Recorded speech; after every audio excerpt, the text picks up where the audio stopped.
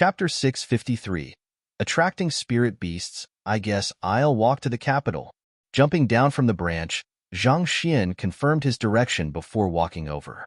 The other party might be on a mission, but this had nothing to do with him.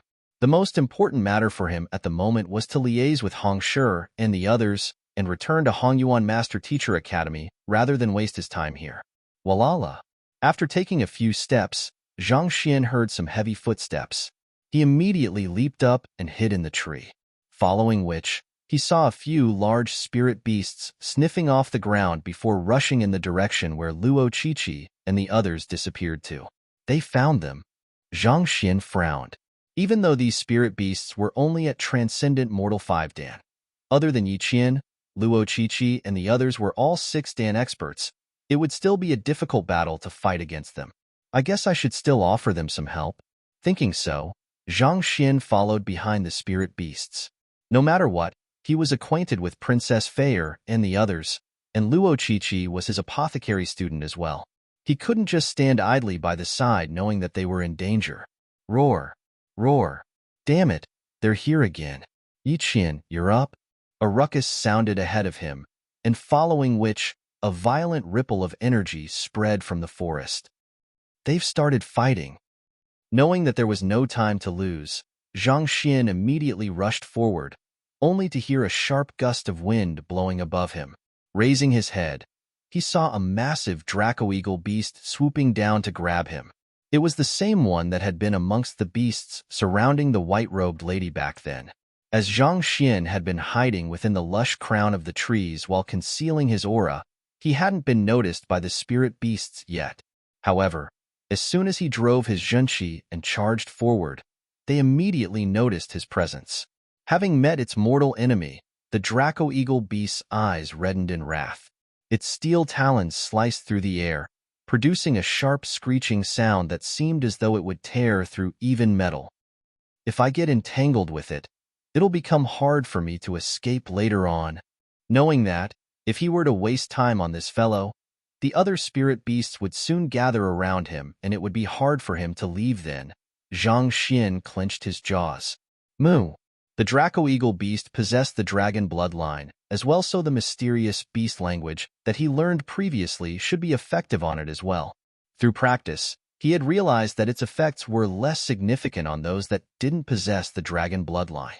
As this was the only spirit beast that possessed the dragon bloodline back then, he knew that he would be slaughtered by the other spirit beasts once he expends all of his zhenqi on the beast language. It had insane zhenqi consumption after all. Thus, the only viable course of action back then was to escape. And as expected, after the shout, the Draco-eagle beast suddenly froze in fear, and it began plummeting from the sky. Puthong! The spirit beast with a wingspan of 10 meters fell heavily to the ground, creating a cloud of dust in the air as it twitched uncontrollably. Roar! After dealing with this huge fellow, Zhang Xian was just about to leave when he heard a roaring sound. The armored bear tiger from before leaped up, and swinging its claws, a sharp force came falling onto him. The commotion from before had attracted the attention of the spirit beasts. As the fastest spirit beast in the area, this fellow immediately rushed over to help.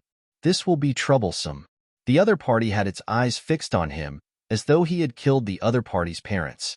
Knowing that a battle wasn't avoidable anymore, Zhang Xian shook his head. Since you want a battle you will get. It just happened that my cultivation has raised by a fair bit, so I guess I'll just try it out on you.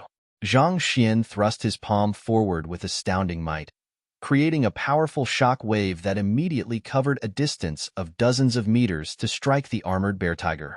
Voila! He hadn't used his soul energy in this attack, but even so, with the strength of his physical body and zhenqi harnessed behind it, the might of the attack exceeded 6 million ding. This was far beyond the tolerable limit for the armored bear tiger. The force from its claws was immediately dissipated, and its body was pressed down firmly against the ground. Roar! The armored bear tiger widened its eyes in shock, as though it had seen a ghost. Just 3 days ago, it fought with this fellow, and while the other party's swordsmanship was exquisite, he was still far lacking in strength to stand against it. How could it possibly gain the strength to overwhelm him completely with just a single palm in just a few days? This was a little, no, way too exaggerated. If it had known that the other party was so formidable, it wouldn't have dared to prowl around in search of him. Instead, it would have certainly made sure to hide well so as to stay out of the other party's way. Don't you dare pursue me anymore. Otherwise, I'll start spilling blood. A roar, and the Draco-Eagle beast plummeted to the ground. A palm, and the armored bear tiger lost its fighting will. Harumphing coldly, Zhang Xian flung his sleeves and turned around to assist Luo Qiqi and the others. However, at this moment, the group of spirit beasts consisting of the Grand Lion spirit beasts and a few others who were further in front turned around and encircled Zhang Xian. Most probably, the Draco-Eagle beast had called for them before engaging Zhang Xian in a fight. Since you came knocking on your own accord, don't blame me if you were to get injured. Initially, Zhang Xian had no plans of going after these spirit beasts. But since they had come over to challenge him, there was no reason for him to hold back at all. Leaping lightly off the tree, Zhang Xian dashed forward. Heaven's Path movement art. Along with the growth of his physical body and cultivation, Zhang Xian's control over Heaven's Path movement art was getting more and more adept, and his maximum speed had increased as well. In an instant, it was as if he had torn a hole through space and leaped through it, appearing right before the Grand Lion spirit beast in an instant and knocking it down with his body. You specialize in defense? Fine. I'll use brute strength to crush the defensive ability you are so proud of. Pong. As the two came into collision, the Grand Lion spirit beast suddenly found its massive body flying backwards swiftly, crashing through dozens of trees in the course of his movement, leaving him lightheaded from the impact. After sending this huge fellow flying, Zhang Xian twisted his body and charged toward a wolf-like spirit beast. Paipa. The sheer might of Zhang Xian's fist compressed even air itself. Unable to dodge the attack, the wolf-like spirit beast could only take it forcefully. However, its defense didn't even last for an instant before it was crushed into the ground, subdued. While an intense battle was going on here, Luo Qiqi and the others were dumbfounded. It was just a moment ago that the group of spirit beasts had caught up to them and was readying to launch an attack. Furious, Yu Fei'er pushed Yi Qian forward to take the brunt of the attack. Given Yi Qian's consonant spirit realm cultivation, even if he were to survive this ordeal, he would surely end up lying on the bed for months afterward. Who could have known that, before anything could happen, those furious spirit beasts would suddenly back down? Could it be that they are aware of my identity as the crown prince, so they dared not lay their hands on me? Yi Qian scratched his head in embarrassment. But that was impossible. When had the savage spirit beasts ever considered a person's social standing before ripping him apart? Even an emperor would be no exception to this rule. Someone has attracted the attention of the spirit beasts in our place. Look, there's a battle going on there. With a frown on her face, Yu Fei'er was the first one to figure out the situation. All of the retreating spirit beasts had headed in the same direction, and a violent disturbance in the spiritual energy could be felt from that direction as well. Adding the frenzied roars in that direction, it was clear that a battle was ongoing.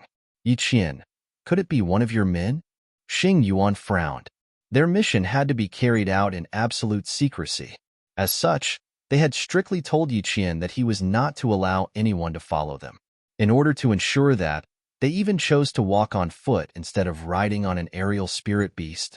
Given that someone had lured the spirit beasts away as soon as they had met with danger, they found it hard to believe that it wasn't the doing of Yi Qian's men.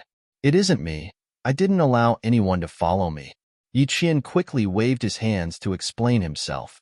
He knew how important the mission was, so how could he make such a serious mistake? We'll know once we get there. Luo Qiqi waved her hands. Xing Yuan nodded.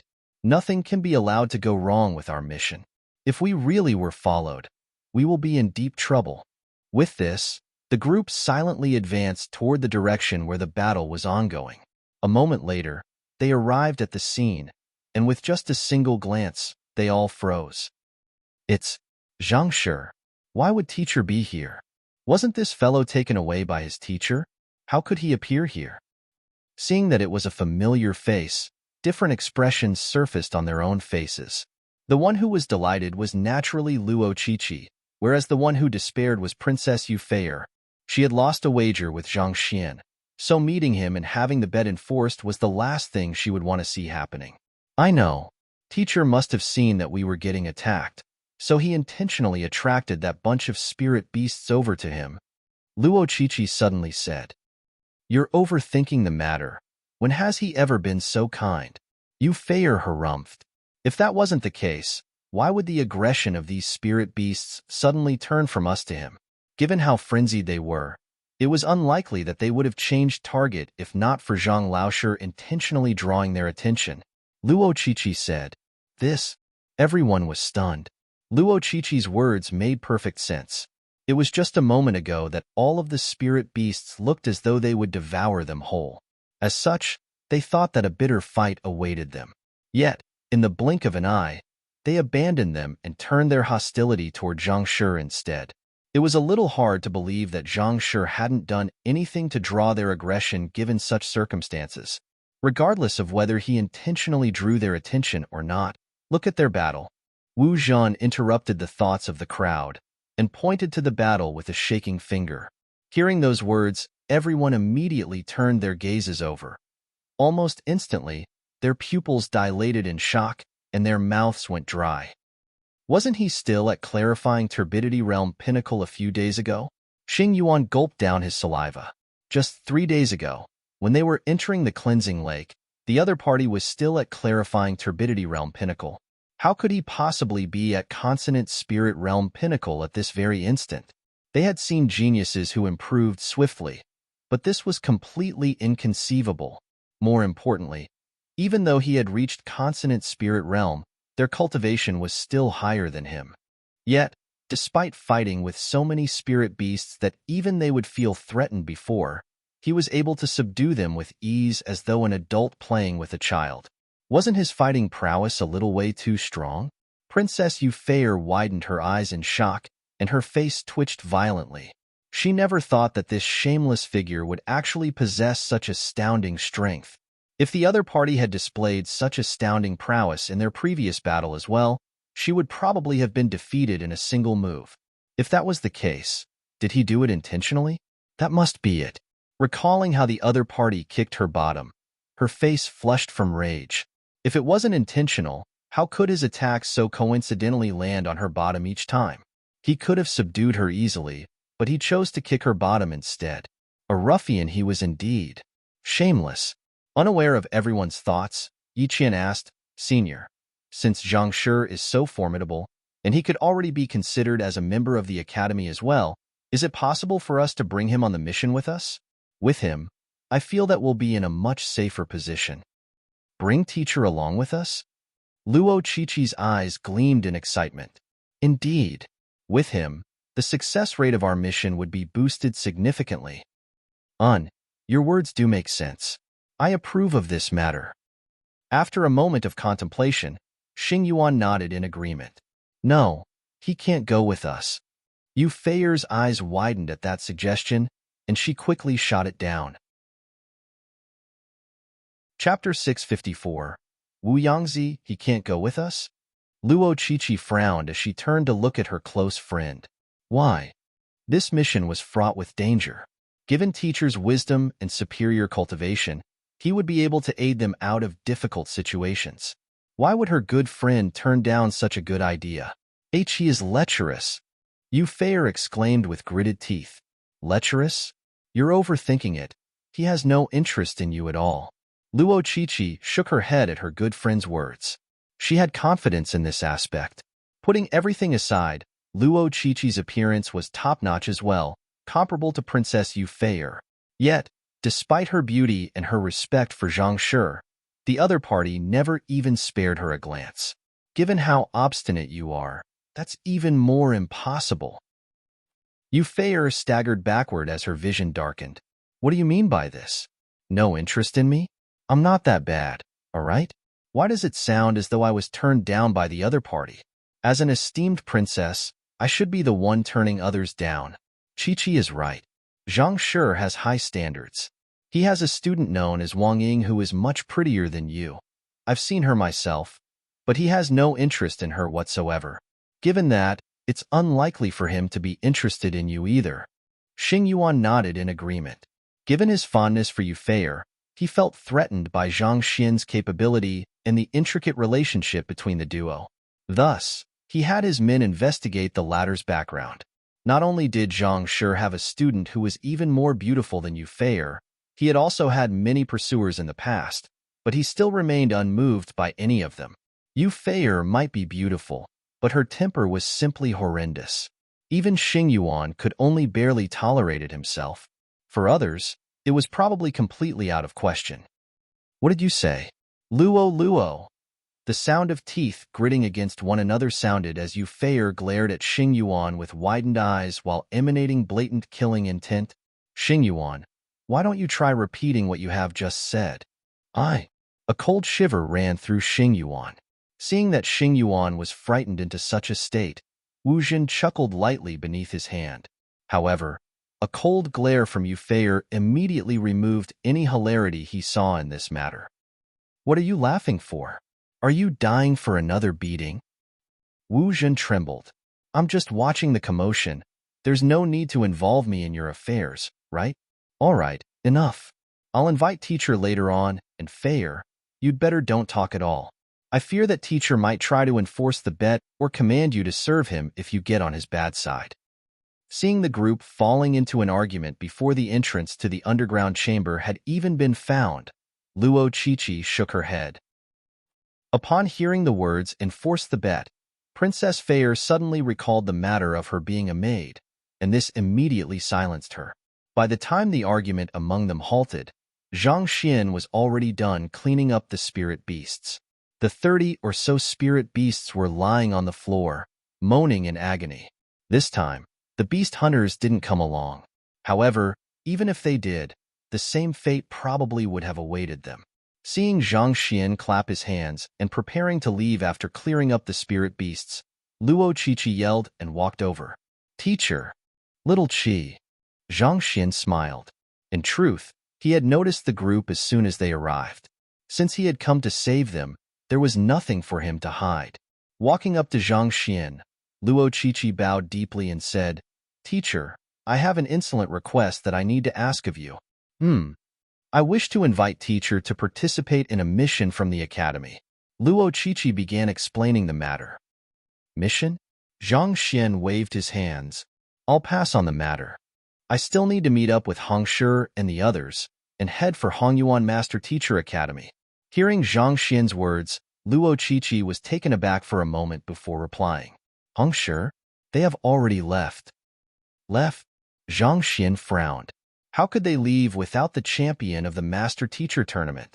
Indeed, in order to make it in time for the opening ceremony, they took a flying ship of the Huanyu Empire royalty along with the others. Before leaving, Hongshi consulted Pavilion Master Imo on your matter, and it was only with his agreement that they decided to leave. Luo Qiqi replied. Flying ship? Zhang Xian asked doubtfully. It's a military transportation device found only within empires. It is driven by dozens of spirit beasts, and the ship can house up to 1,000 people. Seeing that her apothecary teacher hadn't even heard of such a thing before, Luo Qiqi looked at him in bewilderment. There was no master teacher in the empire who didn't know about flying ships. Given how knowledgeable he was and how formidable his teacher was, how could he have never heard of flying ships before? Zhang Xian nodded. Truthfully, he had been thinking that given how far an empire's territory stretched, if a war were to happen, wouldn't it take years just to deploy troops, needless to say, send reinforcements in? It turned out that there was a transportation device for this very purpose, to use dozens of aerial spirit beasts to ferry 1,000 people at once. Probably only the royalty of an empire would possess the wealth and resources to do so. Right. Hongshi took teacher's students along with him as well. He said that there's no need to worry about you since you were with Yangshi, and it would be best for them to wait for you at Hongyuan Empire. Luo Qiqi continued filling Zhang Xian in on the details. Hearing those words, Zhang Xian smiled bitterly. He didn't expect so many things to happen in the 3 days that he was out. Everyone thought that given how formidable Yangshi was, he would be completely safe together with him. They probably never could have imagined that. The seemingly omnipotent Yang Shi in their mind was actually just a hoax, a fictional character. Forget it. Zhang Xian shook his head.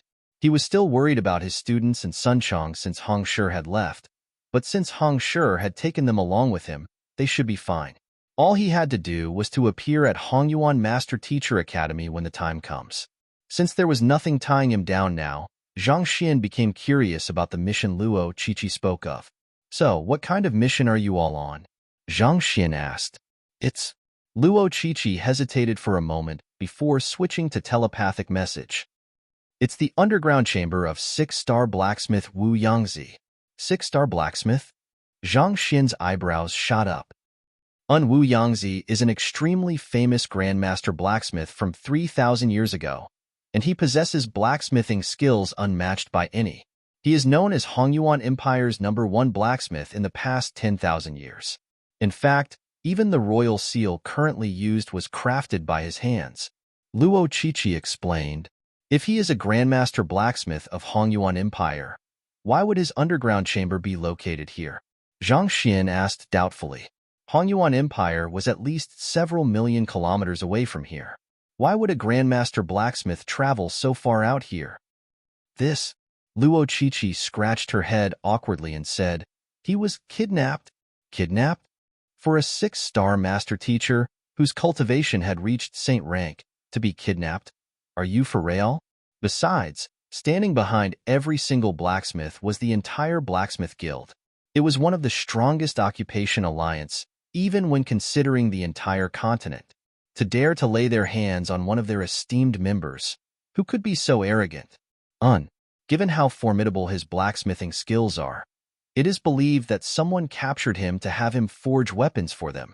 Due to this matter, the Master Teacher Pavilion and Blacksmith Guild sent many experts out to search through the entire Hongyuan Empire, but they were still unable to find him, Luo Qiqi said. However, in the last few months, while I was reading through some ancient texts, I found some clues about the incident back then. Zhang Xian was perplexed. Given how so many experts in the Master Teacher Pavilion and Blacksmith Guild failed to find anything at all, how could she, a mere 5-star primary master teacher and grade 2 student of Hongyuan Master Teacher Academy, possibly find any clues? More importantly, there was an interval of several thousand years in between. Actually, it's all just a deduction on my part. On top of forging pills, I have an interest in smithing as well, and Grandmaster Wu Yangzi has always been a person I deeply respected. I even once tried to learn his zither forging technique, but due to his incomplete heritage, I was only able to learn a small portion of it. Luo Qiqi explained. I did some research on the matter, and I realized that there were actually some weapons in Huanyu Empire that were created using such a forging technique. Perplexed, I did some investigation, and in the midst of doing so, I chanced upon a map to an underground chamber. That was why I applied for this mission with the Academy. But of course, it's still too early to tell whether it leads to Grandmaster Wu Yangzi's underground chamber or not. Zhang Xian nodded. To actually notice some clues based on how a weapon was forged, it seemed like Luo Qiqi was a truly tenacious person. But thinking about it, if not for her tenacity, how could she, a talented grade 2 genius and a transcendent mortal 6-dan pinnacle cultivator, possibly acknowledge him as her teacher without any hesitation? Even though teacher hasn't reported to the Master Teacher Academy yet, you can already be considered as a member of the Academy already. Thus, you're qualified to participate in this mission as well. Furthermore, the purpose of this mission is just to find whether the underground chamber exists and whether it is related to Wu Yangzi. There is not much danger involved in it. As long as we succeed, we'll obtain 2 academic credits, and this will surely prove to be useful to teacher in the future. Luo Qiqi smiled. Academic credits? Zhang Xian was baffled by those words. As the librarian of a high school in his previous life, he had heard of this term before. Was there something like that in the Master Teacher Academy as well? Academic credits are something unique to Master Teacher Academies. It's said to be a system enforced by Kong Shi personally. It serves as a judging criterion, and students can use it to purchase better cultivation resources, lessons for higher-ranked master teachers, or even a currency for purchasing anything at all. Without these, students will find themselves unable to make any progress within the academy. In fact, one could say that the most valuable items in the Master Teacher Academy aren't spirit stones or tutelage jade tokens, but academic credits. Luo Chichi explained. As Master Teachers, those in the Master Teacher Academy had no lack of tutelage jade tokens and spirit stones, and thus, such resources had lower value there. Is there an academic credit criterion to graduation? Zhang Xian asked with a bizarre expression. Of course not. Academic credits are just a currency used among students. They aren't a fundamental criterion for graduation. How can one possibly be barred from graduation just because they don't have sufficient academic credits? Luo Chichi replied in exclamation. Only then did Zhang Xian heave a sigh of relief. Taking the model from high schools in his previous life, he thought that academic credits would be a necessary requirement for graduation, but it seemed like the only thing alike was its name. In essence, they were two completely different items. Teacher, do you want to come with us? If this is the underground chamber where Grandmaster Wu Yangzi was locked in, there's a high chance that his heritage will be inside. Luo Chichi said. Heritage? Zhang Xian was taken aback for a moment before his eyes lit up. I heard that blacksmiths specialize in training their bodies. Suppose that he really left his heritage there. Is it possible that there will be a physical body cultivation technique within it? Even though Zhang Xian's body and soul were in perfect consonance already, his body was still slightly weaker than his soul.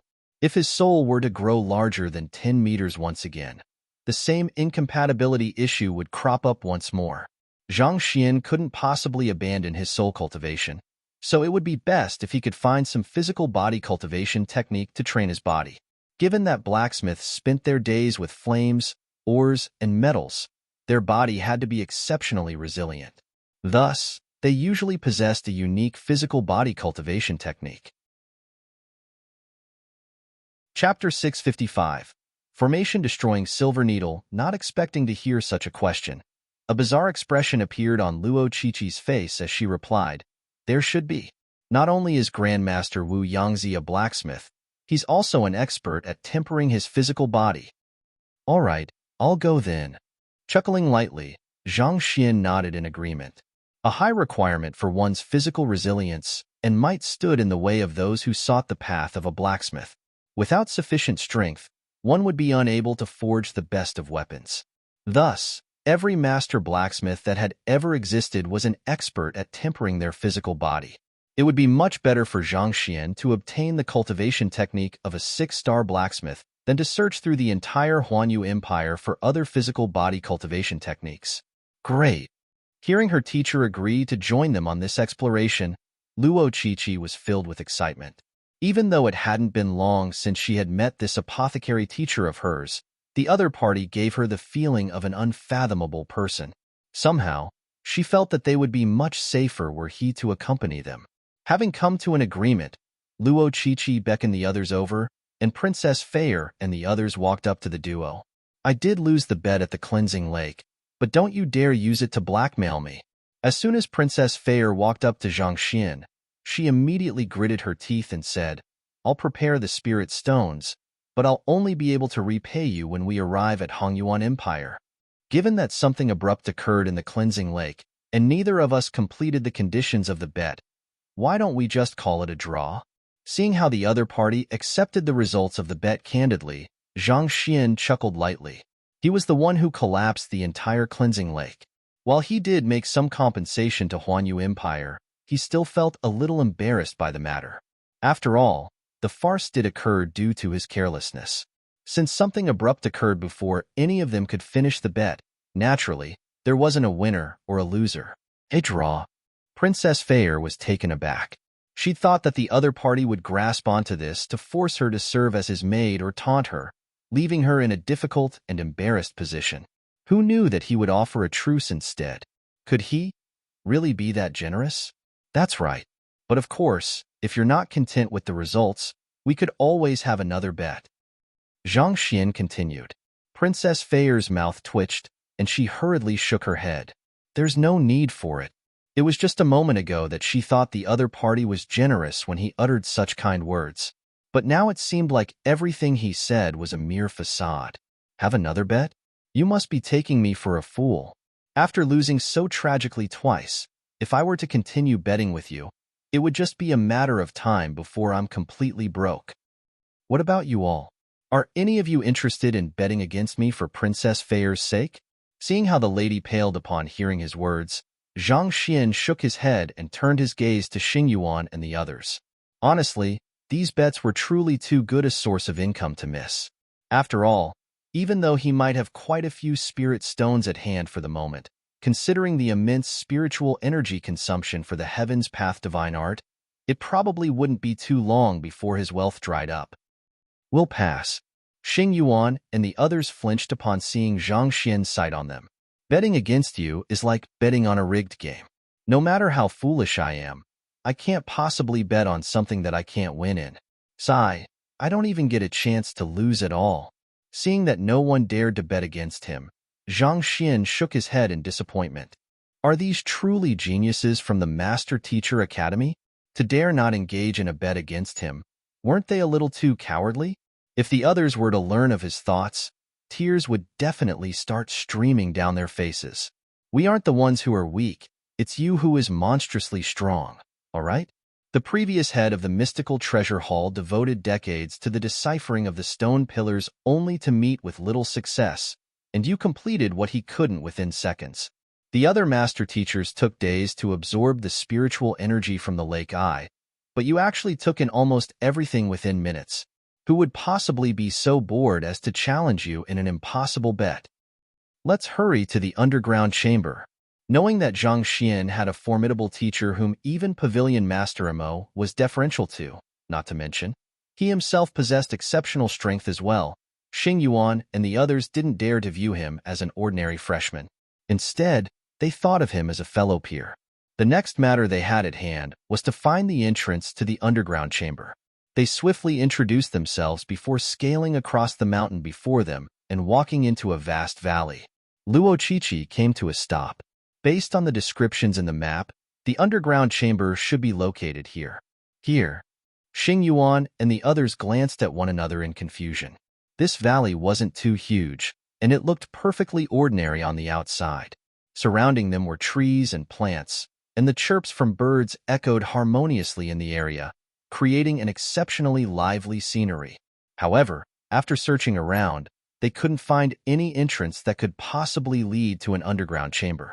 Could the news have been false, or did they get the wrong location? This is the very valley where the weapon forged using the zither forging technique was found by a beast hunter 3,000 years ago. Through my investigation, it seems that 6 other weapons forged using the same technique originated from this location as well. Corroborating these with my other intelligence, I'm certain that there's an underground chamber here, Luo Chichi said confidently. However, the spiritual energy in the air is exceptionally stable, and there isn't the slightest disturbance to be felt. It doesn't seem like there's a formation here, though. Xing Yuan and the others frowned. If the entrance to the underground chamber wasn't plain to their eyes, it could only mean that it was hidden beneath a formation. However, given the lack of disturbance in the spiritual energy in the surroundings, it was impossible for there to be a formation here. Let me take a look.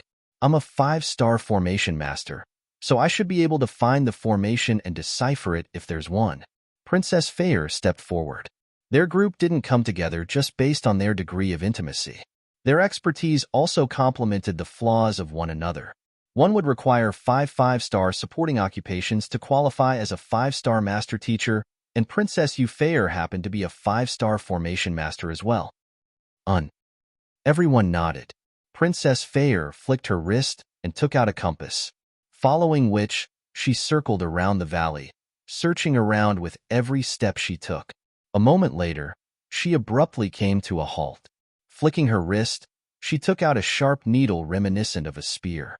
It was hard to tell what it was forged on by its outer appearance, but there was a unique inscription on it which emanated a cold gleam. Noticing the doubtful gazes from Yi Qian and the others, Luo Chichi explained what it was. This is a formation-destroying silver needle. Formation-destroying silver needle? There are some high-grade formations that absorb spiritual energy from the environment and hide themselves within their environment, thus making them extremely difficult to detect. Thus, such a tool is required to make their true forms appear. There are special formation inscriptions on it that can send the spiritual energy harnessed within a formation into disarray, forcing it to reveal itself, Luo Chichi explained. Only then did everyone understand the situation and nod their heads. Zhang Xian also nodded too as he examined the needle with a peculiar gaze. He had read about formation-destroying silver needles in the books from the Formation Master Guild before, and it was written inside that they had the ability to dispel formations. Zhang Xian thought that such a tool would only be seen in higher-tier Formation Master Guilds, but to think that Princess Feyre would have one with her as well. It seemed like they did come prepared. After drawing the formation-destroying silver needle, Princess Feyre didn't rush into action. Instead, she walked around with the compass in hand and even bent down to pinch the soil before and pluck a few blades of wild grass. High-grade formations could change their weak point depending on the geography of the location. If one couldn't find the crux of the formation, nothing one did would be able to sway the formation. It was just like how if one wanted to sink the boat, one had to open up a hole in the crucial regions. Otherwise, even if one were to crack open a gaping hole in the deck, it wouldn't do anything at all. Step back. After taking a look, Feyre seemed to have found something, and she turned around and waved her hands to gesture for the others to step back. Knowing how dangerous the formation could be, Luo Chichi and the others retreated to outside the valley without saying anything. After the group stepped out of the valley, a deep frown appeared on Princess Feyre's face. All of a sudden, her disposition changed into that of a valiant warrior on the battlefield. Who, with a flick of her wrist, she threw the formation-destroying silver needle out, and it fell onto a region not too far away from her. Following which, she formed a few seals with her hands before tapping on the needle forcefully. Wong. The silver needle began to spin. As it spun, the formation inscriptions on the surface of the silver needle seemed to have turned into a vortex of spiritual energy, drawing in the spiritual energy in the surroundings into its center. Eventually, it formed a massive pillar of spiritual energy that extended to the heavens. The formation-destroying silver needle can draw spiritual energy from the surroundings and cause a huge spiritual energy disturbance, thus forcing even the greatest of formation to show its marks, Luo Chichi explained. Zhang Xian nodded. Formations were sustained by spiritual energy, and if the spiritual energy in the surroundings was sapped dry, it would lose its balance, thus revealing its form. It was the same logic as how the rocks at the bottom of the river would be revealed as the current ran dry. The collapsing of the formation at the cleansing lake was also due to its balance being destroyed. Hoo. As the rotation of the silver needle hastened, more and more spiritual energy was drawn from the surrounding. At the same time, a thick layer of sweat cloaked Princess Feyre's forehead. Open. With a slight buzz, the surroundings of the silver needle abruptly distorted. A slight mist came into appearance. Indeed, there's a formation here. Upon seeing the mist, everyone's eyes lit up. The mist was the sign of the presence of a formation. This meant that Luo Chichi's deduction was accurate, and it was highly likely there was an underground chamber here. Woo. The rotation of the silver needle quickened even more, but Princess Feyre was already wearied. Given how this formation was able to remain hidden so many years without being noticed, there was no doubt that it was a high-grade formation. Even a 5-star formation master like her was finding it difficult to break open the formation. Exhaling a mouthful of turbid air, Princess Feyre halted the formation-destroying silver needle before falling to the floor weakly. Exhausted, she couldn't even care about her own appearance at this moment. How is it? Seeing her state, Luo Chichi immediately rushed up and fed her a pill to recover her vitality. Only then did her pale complexion finally recover slightly. After resting for a moment, Princess Feyre stood up and shook her head. There's a grade 6 formation here. Due to my limited cultivation, I'm unable to force it to show itself. She had put her entire strength into the previous attempt, but she was only able to force out hints of the formation. Her current strength was still a little too low to force it out entirely. If even you are unable to force out the formation, how can we enter the underground chamber? Luo Chichi frowned. If they couldn't even force the formation to appear, naturally, they wouldn't be able to decipher it either, let alone enter the underground chamber. They had come here proudly to accomplish a mission, but who knew that they would be stopped right at the doorstep? If they were to return like that, they would surely become a laughingstock. I don't know either. Princess Fair shook her head.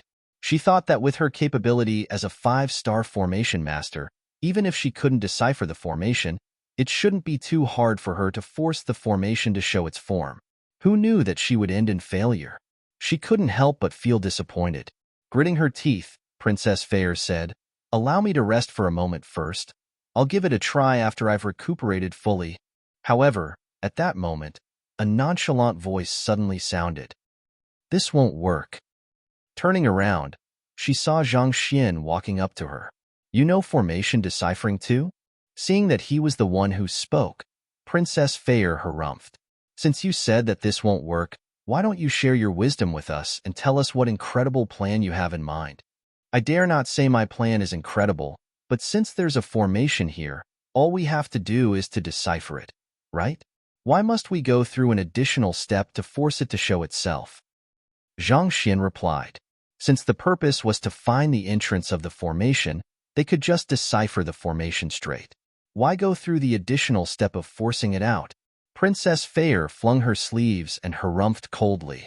"You're proposing for us to decipher the formation directly? Humph!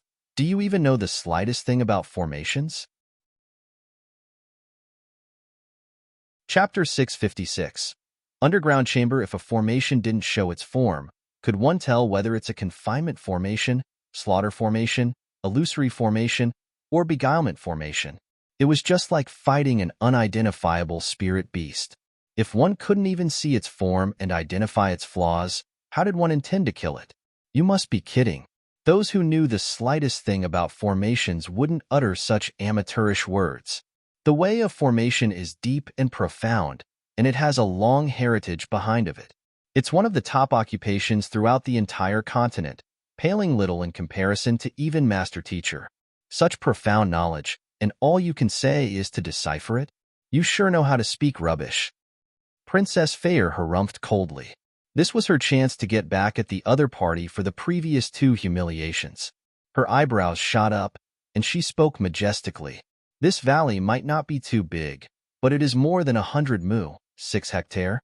Furthermore, there are a few thousand different flora and fauna in here. As for the geography, it is located within a mountain range and is connected to a forest and a lake. Its east is faced with Yang, whereas its west is faced with Yin. In other words, it's a blessed land suited for setting up all kinds of formations. Just speaking of grade 6 formations, there are 14,372 types that could be set up here. Each of them also has innumerable different variations. Unless the formation is dragged into sight and analyzed, it's impossible to tell which it is. If one doesn't know the formation's type, variation, area, and strength. Let me ask you, how could one decipher the formation?" Flinging her sleeves, Princess Fair harumphed coldly. Xing Yuan and the others nodded in agreement. While Yu Fair could be obstinate at times, and she was extremely emotionally charged in her actions, she did possess incredible talent in formations. She was a famous formation master genius, even within the Master Teacher Academy. This was also the main reason why Luo Qiqi invited the other party along after receiving the mission. Not expecting her good friend to put down her teacher, Luo Qiqi frowned. "Enough, Fair. Even if teacher doesn't know much about formation, you can still explain the situation to him calmly. There's no need to use such a tone with him. Her teacher might be a rare genius in pill forging. Even a 6-star apothecary would pale before him. But in the field of formations, he did seem to be a little lacking. However, this was to be expected. After all, it was impossible for one to be proficient in everything." Unfazed by the other party's rant, Zhang Xian continued making his point. "You're just making things pointlessly complicated. Formations are created by placing formation flags in alignment with the environment. As long as we find the formation flags, it should be easy to stop the formation. Formations are indeed created by formation flags, but do you know how many combination of formation flags there are? Even if one were to know where the flags are located, one must remove it in a strict sequential order. Or else, it could possibly bring about a backlash from the formation, causing everyone here to die. Hearing the nonsensical words that the other party was spouting, Yu Feier's face reddened in anger. What the heck was this? If she knew how ignorant this fellow was in the way of formations, she would have challenged him to a duel on that back then. Cough cough. Teacher, formations cannot be broken that easily, not to mention this kind of hidden formation. It is impossible to find the formation flag under such circumstances. Luo Qiqi's face also reddened as she quickly explained the situation to the other party. However, before she could finish her words, the young man before her scratched his head and stomped on the ground. So, a formation flag popped up and fell into his hands.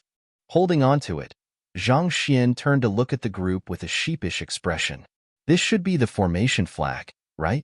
It doesn't seem to be as troublesome as you all make it out to be. Everyone was stunned. In that instant, they looked as though they had seen a ghost. It was just a moment ago that they thought the other party was just an ignorant oaf who was trying to show off. However, upon seeing this sight, their eyes were about to pop out from their sockets. This was especially so for Yu Feier. Was this for real? She had spent so much effort on trying to force out the formation that she was completely drained at this very moment. Yet, she could just barely see a slight hint of the formation. Yet, that fellow, with just a casual step, actually took out a formation flag. What was with this huge disparity? This does seem to be the formation flag. Luo Qiqi gulped down her saliva. This formation flag looked ancient, and it had suffered significant wear and tear from the trial of time. With just a glance, anyone could tell that it had been buried underground for a very long time. The chances were that it had originated from the formation that appeared earlier. Feier, look! Luo Qiqi exclaimed. Suppressing her shock, Princess Feier said, Look at what? Even if he coincidentally found one formation flag, it would be futile if he can't remove the remaining ones sequentially. If a grade 6 formation could be torn down that easily, 6-star formation masters wouldn't have such a prestigious standing. So what if you found one formation flag by coincidence? Formations like this have at least 100 formation flags scattered all around. You might have altered the structure of the formation by extracting one of them, but you are a long way off from destroying it. In fact, a careless mistake might even cause the entire formation to explode. The accumulation of spiritual energy of a formation that had been operated for several millenniums was frightening. If it were to explode, the consequences would be as dire as what happened in the cleansing lake. Even a transcendent mortal 8-dan expert could be blown to bits in an instant. Formations weren't a joke. If it could be dispelled so easily, why would 6-star formation masters waste so much effort learning the art? The more she thought about it, the angrier she felt. Princess Feier was just about to lecture the other party when she felt someone pulling on her arm. Shifting her gaze, she realized that it was her close friend, Luo Qiqi. Perplexed, she frowned. What's wrong? Don't say anything else, just look over there. Luo Qiqi's face was pale in shock. Look over there? Princess Feier turned her gaze over, and the sight that stood before her left her face twitching uncontrollably. She nearly fainted on the spot. Unknowingly, the young man who she'd thought was still standing beside her was already 20 meters away. While walking, he would bend down from time to time to pluck out a formation flag, just like a farmer pulling out onions from his field. As though to further exaggerate things, he was even whistling leisurely. Huh. Her eyes rolled up. Princess Feier was on the verge of tears. Do you really need to be so exaggerated? That's a formation that I failed to force out despite using the entirety of my strength. And yet there you are, plucking out its flags one after another casually. When dealing with hidden formations, even the greatest formation masters would use the formation-destroying silver needle to force it out first before analyzing its type based on the spiritual energy it exuded before deducing the location of its life gate. Yet, this ignorant fellow simply jumped past all those steps and began plucking out the flags. Have we gone crazy? Of course, if it was just plucking out formation flags, most people could do it. But you don't know the slightest thing about formations, and the flags were also hidden as well, so how could you do it so confidently and leisurely? To even begin whistling on top of that, are you that confident that there would be no backlash? It was truly fortunate that she didn't bet with him earlier, otherwise she would be deeper in debt at this very moment. It seems like teacher does know the location of every single formation flag, as well as the sequence so as to prevent any backlash. Luo Qiqi felt her throat turning dry. Based on her teacher's words previously, she thought that he didn't know anything about formations at all. Only now did she realize that she was gravely mistaken. The other party was in truth a master at formations. Even Princess Fair, a 5-star formation master, was far from a match for him. In fact, she didn't think that even the formation masters who expertise in deciphering formation could do it the way he did. I mean, look at that. Precise footsteps, leisurely posture, bored gaze, and relaxed whistling. The hell? Tell us the truth. Are you the one who set up this formation? Otherwise, how could you be so familiar with it? He actually broke the formation just like that? Xing Yuan, Wu Zhan, and Yi Qian also rubbed their eyes in disbelief as they glanced at one another in astonishment. Hidden formations were one of the hardest types of formation to decipher. If one couldn't force it out, it would be impossible to decipher it. Yet, to be plucking out the formation flags while whistling so leisurely. They had never seen such an unbelievable sight in their life before. Why did it feel as though they were dreaming? I'm done. Amidst everyone's dumbstruck gazes, the young man flicked his wrist and put the pile of formation flags into his storage ring. After which, he clapped away the dust from his hands before turning to look at the group. Even though the formation flags were already worn out, he could still set up a grade 6 formation with it. Not to mention, it was also an antique, so it would probably fetch a hefty price in an auction. The group hurriedly scanned the surrounding, and they noticed a clear change in the previously empty valley. A massive gate, 6 meters tall, appeared right before their eyes. It was hard to tell what metal it was forged with, but it was full of aged marks that indicated more than a millennium of history behind it. Beyond the gate was a flight of stairs that headed deep into the underground. From the spot they were standing at, it seemed to lead into an abyss. It's indeed that underground chamber. Upon seeing the gate, everyone's eyes lit up in excitement. This proved that Luo Qiqi's deduction was accurate. While the evidence that Luo Qiqi provided was credible, and the odds were in their favor. If not, the Academy wouldn't have offered them this mission for academic credits after cross-checking the evidence. They still couldn't hold back their agitation at having found a concrete lead on Grandmaster Wu Yangzi. Let's enter. Xing Yuan's eyes were gleaming with excitement. Wait a moment first. It's hard to tell how long it's been since the underground chamber was last opened, so there might be all kinds of poisonous fumes inside. Luo Qiqi stepped forward to stop him. Flicking her wrist, she took out a jade bottle. This is an antidote that I forged specially for this occasion. It can neutralize up to 1,000 types of poisonous fumes found in underground chambers. After which, she opened the jade bottle, and round pills rolled out. Given the lack of ventilation within a typical underground chamber, rotting corpses, insects, and natural-produced gases were among many factors that could lead to poisonous fumes in it. Thus, Luo Qiqi specially prepared pills to deal with this. Otherwise, even a Cosmos Bridge realm expert might fall under the venomous onslaught. Knowing that this was a matter involving their safety, everyone took a pill and swallowed it without protesting. Zhang Xian was no exception either. He took a pill and swallowed it too. After swallowing the medicine, Luo Qiqi turned to Wu Zhan and said, Wu Zhan, since you specialize in mechanisms, we'll be depending on you later on. Among the group, Wu Zhan was a proficient celestial designer, and he possessed extensive knowledge over the various kinds of mechanisms and traps. Given that they were stepping into uncharted territory, there was no guarantee that there would be no defensive mechanisms to fend off intruders. Leave it to me. Flicking his wrist, Wu Zhan took out an artifact reminiscent of an umbrella. It was a tool that celestial designers use specially for deciphering mechanisms, a 1,000 utility umbrella. Let's go. Opening the 1,000 utility umbrella, Wu Zhan led the way in. Without any hesitation, the rest of the group followed along as well.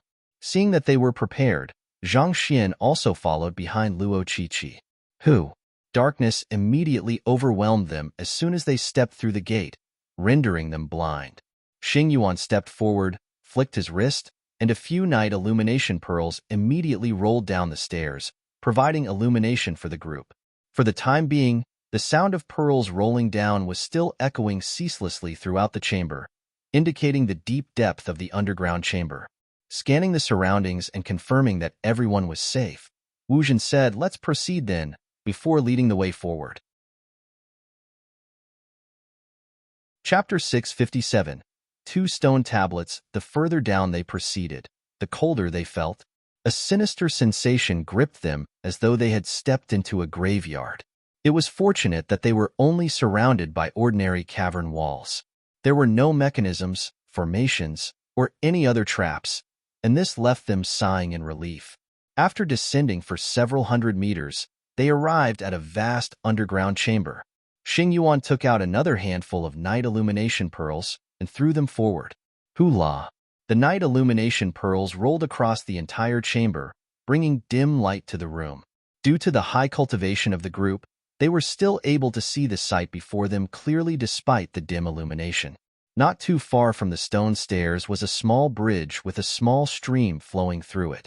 Oddly, despite being sealed for innumerable years, the air in the underground chamber wasn't stale at all. The group had expected to encounter pungent and poisonous gas that had accumulated over the years, but never had they thought that the air down here would be the same as the air at the surface. Everyone, be careful. This underground chamber was probably built to house many people. Otherwise, it's impossible for it to be so well ventilated, said Wu Zhen. To house many people? The others frowned. That's right. If that's not the case, there's no need to go through the effort of drawing a stream from the river over here or ventilate it so thoroughly. Wu Zhen explained. Specializing in mechanisms, he knew how difficult it was to ventilate and draw a stream into an underground chamber. If it was just a temporary lodging for a small group of people, given how vast the space was, they wouldn't run the risk of suffocating. There would be no need for them to go through so much effort to ventilate the place so thoroughly. Hearing his explanation, Zhang Xian nodded in agreement. He had visited the Soul Oracle tomb previously, and it did feel much more stifling than here. The airflow was clearly worse than here. Could it be that there was more than one culprit who kidnapped Grandmaster Wu Yangzi? Luo Qiqi blinked her eyes in shock. Based on her investigation, this underground chamber was closely related to Wu Yangzi, and chances were that he was kidnapped and brought here back then. Given that the environment was built to house many people at once, could it be that Wu Yangzi was held hostage by a group of people? That I can't confirm. Wu Zhen shook his head. There's a stone tablet over there. Let's go and take a look. Right in front of the bridge stood an average-sized stone tablet. Under the dim illumination, they could still vaguely see the inscriptions on it. Upon walking up, 3 huge words came into sight. Yearning Abode Lodge? Luo Qiqi frowned. Underground chambers were usually either tombs or a secret gathering location of a power. What did these out-of-place 3 words mean then? These words are a little weird. Yi Qian frowned. Oh? Hearing his interjection, everyone turned to look at him. Even though this crown prince was only a half 5-star master teacher, he had already reached the level of 5-star in the way of painting. Thus, he possessed an exceptional sensitivity toward matters that were in the field of painting. Words can bring out one's true thoughts and mental state. These 3 words have reached the 3rd level in fused intentions, thus allowing one to clearly feel the emotions of the writer then. The feeling I'm getting is that the writer feels out of place and wishes to stay away from the temporal world, Yi Qian said. Zhang Xian nodded. He felt the same feelings from the words as well. Yearning Abode Lodge, both the face meaning of those words and the emotions behind them reflected the writer's intent to return to his hometown. As a skilled painter himself, he could see this much even without the library of Heaven's Path. Longing for one's home? It seems like this really is the underground chamber where Grandmaster Wu Yangzi was brought. Luo Qiqi's eyes lit up. Most probably, he was kidnapped by someone, and his yearning for Hongyuan Empire compelled him to leave behind these words. But regretfully, until the day of his death, he wasn't able to return there. Your explanation does sound plausible. Xing Yuan and the others nodded. The very fact that an underground chamber was called Yearning Abode Lodge was very bizarre in itself. However, if the person who wrote this was here against their will, That did explain it. It was very possible, and these few words were left behind by Wu Yangzi to express his longing for his home. I disagree with your view. On top of one's longing for his home, there is a strong killing intent reminiscent to that in a battlefield infused into these words as well. Yi Qian frowned. Grandmaster Wu Yangzi was known to be an amiable person, so it's unlikely for such savage killing intent to originate from him. Grandmaster Wu Yangzi had spent his entire life accompanying metal and weapons. Even though his craft was centered around weapons of slaughter, he himself didn't carry such a disposition. However, these 3 words had glaring killing intent infused into them, and that in itself was intriguing.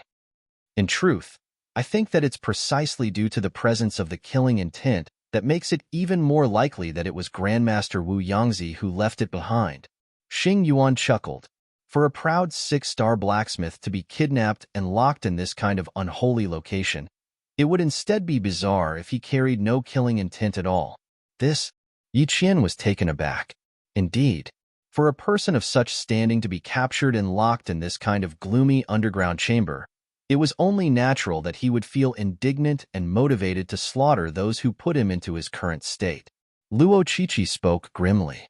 As a 6-star pinnacle blacksmith, Elder Wu Yangzi's cultivation had long reached Saint Realm. Given that even a person of his strength was trapped here, everyone, be careful. I fear that this underground chamber might not be as simple as it seems. Everyone nodded as tension built within them. How could an underground chamber that could even lock a Saint Realm cultivator possibly be anything simple? Even though 3,000 years had passed, such means still weren't something that a bunch of Consonant Spirit Realm and Cosmos Bridge Realm fellows could withstand. Let's go. After looking around the stone tablet and confirming that there was nothing useful around it, the group advanced forward. At the back of the group, Zhang Xian spared another glance to the words on the stone tablet and frowned. He walked up to it, touched it lightly with his finger, and seemingly realizing something, a deep frown surfaced on his face. Passing the stone tablet, he proceeded onto the bridge. The bridge wasn't too long, but the current of the stream below was surprisingly swift.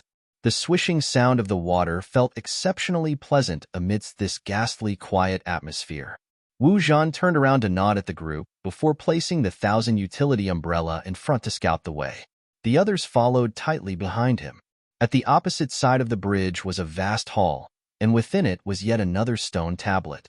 Holding onto a night illumination pearl, Xing Yuan walked forward, and under a dim yellow light, he saw 3 large words inscribed on it, Burying Sorrow Lodge. Seeing the words on it, the group blinked in astonishment. Was this the name of the underground chamber as well? Does this place have 2 names? Yearning Abode Lodge previously, and Burying Sorrow Lodge now. What exactly was the true name of this place? These 3 words are calm and upright. Only by finding joy again can one abandon sorrow. This means that there's something inside that he seeks which can help him to overcome his sadness. Yi Qian took a look and analyzed the words. If I'm not mistaken, these must be the words left behind by those who imprisoned Grandmaster Wu Yangzi. You're right. Since they had imprisoned Grandmaster Wu Yangzi to forge weapons or artifacts for them, naturally, they would be overjoyed enough to forget even their sorrows. Xing Yuan nodded. Luo Qiqi and Princess Feier hesitated for a moment before nodding in agreement as well.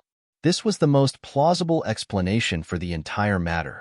Just that, they still couldn't understand why there was a stone tablet with different inscribing on each end of the bridge. After looking at the stone tablet, they took a look around the hall. However, it was entirely empty, and there was nothing to be seen at all. Let me take a look. Wu Zhen walked around the walls, knocking on them as he passed them by, but he soon shook his head and said, There isn't any mechanism here. Could there be a hidden formation then? With a formation compass in hand, Princess Feier also explored the area, but her face slowly darkened. There isn't any formation here either. It can't be that this is it to the underground chamber? Everyone frowned. Given the effort made to set up such a formidable hidden formation outside, dig out this deep underground chamber, setting up the ventilation, and drawing a river in here, all there was here was this big hall? If that was the case, wouldn't this be way too pointless? With just this empty hall, we won't be able to determine whether Wu Yangzi once lived here or not. If that's the case, it means that our mission is a failure. Luo Qiqi frowned. She had confidence in Wu Zhan and Princess Fei's capabilities. Since the both of them said that there was nothing here, that was likely to be the case. However, given that this area was completely empty, there was nothing they could use to gauge whether Wu Yangzi had been here or not. How were they supposed to report this matter when they return? What was even more bizarre was that if there was nothing here, where in the world did those weapons that were forged using Grandmaster Wu Yangzi's unique forging technique come from? Indeed, to think that all we would see was a mere empty hall after all the effort we took coming here. Xing Yuan also shook his head in disappointment. He thought that they would be able to find some clues by coming here, but there was nothing more than 2 stone tablets and a small bridge here. Was their mission destined to end in failure? Just as everyone was shaking their heads in disappointment, Luo Qiqi suddenly said, "Teacher, did you manage to discern anything at all?" Everyone quickly shifted their gazes, only to see that Zhang Xian was standing before the second stone tablet once more. The latter stretched out his hand and touched the tablet. Zhang Xian turned around and said, "I find that there's something very bizarre with these 2 stone tablets." Bizarre? Everyone walked forward and gathered around the stone tablets once more. Zhang Xian revealed his deduction. Unyearning Abode Lodge and Burying Sorrow Lodge. If I'm not mistaken, it should represent 2 different roads. The words left on the stone tablets are probably a choice offered to those who stumble upon this area. Now that you say it, that does seem possible. Everyone was taken aback. Of the entire underground chamber, the most conspicuous objects were the stone tablets. Perhaps there was some kind of mechanism hidden within it. Let me take a look. Wu Zhan hesitated for a moment before walking up. He took out a night illumination pearl and carefully studied the stone tablet. Suddenly his eyes lit up. There does seem to be a mechanism hidden in here. A mechanism? Perhaps this mechanism will open up a passageway that lead us to another location. In other words, we are only at the entrance of the underground chamber. Everyone's interest was immediately piqued, and they hurried forward to the tablet to take a look as well. Chapter 658. Indecipherable. Since there was a mechanism on the stone tablet, there was a good chance that the place they were in wasn't the real underground chamber. Perhaps there might be a passageway leading to it, just that they hadn't found it yet. Teacher's eye of discernment is indeed formidable. Luo Qiqi turned to look at Zhang Xian with eyes shining in admiration. Indeed, she did well pulling her teacher along with them. His eye of discernment was proving to be incomparably valuable at this timing. Otherwise, they would surely still be wasting their time. Looking around futilely, seeing her good friend admiring Zhang Shi, Yu Fei pouted in displeasure and harumphed. He's just lucky. Even though she knew that Zhang Shi possessed extraordinary capability, she still couldn't help but feel a little displeased when she saw the other party doing well. Zhang Xian turned to look at her and asked, "Lucky? Do you want to bet with me then?" You. Nearly choking on her saliva, Yu Fei gritted her teeth and turned her head away. Knowing that it was best not to interfere in the conflict between the two, the previous time, he was pummeled due to it. Wu Zhan turned a blind eye to it. He hurried over to the stone tablet and said, "Let me see if I can decipher the mechanism." Closing his eyes tightly, he began feeling the tablet lightly with his fingers. Since it was a mechanism, there must be a core controlling it. With his deep understanding of mechanisms as a celestial designer, he should be able to analyze its inner workings through the minor differences on its surface and find its weakness. Everyone, be silent. He needs to concentrate hard to find the core. As long as he finds it, he should be able to break open this mechanism without any trouble. Xing Yuan said. While the mechanisms created by celestial designers were formidable, they had their flaws as well. There was no mechanism that couldn't work without a core to power it, and once one finds it, even the most difficult of mechanisms could be undone easily. Understanding this, everyone nodded and fell silent. In an instant, the only sound that could be heard in the area was the torrent beneath the bridge. Controlling his breathing and heartbeat, Wu Zhan drove his shenqi to make his touch even more sensitive. He quickly felt his way around the entire stone tablet and after contemplating for a moment, he abruptly opened his eyes. All right, I found the core. I should be able to open the underground chamber now. Wu Zhen chuckled with deep confidence. His cultivation might not be on par with Xing Yuan, Luo Qiqi, and Princess Feier, but he had the absolute confidence in dealing with mechanisms. It was finally his turn to shine. Taking a deep breath, he shook the 1,000-utility umbrella in his hand. Voila! A sharp needle suddenly appeared at the top of the umbrella. The needle was around 3 centimeters long, and under the warm glow of the night illumination pearl, it emanated a fearsome cold gleam. With just a look, one could tell that it was extremely sharp. This is the 1,000-utility thorn of the 1,000-utility umbrella. It's used to decipher all kinds of mechanisms. Just for this thorn, 5 5-star blacksmiths would have to work tirelessly for 10 days to successfully forge it. Luo Qiqi explained. 5 5-star blacksmiths would have to work tirelessly for 10 days? Zhang Xian was shocked. This sharp needle that was as thin as a strand of hair actually required so much effort behind it? But thinking about it, crafting such a sharp and narrow needle couldn't possibly be an easy task. After all, the narrower it was, the more prone it would be to breaking. Luo Qiqi continued explaining. It is only because he's a master teacher that he could mobilize so many blacksmiths at once. If it had been anybody else, it would have been impossible to hire them for such a laborious job. Zhang Xian nodded. As the #1 occupation in the world, being a master teacher did have lots of benefits. There was only benefits that stood to be gained from getting acquainted with a young and talented 5-star master teacher. Thus, it wasn't too hard for Wu Zhan to get 5 5-star blacksmiths to spend 10 whole days to craft a weapon for him. If it had been any other occupation, that would have been impossible. While they were speaking, the aura around Wu Zhan suddenly surged, and his eyes widened. The 1,000-utility umbrella abruptly stabbed the side of the tablet diagonally. Ding! As soon as the 1,000-needle utility came into contact with the stone tablet, it seemed to sink into a small crack that was so small that one couldn't even see it with one's eyes. Gg. Some heavy creaking noises sounded from the stone tablet, as though it was grinding against the floor. Upon hearing this noise, Wu Zhan's confident face suddenly darkened, and he hurriedly shouted, "Darn it, be careful." However, before he could finish his words, a storm-like noise suddenly came from the stone tablet, and countless sharp needles shot out from it.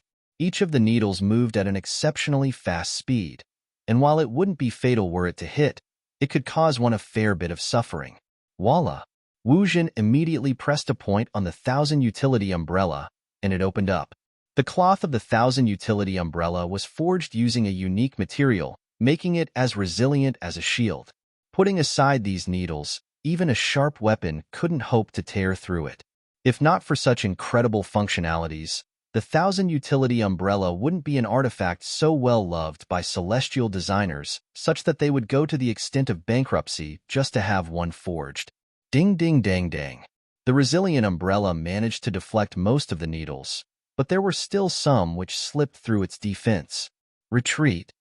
Stepping forward, Xing Yuan flicked his wrist and took out a shield. Knowing that underground chambers were usually filled with mechanisms and traps, he had brought many things in preparations for the various circumstances they could face. This shield was both 2 meters in height and width, and it could easily cover everyone behind. Hoo-la-la! With a sound reminiscent of rain pattering on banana leaves, the thin needles were stopped in their tracks. Quite a few of them ended up lodging themselves into the ground and the shield. That was close. Seeing the dense congregation of needles on the ground and the shield, everyone felt cold sweat trickling down their backs. If not for Xing Yuan preparing this in advance, they would have been turned into pincushions. They would probably be wishing that they would be dead even though the attack wasn't fatal. Wiping the cold sweat off his forehead, Xing Yuan turned to Wu Zhan and bellowed furiously. "Are you trying to open the underground chamber, or are you trying to murder us? You were supposed to decipher the mechanism, not to murder us. If we had reacted any slower than that, we would have been done in just now." In fact, despite his swift reaction, he was still pierced by 5 small needles. He couldn't control the overwhelming rage bubbling within him. It was just a moment ago that the other party confidently declared that he had solved it when such a matter occurred. Can't you look properly before piercing your umbrella into that mechanism? Knowing that he was at fault, Wu Zhen's lips twitched. Every single mechanism will have some intentional flaws installed to serve as traps to prevent others from deciphering it successfully. I picked the wrong one just now. Don't worry, I won't make any mistake this time. Closing the 1,000 utility umbrella, he closed his eyes and began feeling the stone tablet once more. Finally, he confirmed another point, and he declared with a look of confidence, "This is definitely right this time around. Are you certain?" The face of a doubtful Xing Yuan appeared from the back of the shield. "I'm certain. If I'm mistaken this time again, I'll cut my head off." Wu Zhen gritted his teeth, and without any hesitation, he pierced the 1,000 utility thorn into it once more. He was determined to succeed this time to cleanse off the humiliation from his failure, as well as to prove himself.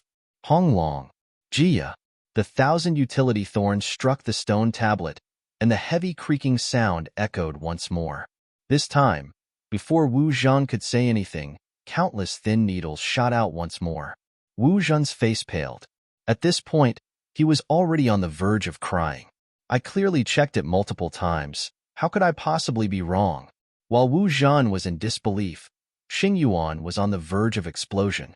Tearing away needles from his face, he howled. "You're courting death. Are you sure you are sufficiently capable?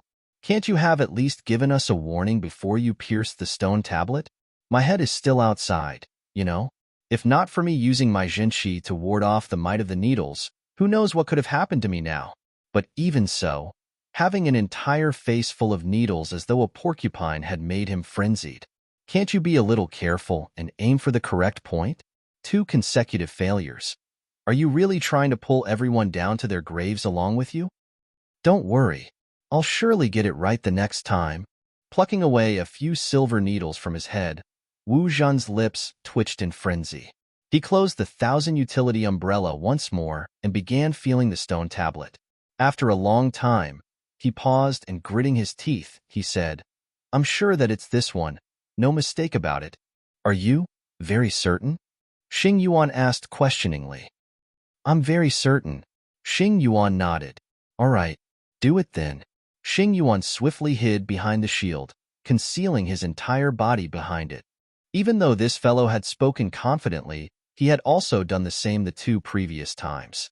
After triggering the trap consecutively, he would be a fool to not seek cover. Gritting his teeth, Wu Zhen held up his 1,000 utility thorn and pierced the stone. Jia. This time, it wasn't the sound of heavy creaking but the melodic tune of gears turning. "Haha, I succeeded. There's surely no problem this time." Hearing this sound, Wu Zhen's eyes lit up, and he quickly turned around to share his joy. "That's more like it." Heaving a sigh of relief, Xing Yuan's head peeked out from the umbrella. Given the difference in noise, the other party should have gotten it right this time. Voila! As soon as his head peeked out, a storm-like noise resounded in the air once more, and innumerable flying thin needles appeared in his sight. The heck? Xing Yuan was on the verge of crying. "Big brother, will you only be content after you get rid of me? Didn't you say that you had succeeded? If you really had succeeded, what's with these thin needles?" In truth, Wu Zhen felt even more frenzied than him at this very moment. He clearly heard the cogs of the mechanism turning. Why would it still shoot out thin needles? Even though he had opened the 1,000 utility umbrella in time to ward off the majority of them, due to his slower reaction from having his guard down, he was still pierced by dozens of needles. The places stabbed by the needles swelled red, creating quite a glaring sight. "Xing Yuan, it's not that I want to kill you, but that this mechanism wants to kill the both of us." "I got it." After a long moment, after Wu Zhen finally plucked out the thin needles from his body, he suddenly thought of something and his mouth twitched. This seems to be a Grade 6 mechanism set up by a 6-star celestial designer. Grade 6 mechanism? Everyone staggered. If it was a Grade 6 mechanism, what the hell were you doing up there? As a 5-star celestial designer, you should know better than to make such an elementary mistake. Knowing what everyone was thinking, Wu Zhen hurriedly explained himself. It is because there's a booby trap contained within the grade 6 mechanism. A booby trap? Using some special means, this grade 6 mechanism is disguised as a grade 5, and fake flaws were installed on them to lure others to trigger them. Furthermore, there are different sounds to triggering these flaws to beguile those attempting to decipher it, thus putting their guards down momentarily. I've only seen this kind of mechanism in some books once, and I thought its heritage had already died out. Who knew that? I would actually find one here. Wu Zhen's face paled. This booby-trapped mechanism was designed so exquisitely that even a 6-star celestial designer could possibly fall into the trap, not to mention him. As an occupation specializing in the crafting of mechanisms, celestial designers had a unique heritage, and it was an occupation recognized by the Master-Teacher Pavilion. There was a significant difference between the knowledge or capability of those in between every single rank. As a 5-star primary celestial designer, it was perfectly normal that he would be unable to see through the booby-trapped mechanism of a grade 6 mechanism. It was fortunate that, limited by the disguise, it was impossible to fill the stone tablets with anything stronger than the needles. Otherwise, they would have been dead by now. Chapter 659. Be careful. Seeing the other party's depressed expression, Luo Qiqi asked, "In other words, you can't decipher it, right? If I said that I could decipher it, would you allow me to continue?" Wu Zhen asked. Everyone swiftly shook their heads. Xing Yuan gritted his teeth and said, "If you dare to continue deciphering it, do you believe that I won't kill you right now? You must be joking. Even though I am really interested in opening the pathway to the true underground chamber, I still don't want to die yet." Putting everything aside, after only 3 attempts at deciphering the stone tablet, his face was already swollen due to those needles. If this were to continue, he would probably die before the tablet was deciphered. Then what should we do? Since they weren't able to decipher the mechanism, they couldn't possibly just wait here for their entire lives. Let me give it a try. Seeing the look of frustration on everyone's faces, Zhang Xian stepped forward. When he touched the stone tablet previously, a book had already been compiled in the Library of Heaven's Path on it. It wasn't that he was interested in seeing Wu Zhen make a fool of himself, but that the complex mechanisms contained within the stone tablet were simply too fascinating that he found himself absorbed into it. By the time he had come to, Xing Yuan's face was already filled with silver needles. "You?" Seeing him step forth, Wu Zhen frowned and asked, "Are you well-versed in the ways of a celestial designer as well?" Given how formidable this fellow was in pill forging and formations, he couldn't possibly be an expert in mechanisms as well. While celestial designers weren't as prestigious as formation masters and apothecaries, it didn't impede the ingenuity of their craft. Their work was extremely complex and difficult to master. Even the slightest deviation in the details could cause a vast difference in the results, and in this occupation, he could be considered as a rare genius already. Even so, despite his years of study, he had only reached 5-star. Considering how even he was unable to solve it, a fellow who was younger than him, it couldn't be that the other party was more capable than him? But that was impossible. Zhang Xian chuckled. "I dabble." "Dabble?" Wu Zhen shook his head. "If you only dabble, it will surely be impossible for you to decipher it. You witnessed the situation just now. Even the slightest mistake will trigger the silver needle mechanism. There was no poison on the needles previously, so we were still able to get by. But what if the needles from now on are coated with lethal poison? If that happens, none of us will get out of here. So, if you don't have absolute confidence in your ability to decipher it, it'll be best not to give it a try. I fear that we might all die here." Seeing Wu Zhen obstructing his path, Zhang Xian shook his head. "Absolute confidence? Aren't you the same too? Despite not being completely sure, didn't you try 3 times? Still able to get by? Why don't you ask Xing Yuan whether he agrees with your words? Let's see. He would surely pummel you to the ground if you were to utter such words before him." "Humph, how could I be the same? I'm from a family of celestial designers, and I created my own automated mechanism when I was 3. By 17, I was already a 4-star celestial designer, and after I entered Hongyuan Academy, I became the student of the only 6-star pinnacle celestial designer within the empire. Flinging his sleeves, Wu Zhan raised his head proudly. Even though I failed 3 times, that doesn't mean that I'm unconfident. Even though this is a booby-trapped mechanism from a 6-star celestial designer, as long as I attempt it a few more times, I'm certain that I can decipher it. But if you really insist on going ahead, there's little I can do to stop you either. How about this? Why don't I ask you 2 basic questions, and if you can answer them, it will mean that you do possess some basic knowledge regarding celestial designers, and that you aren't just fooling about. Wu Zhan turned to look at him. Zhang Xian came to a halt. Who is the most famous celestial designer in the past 10,000 years of Hongyuan Empire? Wu Zhan asked. This? Zhang Xian scratched his head in confusion. He had barely read any books on celestial designers, so how could he possibly know who the most famous celestial designer in Hongyuan Empire was?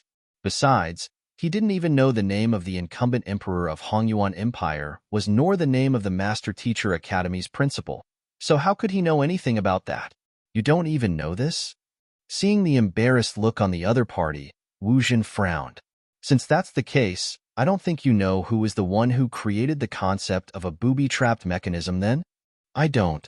Zhang Xian shook his head. I'm just going to decipher the stone tablets. What do the questions you asked have to do with it? Of course, it has everything to do with it. Hearing Zhang Xian's words, Wu Zhan's eyes flashed in disappointment. This is the most basic knowledge that every celestial designer knows, and the fact that you don't know it means that you don't know a thing about the occupation. How are you supposed to find the core and decipher the mechanism like that? I don't deny that you do possess a unique interpretation of pill forging and formation, but mechanism is something very much different from that. One cannot solve it with confidence alone. Why don't I tell you about the origin and fundamental theories regarding mechanisms so that you can understand the complexity of the subject? By then, you can consider once more if you really intend to continue on. The more Wu Zhan spoke, the more Zhang Xian felt that calluses would start growing on his ears. Bored of the other party, he stepped toward to the stone tablet, flicked his wrist, and took out the glacier rain sword. What are you doing? This is a mechanism. Using a sword against it will only draw more aggression onto ourselves. Just as Wu Zhan was rambling on, he saw the other party draw a sword, and he nearly fainted from anger. Are you kidding me? Due to the small parts of the mechanism, there was very little room for any error. That was the reason why I had to search the stone tablet so thoroughly for the core before using the 1,000 umbrella thorn to pierce it precisely. And yet, you actually took out a sword? Are you for real? Just as he was thinking that the other party was just causing needless trouble, the young man before him seemed to have heard his words of advice and put his sword away. That's more like it. Just as Wu Zhan was thinking that fellow was still acceptable given how receptive he was to advise, the other party flicked his wrist and whipped out a huge hammer. The hammer was even larger than the ones used by blacksmiths to forge weapons. It was on par with those used by workers on construction sites. On top of that, its material was also subpar. It was hard to understand why a master teacher like Zhang Xian would have such a weapon on him. What are you going to do? Wu Zhan was so shocked that he was even starting to stutter, but seemingly paying him no heed. The young man before him raised his metal hammer and smashed it against the stone tablet. The heck?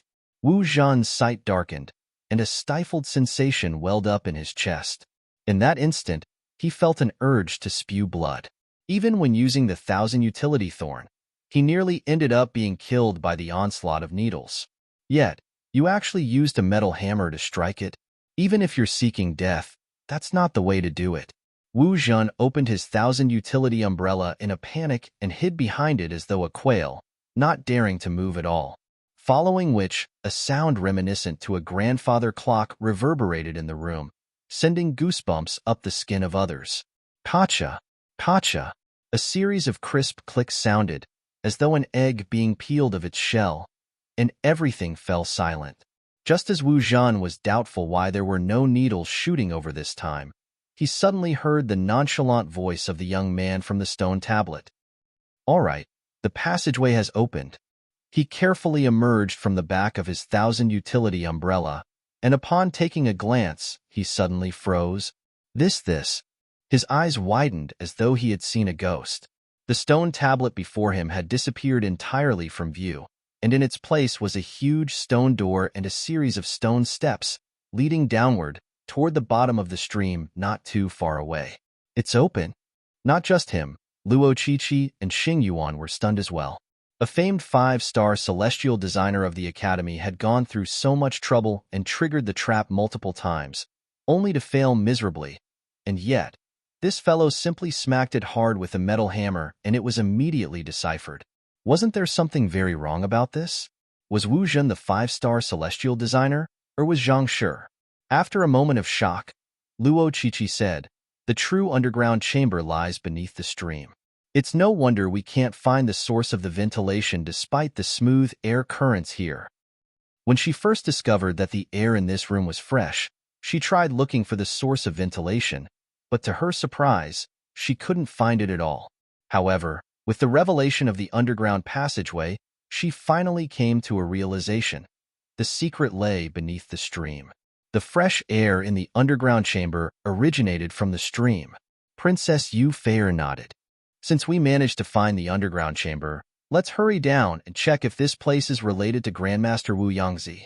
Even though she detested Zhang Xian, she had to admit that the other party did possess extraordinary capability.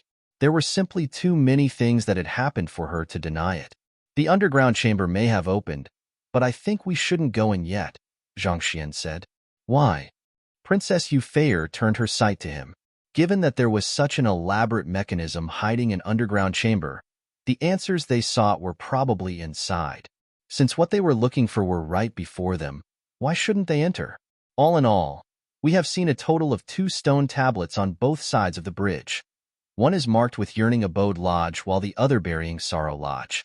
I think that there's another pathway hidden in the other stone tablet, so we should make a decision before entering, Zhang Xian explained. Since an underground passageway was found in one of the 2 stone tablets, perhaps the same could be said for the other as well. That's right. The group nodded. Blinded by their excitement in uncovering the stone tablet, they neglected this point. Thinking of it, it was indeed highly possible that another passageway hid behind the other stone tablet. If that was really the case, then Zhang Xian's conjecture would be spot on. 2 names, 2 choices. What we should do now is decipher the other stone tablet before making a decision. Seeing that everyone had realized what he was talking about, Zhang Xian nodded in agreement. Just as he was about to speak, he suddenly felt his hand being relieved of the weight in it. Someone had taken the metal hammer from his hand. Following which, an impassive voice spoke. "I'll decipher the stone tablet over there." By the time Zhang Xian lifted his gaze, Wu Zhan was already at the other side of the bridge. Lifting the metal hammer up, he smashed it powerfully on the stone tablet. That fellow was too desperate to prove himself. Despite being a 5-star celestial designer, he failed to decipher the mechanism behind the stone tablet despite 3 attempts. Yet, an amateur actually opened it with a smash of a metal hammer. The embarrassment and frustration he felt was understandable. However, there stood another stone tablet for him to redeem himself and prove his own capability. How could he possibly just give up this opportunity to showcase his ability to the other party? Thus, he snatched the hammer and rushed over immediately. Recalling the direction, trajectory, and might of the other party's hammer strike, he bellowed loudly and smashed the hammer down onto the stone tablet. Not expecting the other party to move so quickly, Zhang Xian was taken aback. Before he could finish his words, the sound of heavy grinding sounded from the stone tablet at the opposite side of the river, following which a whole rain of thin needles came flying forth. Puha, puha, puha. Unprepared, Wu Zhen didn't even manage to open the 1,000-utility umbrella before the rain of needles blurred his vision. In an instant, he turned into a cactus. "Careful," Zhang Xian uttered, as he stared at the sight before him. Chapter 660. Another bet? Wu Zhen cried silently. "I really only wanted to prove myself. Who in the world did I offend for this to become of me?" Even though he had exerted his zhenqi at the final moment to protect his vitals, he was still pierced by several hundred needles. Furthermore, each of them had pierced at least an inch deep, leaving him in deep pain. What is the use of saying be careful now? Didn't you use the metal hammer to smash the stone tablet just now as well? Why didn't it work for me? The same location, the same strength, and the same technique. And yet, you opened up a passageway whereas I transformed into a human cactus. Tears streamed down Wu Zhen's face as he trembled in indignation.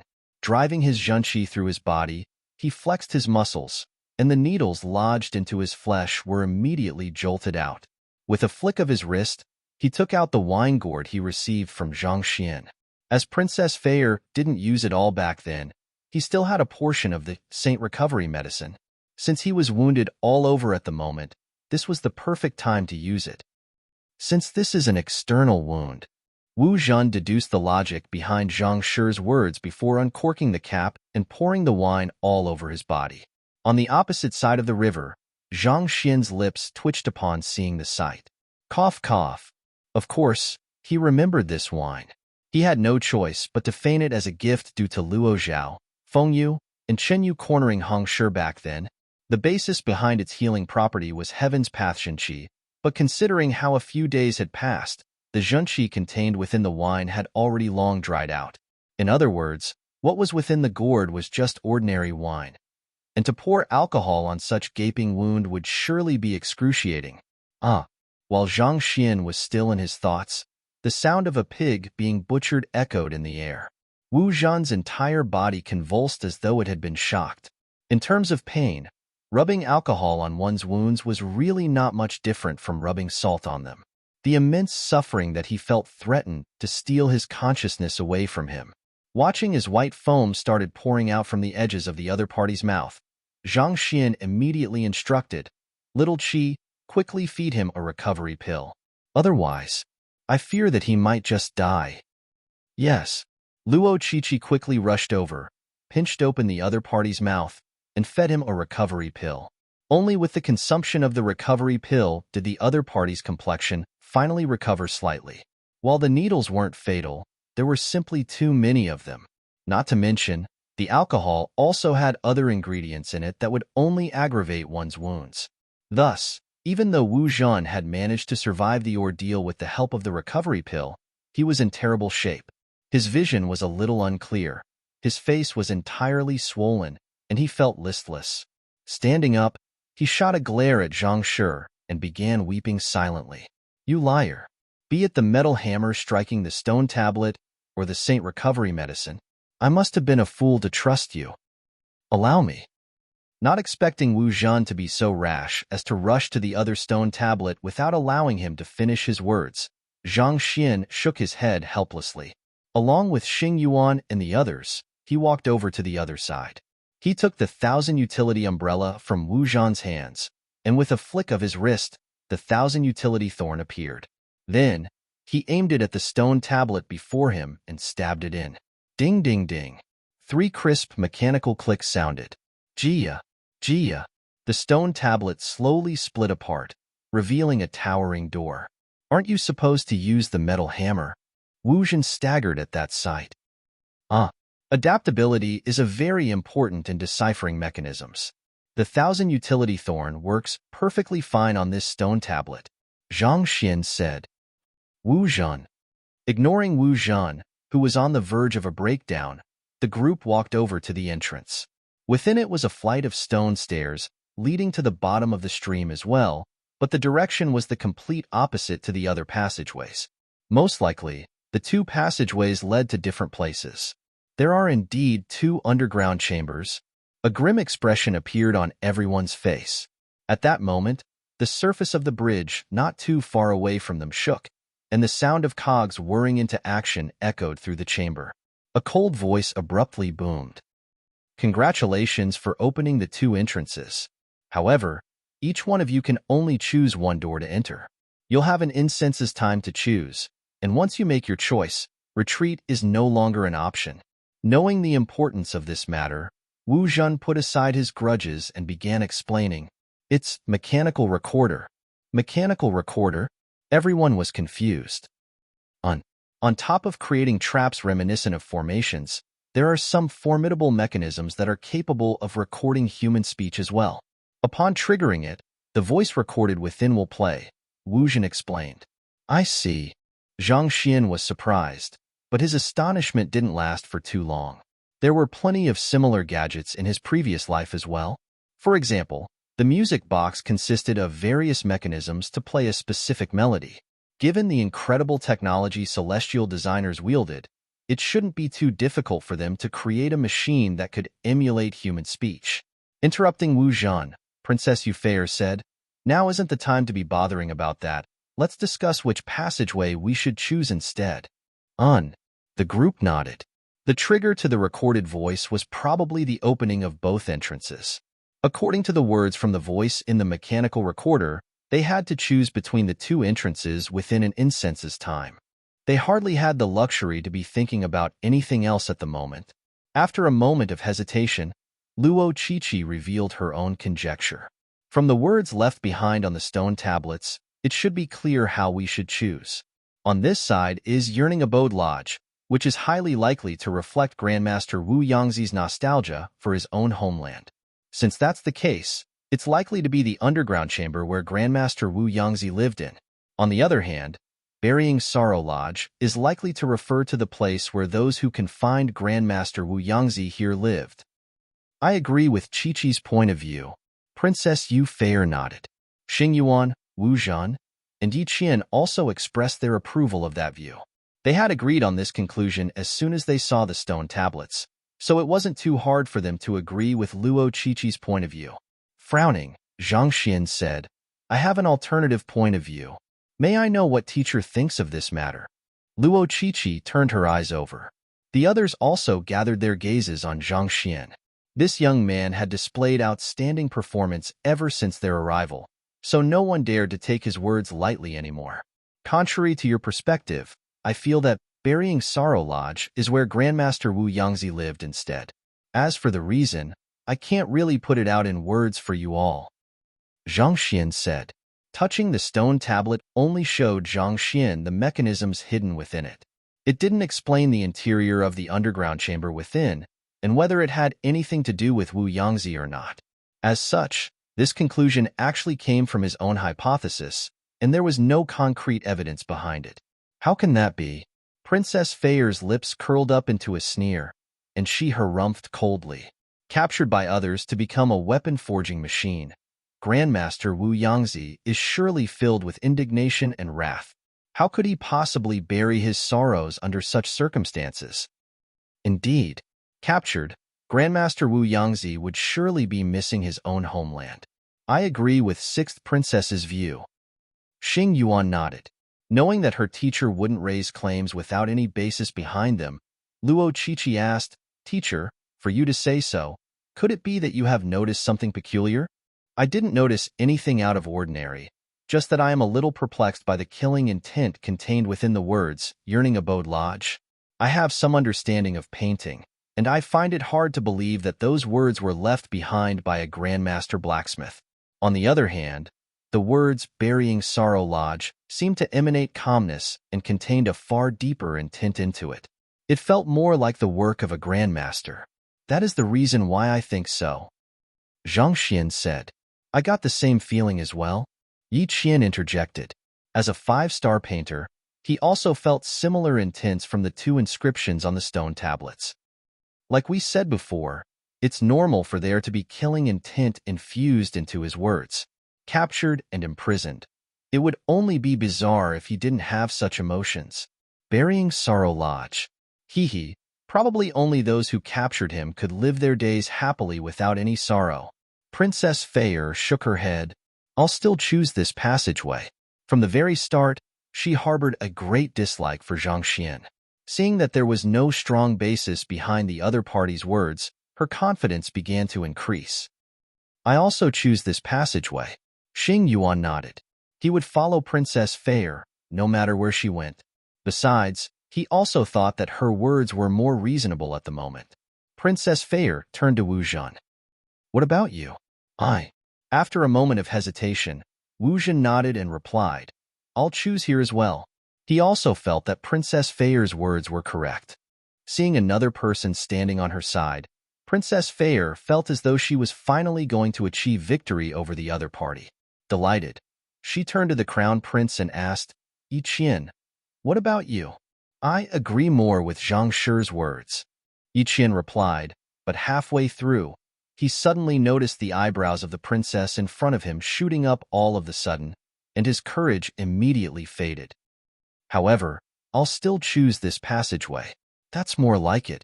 Seeing her juniors supporting her as well, Princess Fair nodded her head in satisfaction. She turned to Zhang Xian with a triumphant look and said, "All right, 4 of the 6 have made their decisions. What about you? Aren't you good at betting? Let's see how you'll win this time." "I'll still choose the passageway on the opposite end." Before the other party's provocation, Zhang Xian could only shake his head. Turning to Luo Qiqi, he asked, "What about you?" Luo Qiqi hesitated for a while before eventually replying, "I'll follow teacher." Qiqi, not expecting her close friend to actually betray her at such a moment, Yu Feier hurried forward and tried to persuade her otherwise. "Don't you agree with our deduction as well? That passageway definitely has nothing to do with Grandmaster Wu Yangzi at all." Hearing the other party spouting such words, Zhang Xian interjected with a smile. "Definitely? You sure sound certain. Do you dare to bet on it?" "Of course." Yu Feier flung her sleeves majestically. She possessed absolute confidence regarding this. "Good. With so many people witnessing this, I doubt that you would refuse to pay up. This time, instead of 10,000 middle-tier spirit stones, the bet will be 1 high-tier spirit stone instead." Zhang Xian chuckled lightly. "The victory will be decided by which passageway leads to Grandmaster Wu Yangzi's living quarters. If the path I chose is correct, you'll have to pay me 1 high-tier spirit stone. On the other hand, I'll relieve you of your duties as my maid, and we'll owe each another nothing." "Fine. But if you lose, not only must you relieve me as your maid, you must also repay the 700 middle-tier spirit stones back to me. Also, Princess Yu Feier gritted her teeth. "You must also serve me wine." "Sure, I'll serve you wine if you win." Zhang Xian nodded. "It's a deal then." Princess Yu Feier sneered coldly. "Just you wait. Let's go." After which, she began walking into the stone passageway. Xing Yuan, Yiqian, and Wu Zhen followed closely behind her. "Let's go as well." Seeing them walking down the stone stairs, Zhang Xian beckoned Luo Qiqi, and the duo crossed the bridge and descended down into the other passageway. Chapter 661. A dark world lay behind the stone door. Luo Qiqi stepped forward and hurled a few night illumination pearls down to light up the interior. The further the duo walked down the stairs, the louder the flow of the stream above them sounded. Even though they were beneath a stream, it didn't feel humid at all. On the contrary, it felt extremely dry. On top of that, the air seemed to be getting fresher and richer in spiritual energy. The spiritual energy is drawn in from the stream above. Most probably, a unique spirit gathering formation was inscribed on top, Luo Qiqi uttered with a hushed voice as she studied the surroundings. Zhang Xian nodded. By building a huge spirit gathering formation in the river, they would be able to draw in spiritual energy from the surface discreetly. With this influx of spiritual energy, this underground chamber would become an excellent location to cultivate in.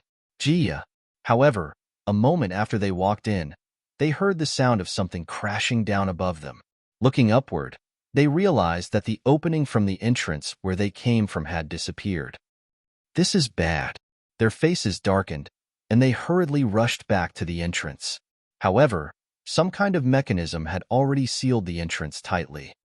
This is a dragon severing lock which only 6-star celestial designers can forge. Luo Qiqi's face paled. A grave expression surfaced on Zhang Xian. It seems like the other party meant it when he said that we would only get a single chance at choosing the passageway. Once the dragon severing lock is in place, even a 6-star celestial designer would be troubled to overcome it. No one amongst us would be able to get in or out. They didn't take the voice on the stone bridge seriously, thinking that it was just a figure of speech.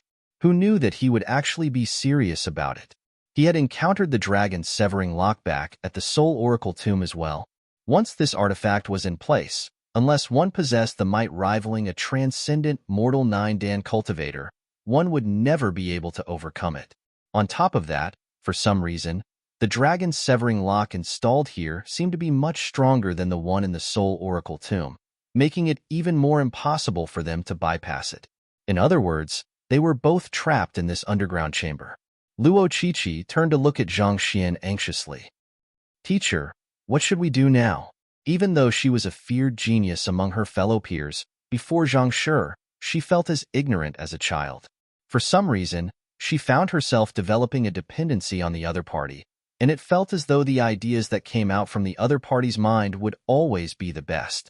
If not for this deep trust in the other party, she wouldn't have chosen to follow Zhang Shi despite feeling that Yu Feier's words were more logical.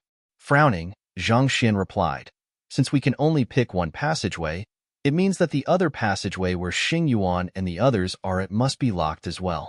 Let's just advance for now. Perhaps there might be another exit here." Luo Qiqi nodded in agreement. Thus, the duo continued downward. Soon, they arrived at an average-sized room. Under the illumination of the night illumination pearls, they could see that there was a stone table and 2 stone chairs in here. A very simple layout. There were no windows or doors here. They had come to the end of the path. So small? Luo Qiqi frowned. The hall they were in previously spanned over a few hundred square meters, so they thought that the underground chamber below here should at least be larger. Who knew that it would only be around 20 square meters, not to mention, empty? Rather than an underground chamber, it felt like a cage instead. We're at the end? Could it be that I've really picked the wrong passageway?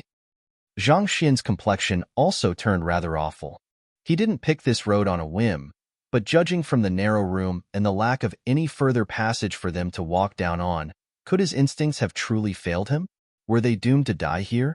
Looking around, Zhang Xian suppressed his anxiety and said, "Regardless of whether I am mistaken or not, judging from how deep the underground chamber is, and the effort put into installing the dragon's severing lock, it's not logical for the passageway to end with this small room.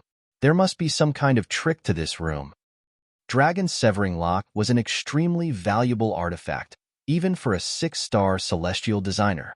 Putting aside the technology required to install it, just the resilient material that made it difficult for even a normal saint to break it was incomparably expensive in itself.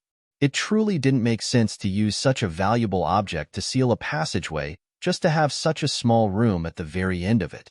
"I'll try looking around." Luo Qiqi nodded. She walked to the stone table and touched it, but she instantly withdrew her fingers with a shocked expression. "There's no dust at all."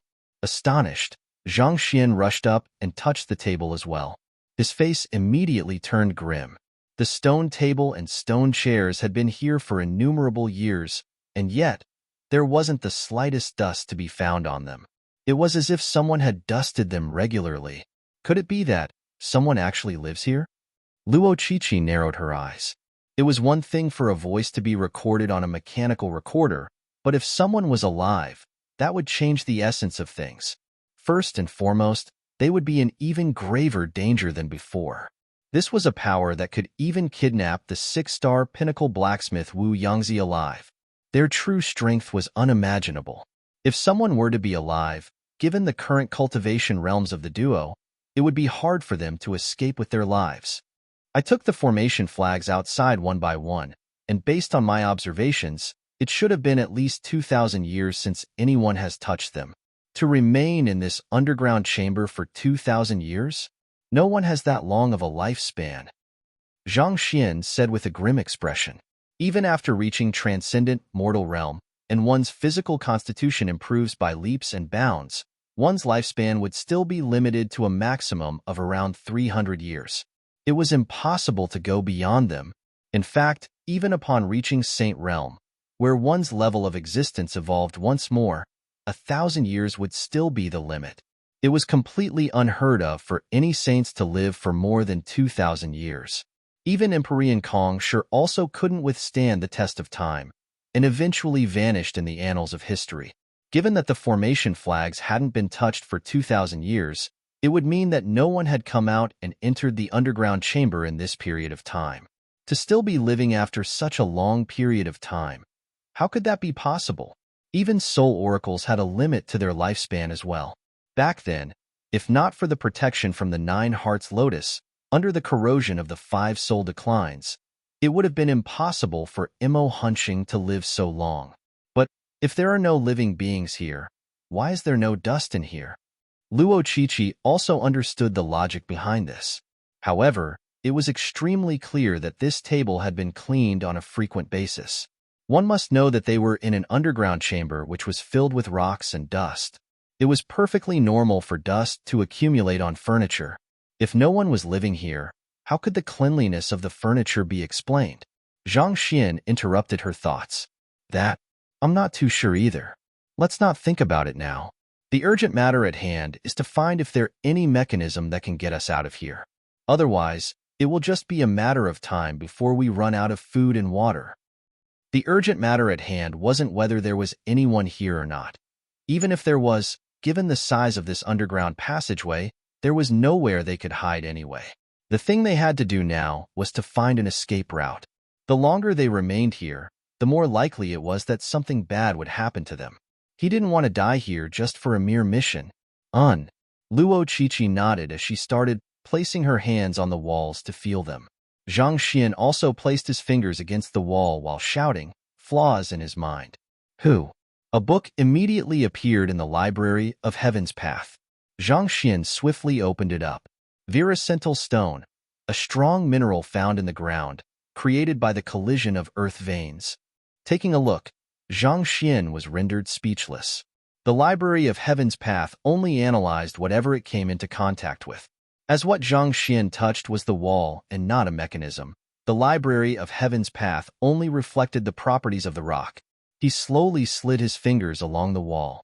He was certain that there was some mechanism along the wall, but due to the other party's ingenious camouflaging of the mechanism with the surrounding viracental stone, he was unable to see it at the moment. Gotcha! While Zhang Xian was moving along the wall, he suddenly heard the crisp click of a gear, following which, Luo Chichi excitedly called out. I found the mechanism. Turning around, he saw the portion of the wall where Luo Chichi's hand was pressing against, sinking several inches in, as though she was pressing on some kind of button. Jai. The mechanism released deep creaking sound, and an average-sized stone door slowly appeared in front of Luo Chichi. Teacher, look! Exclaiming in excitement, she fetched a night illumination pearl with her other hand to throw it in so as to see what was inside when an arm suddenly stretched out and grabbed her up by her neck. That arm was incomparably thick, similar to the thigh of a human. The muscles, tendons, and junctions looked swollen. The skin was a dark shade of gray, unseemly of the tone a human should have. Damn it! Everything happened so quickly that Zhang Xian didn't even have time to react. He narrowed his eyes and hurriedly rushed forward by executing his Heaven's Path movement art. In his path of motion, he whipped out his Glacier Rain sword and slashed down on that arm. Before the sharp gleam of the sword, the palm released Luo Chichi and flicked its finger toward the sword instead. Ding! As the black fingernails came into contact with the tip of the sword, a mighty force suddenly came gushing toward Zhang Xian as though he was struck by a meteorite. With a stifled feeling in his chest, he was sent flying in an instant. Pong! His back crashed heavily against the wall, forming a human-shaped depression in it. A sweet sensation welled up in his throat, and fresh blood seeped from the edge of his mouth. With his recent breakthrough, his fighting prowess had improved tremendously. In terms of strength, he could even rival a transcendent Mortal 7-Dan Perfect Harmonization Realm Intermediate Stage Cultivator. Yet, he couldn't even withstand a single finger flick from the other party. The opponent must be at least Transcendent Mortal 8-Dan, or even higher. Zhang Xian's face turned livid, and his grip on his sword tightened to the point that the edges of his fingers were turning white. Back then, he instantaneously realized the danger of the situation and executed the Heaven's Path sword art with all the might he could harness. Yet, he was still sent flying with a single flick. The huge disparity between him and his opponent left despair creeping up on him. While Zhang Xian was sent flying, the massive palm came grabbing at Luo Chichi once more. Damn it! At that moment, Luo Chichi also recovered from the shock from the sudden attack. No matter what, She was one of the top geniuses of the Master Teacher Academy, a transcendent Mortal 6 Dan pinnacle expert. It was only due to her carelessness that the other party managed to grab her neck so easily. Having recovered her senses, she immediately bellowed loudly and stabbed her sword forward. Her swordsmanship was forceful and elegant. Just from her movements itself, it could be seen that her understanding and mastery of swordsmanship wasn't beneath Zhang Xian by too much. She had reached the sword heart realm as well. Hula! Seeing Luo Qiqi retaliate, the giant palm swiftly changed the trajectory of its motion and slapped her sword instead. Ding! Luo Qiqi's sword immediately flew out of her hands and stabbed deep into the ceiling of the room. The immense force from the motion left the sword impaled into the ceiling, shaking nonstop. Run! Knowing that it would be impossible for them to stand against that huge hand with their cultivation, Zhang Xian immediately executed the Heaven's Path movement art and appeared before Luo Qiqi. Covering her with his shunqi, he picked her up and immediately retreated to the corner. Chapter 662. Miscalculated Teacher. What's that? Until now, Luo Qiqi's face was still pale in shock. She had used her full might for that attack, and yet her sword was sent flying so casually without even harming the other party in the slightest. A sense of helplessness was rising within her. I don't know either, but that thing isn't something that we can deal with given our current capability, Zhang Xian said as he drove the Heaven's Path Shenqi within him to recuperate from his previous injuries. Most probably, you might have triggered the wrong mechanism and released it. I released it? Luo Qiqi's figure jolted in shock, and regret surfaced on her face. Indeed, it was only after she pressed a certain mechanism did that massive hand appear. Even though I can't tell exactly what the other party is, the appearance of the arm did remind me of something. Zhang Xian frowned. What is it? Luo Qiqi asked grimly. Otherworldly demons. Upon exhaling a mouthful of turbid air, Zhang Xian had completely healed from his previous injuries. You mean the tribe which Kong Shi expelled from the Master Teacher continent long ago? The otherworldly demonic tribe? Luo Qiqi's entire body stiffened, and her eyes widened in disbelief. Indeed, I've seen an otherworldly demon before, and while the skin tone seemed a little different, there doesn't seem to be much difference in terms of the skeletal structure. Zhang Xian said. There was a specific reason why he chose this passageway instead of the other one where Yu Feier and the others went to. Yearning Abode Lodge. The killing intent infused within those 3 words wasn't something that a human could possess, but an otherworldly demon. Back during the Master Teacher tournament, in order to test their courage, Hong Shi had brought out an otherworldly demon. There was no way Zhang Xian could forget the feeling from the killing intent back then, and it was identical to the killing intent he felt from the 3 words. As such, he didn't think that it belonged to Grandmaster Wu Yangzi. But even so, Zhang Xian wasn't too sure at the start. After all, it had been a long time since the otherworldly demons had disappeared, but to think that there would really be some here. Furthermore, it appeared in the underground chamber he had specifically chosen to avoid them. Could he have really made the wrong choice? Could it be that the Yearning Abode Lodge was truly the living quarters of Wu Yangzi, whereas residing in this Burying Sorrow Lodge was a huge monster? Jai. While the duo was speaking, a creaking sound continued to echo from the mechanism, and the stone door kept opening. The initial crack was only sufficient for a hand to pass through, but at this rate, it would only be a matter of time before the entire stone door opened and the monster trapped within charged out. Hearing of the otherworldly demon and recalling the killing intent from a moment ago, cold sweat trickled down Luo Qiqi's head, and her face paled. Teacher, let's go up. Even though she was a 5-star master teacher, she was still young, and she had never come into contact with the otherworldly demons before. In a sense, she wasn't faring any better than Ruohuan Gongzi and the others back then. Having dealt with an otherworldly demon once, Zhang Xian didn't panic. Instead, he activated the Eye of Insight and began to analyze the situation rationally. There's a dragon severing lock up top, not to mention, the stairway is also narrow. We would be cornered over there, and that would spell our death. Escaping this narrow stone room was indeed his first thought as well, but it was far from the most correct move.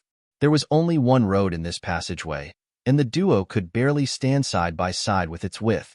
If they were to escape up there, it would just be a matter of time before they were cornered. What should we do then? Hearing the other party's words, Luo Qiqi also realized that the idea wasn't feasible, and her face paled in anxiety and fear. There's no other option before us now. We have to find another mechanism to escape this room. Otherwise, we'll die here. Zhang Xian said. Under the effects of the Heaven's Path Shinqi and his soul depth of 16.0, the astounding killing intent from the otherworldly demon had little effect on him. As such, he was still capable of rationally analyzing the situation. I understand. Luo Qiqi clenched her jaws in determination. Naturally, her reputation as the top genius of grade 2 students didn't come from nowhere. Panicked as she may be, she knew that there was no mistake in her teacher's words, so she nodded and hurriedly moved to the wall. Zhang Xian also moved to the wall and yelled flaws in his mind as he touched every single part of it. The stone room wasn't too large, spanning only several dozen square meters. It didn't take long for the duo to go around the entire room. Zhang Xian swiftly flipped through the books in the library of Heaven's Path, but a huge frown appeared on his forehead. All of these books were on the type of mineral the walls were made of. There wasn't the slightest part detailing about a mechanism or that sort. Could he have been mistaken? Was there really no other mechanism in the room? How is it? He turned to look at Luo Qiqi. Even though she may not specialize in mechanisms like Wu Zhan, as a 5-star master teacher, she still possessed an astounding eye of discernment. Otherwise, she wouldn't have triggered the previous mechanism and accidentally let that huge fellow out. Nothing at all. Luo Qiqi shook her head. Suddenly, a thought struck her, and she immediately paled. With a nervous look, she turned to look at Zhang Xian and asked, "Teacher, is it possible that the mechanism to the exit is actually—" Unable to continue speaking, she lifted her shaking finger and pointed. Seeing where she was pointing at, Zhang Xian's eyebrows twitched. It was the stone door that the otherworldly demon was in. In truth, when he found no other mechanism in the room, he also stumbled upon this thought. However, unwilling to accept it, he shoved the thought to the side of the mind. However, as Luo Qiqi pointed it out at this moment, he had no choice but to face it now. This will be a gamble. If the exit is down there, we might still stand a chance at survival. Otherwise, the only path remaining for us is death. Looking at the stone door slowly creaking open, Zhang Xian knew that it was just a matter of time before that fellow leaped out to slaughter them. They had to make up their minds now should their suspicions prove to be false, and it was actually a dead end beyond the stone door. They would be doomed. However, if there was a passageway in there, they would get a shot at getting through this ordeal. Yes. Understanding this, Luo Qiqi nodded in consent to the operation. You should hide behind the stone door first. Once that fellow leaps out, I'll draw him away from the front. Meanwhile, you should enter the stone door, and if there's a passageway, run away immediately. There's no need for you to wait for me, instructed Zhang Xian telepathically with a grim frown on his forehead. I can't. Hearing the other party's arrangement, Luo Qiqi's face flushed in agitation, and she yelled out. She had experienced the strength of that fellow inside, so she knew that Zhang Shi was putting himself at terrible risk just to create a chance to escape for her. In times of danger, most would be thinking of how they could preserve their own life. On the other hand, Zhang Shi was actually volunteering to sacrifice himself for her. There was no way she could repay this favor. Teacher. Her eyes reddened in agitation. Only in times of trouble would one's true colors shine through. This is what a real teacher is. To be able to sacrifice everything for the welfare of their student. Even though she was a 5-star master teacher, she realized that she would be unable to do the same if she were to be placed in the same position. Quick, stop hesitating. Otherwise, neither one of us will get away.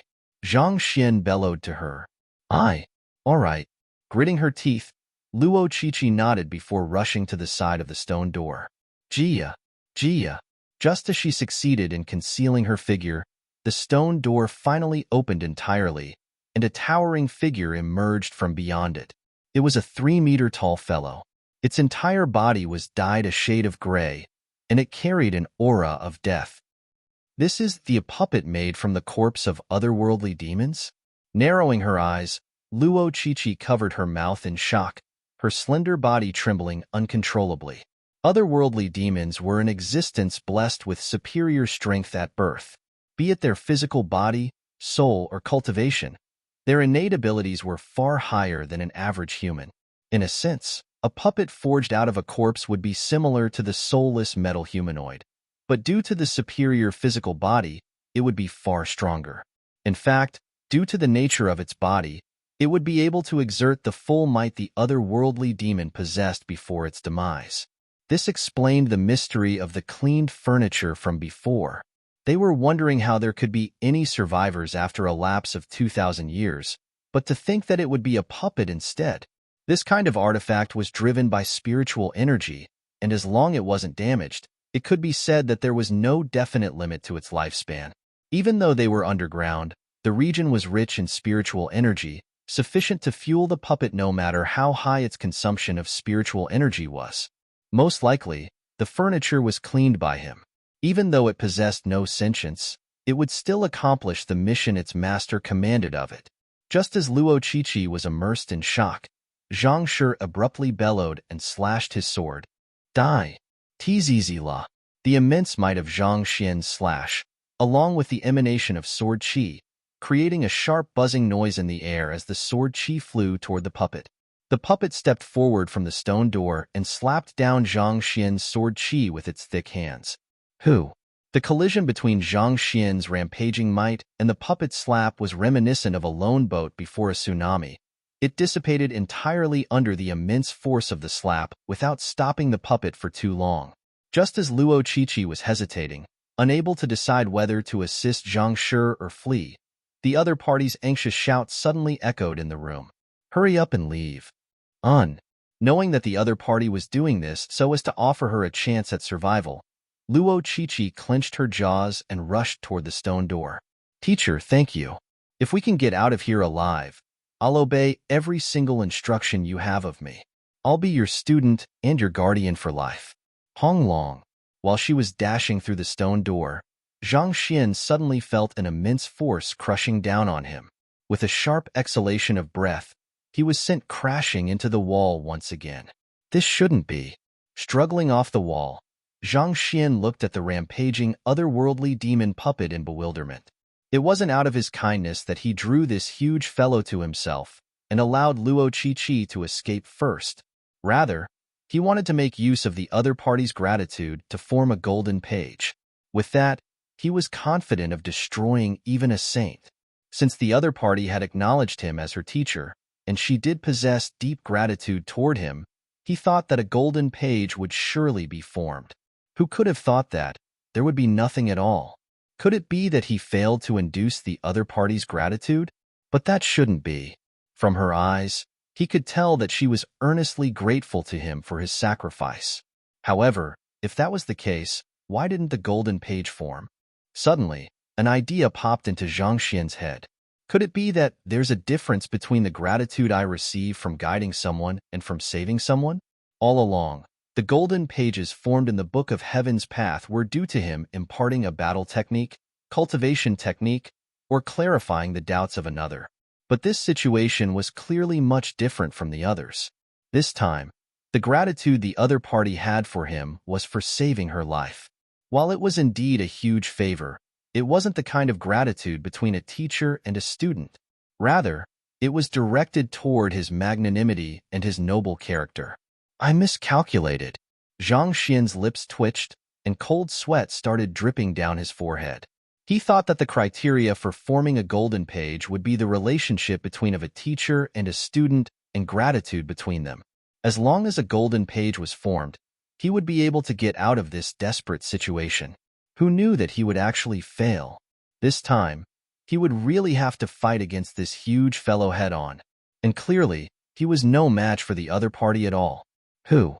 Just as he was stifled by the darned situation before him, the otherworldly demon was already right before him. Its massive fist smashed right toward his head. From this moment on, every action Zhang Xian took could spell his death. This was the greatest crisis Zhang Xian was in ever since his transcension. Chapter 663. Crimson Blaze Cauldron Clone. Knowing that he would be a goner if this fist were to land on him, Zhang Xian immediately brought out his clone while his main body dodged to the side. Main body, did you find some good stuff again? Ah.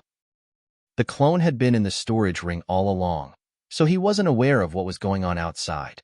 When he was summoned, he thought that there would be something for him, similar to how it was with the cleansing lake back then. But just as he was getting excited, a massive fist was already right before his eyes. Pong! Before he could even process what was going on, he was already punched in his head, and his head flattened as though a squashed pancake. His rage immediately flew off the charts. To dare to strike me, you're courting death. Not expecting to meet with something like this as soon as he appeared, the clone was frenzied. In a moment, the clone's flattened head immediately puffed up back to normal, and he raised his fist to punch the otherworldly demon puppet. As the clone's body was molded out of 9 hearts lotus, it had no specific form, thus allowing it to recover even if it were to be reduced to a pile of mud. In a sense, it could be said to be indestructible. This was also the reason why Zhang Xian used the ladder as a shield at this crucial moment. Hoo-hoo! Clashing fists with the otherworldly demon puppet, Pong, the clone was immediately sent crashing into a wall. Despite its unparalleled physical resilience, the clone's cultivation and true strength were still way too low. As such, it wasn't a match for this monster either. It was just like how a diamond might be tougher than steel, but a steel hammer could still shatter it into bits. Hong Long. But while the clone couldn't stand on equal footing with the otherworldly demon puppet, it did manage to provoke it with its fist. The furious, otherworldly demon puppet immediately rushed forward and kicked at the clone. This is bad. Just the fist itself nearly caused his entire body to fall apart. The clone instinctively knew that he wouldn't be able to withstand the might of this kick. Frightened, he swiftly dodged to the side. Die. At the same moment, Zhang Xian, who was wielding a sword, immediately raised his sword and cut down on the otherworldly demon puppet's neck. The main body and the clone shared their consciousness, allowing them to work together with exceptional synergy. While the clone drew attention away from the otherworldly demon puppet, Zhang Xian made use of this opportunity when the other party's attention wasn't on him to launch an attack. Ding! However, as the sword struck the neck of the puppet, a crisp metallic sound echoed with a burst of sparks. Zhang Xian felt a dull pain in his arm. It was as if he had struck a metal pole with a wooden stick. His sword nearly fell out of his hands. Isn't he simply way too tough?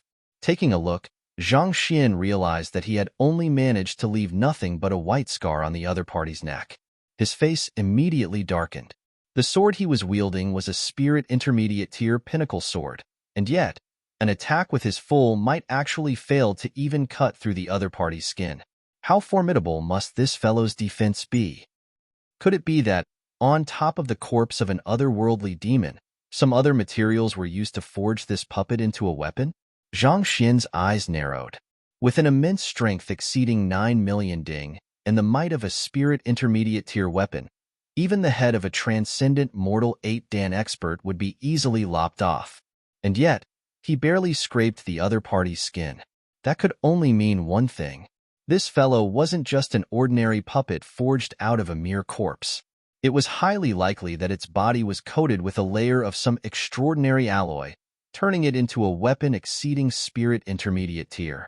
That was the only plausible explanation as to why Zhang Xian's attack was rendered ineffective. How do I fight against something like this? Zhang Xian's face turned exceptionally awful. Even his strongest weapon wasn't sufficient to break through the other party's defense. In other words, he was incapable of hurting the other party. Needless to say, kill it. Who? While Zhang Xian was in the midst of despairing, the otherworldly demon puppet, infuriated by his backstab, turned around and smashed its massive fist at him. Its fist seemed to wield strength comparable to a mountain, compressing the air and space with a loud sonic boom. Even before it could reach Zhang Xian, he could already feel a searing heat in his surroundings, as though he had been placed in a massive cauldron. Might of a searing cauldron. Legend has it that when one's fist reached a certain strength, the shock wave of one's punch would become reminiscent of a searing cauldron, capable of even melting steel. Zhang Xian had always thought that it was just an exaggeration of old legends, but to think that he would experience it himself. Retreat. Knowing that it was impossible to stand against such a powerful punch, Zhang Xian immediately rushed backward. Pung. However, the room was simply too small. Barely after retreating 2 steps, he felt the cold wall pressing tightly against his back. Dragon Scale Amulet. Knowing that it would be impossible for him to dodge this attack, Zhang Xian was left with no choice but to activate the amulet from before. There were only 3 uses to this object. He had used it once in the Soul Oracle Tomb, and this was his second use. A light barrier appeared and shrouded him. Boom!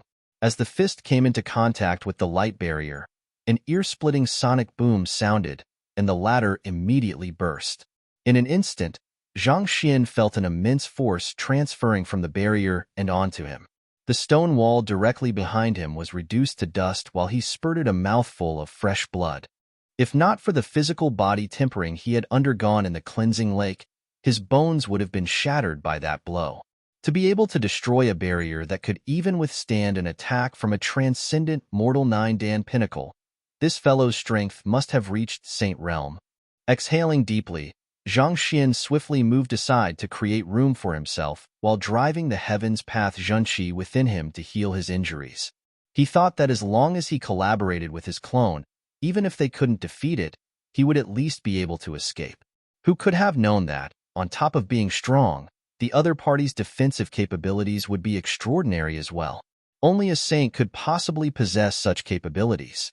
At Zhang Xian's current cultivation, it was impossible for him to defeat the other party. Unless there's a spirit pinnacle weapon for me to wield. Zhang Xian clenched his fists tightly in agitation. Due to the other party's overwhelming defense, even though he knew its flaws, with his current strength, it was impossible for him to exploit them against the other party. However, it was possible for him to make up for his weakness through a stronger weapon. If there was a spirit pinnacle weapon here, he might still stand a chance against the puppet. Otherwise, the only fate that awaited him would be death. What should he do? Ever since his transcension, everything had been smooth sailing. He never thought that a day would come where he would meet with such a dangerous situation. If the other party was a living being, he might still be able to hoodwink it through his importation of heaven's will, just as he had done with the otherworldly demon back then. But a puppet possessed no sentience at all. No number of words could possibly sway a being whose only purpose of existence was to accomplish the instructions asked of it. While Zhang Xian was at a loss, he suddenly heard Luo Qiqi's telepathic voice in his head. "Teacher, there's a passageway in here. Come in." Many things had happened, but it had only been 10 breaths since she entered the stone door. It seemed as though she found something within it. All right. Zhang Xian flicked his wrist and exerted another wave of sword qi. At the same moment, he had his clone attack from behind. After all was done, he immediately turned around and fled for the stone door. His clone was indestructible, so he had nothing to fear, but Zhang Xian was different. Should his head be caved in by that fearsome fist, he would really die on the spot. Jai. Seemingly sensing Zhang Xian's intention, the otherworldly demon puppet flew into a greater rage. Paying no heed to his sword qi, it charged forward right at Zhang Xian. It wanted to use the fearsome might of its charge to smash Zhang Xian's body. Damn it! Zhang Xian gritted with his teeth in frustration. If it was just a single punch, he could still avoid it with his movement art. However, if it was an entire body, this narrow room had no space for him to dodge at all. Once that massive body crashed into him, even if he were to survive, he would be as good as dead. Scram! At that moment, his clone suddenly charged forward and struck the otherworldly demon puppet's side. Pung! Even though his clone wasn't sufficiently strong to knock down the puppet, he still managed to cause a slight deviation in the direction of its charge. What should have struck Zhang Xian's body squarely ended up sweeping by his shoulder. Wong! At that crucial moment, Zhang Xian activated the last dragon scale amulet, and with a loud kacha, the light barrier broke. Under the immense force of that charge, Zhang Xian fell through the stone door. Clone, come back! While Zhang Xian was flying through the air, he returned the clone into his storage ring before crashing into the wall once more. A worried voice called out from in front of him. Teacher. Turning around, he saw a passageway behind the stone door. It seemed like there was some kind of mechanism in here which Luo Qiqi had triggered in the time she was in here. The passageway was narrow, allowing only one person to pass through at a time. The place where he had crashed into was the wall of this exact passageway. Knowing that the huge fellow could come rushing in at any moment, Zhang Xian immediately stood up and dashed inward, not daring to hesitate in the slightest. The passageway wasn't too long, only around 10 meters or so. Zhang Xian came to the end within half a breath, and a vast stone chamber appeared before him. It was much larger than the room from before, spanning over several thousand square meters. Not expecting that there would be such a huge space behind that narrow passageway, Zhang Xian was taken aback. While Zhang Xian was examining the area curiously, Luo Qiqi said excitedly, Teacher, you're right. These are indeed Grandmaster Wu Yangzi's living quarters. Here are the books and cauldron that he left behind. Lifting his gaze, he saw the young lady looking at her excitedly. She was, of course, delighted to see that her teacher was fine, but it was something else that was causing her excitement. Books? Cauldron? Lifting his gaze, under the illumination of numerous night illumination pearls, there was a row of giant bookshelves behind the young lady. Not too far away from the bookshelves stood a massive cauldron.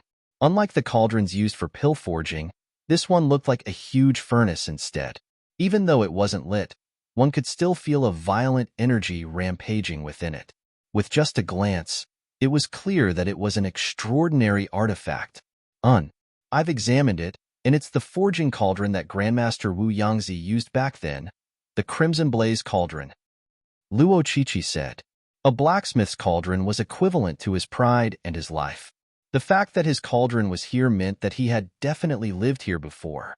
In other words, they were at the right place. The Burying Sorrow Lodge was indeed where Grandmaster Wu Yangzi had lived after he had been kidnapped.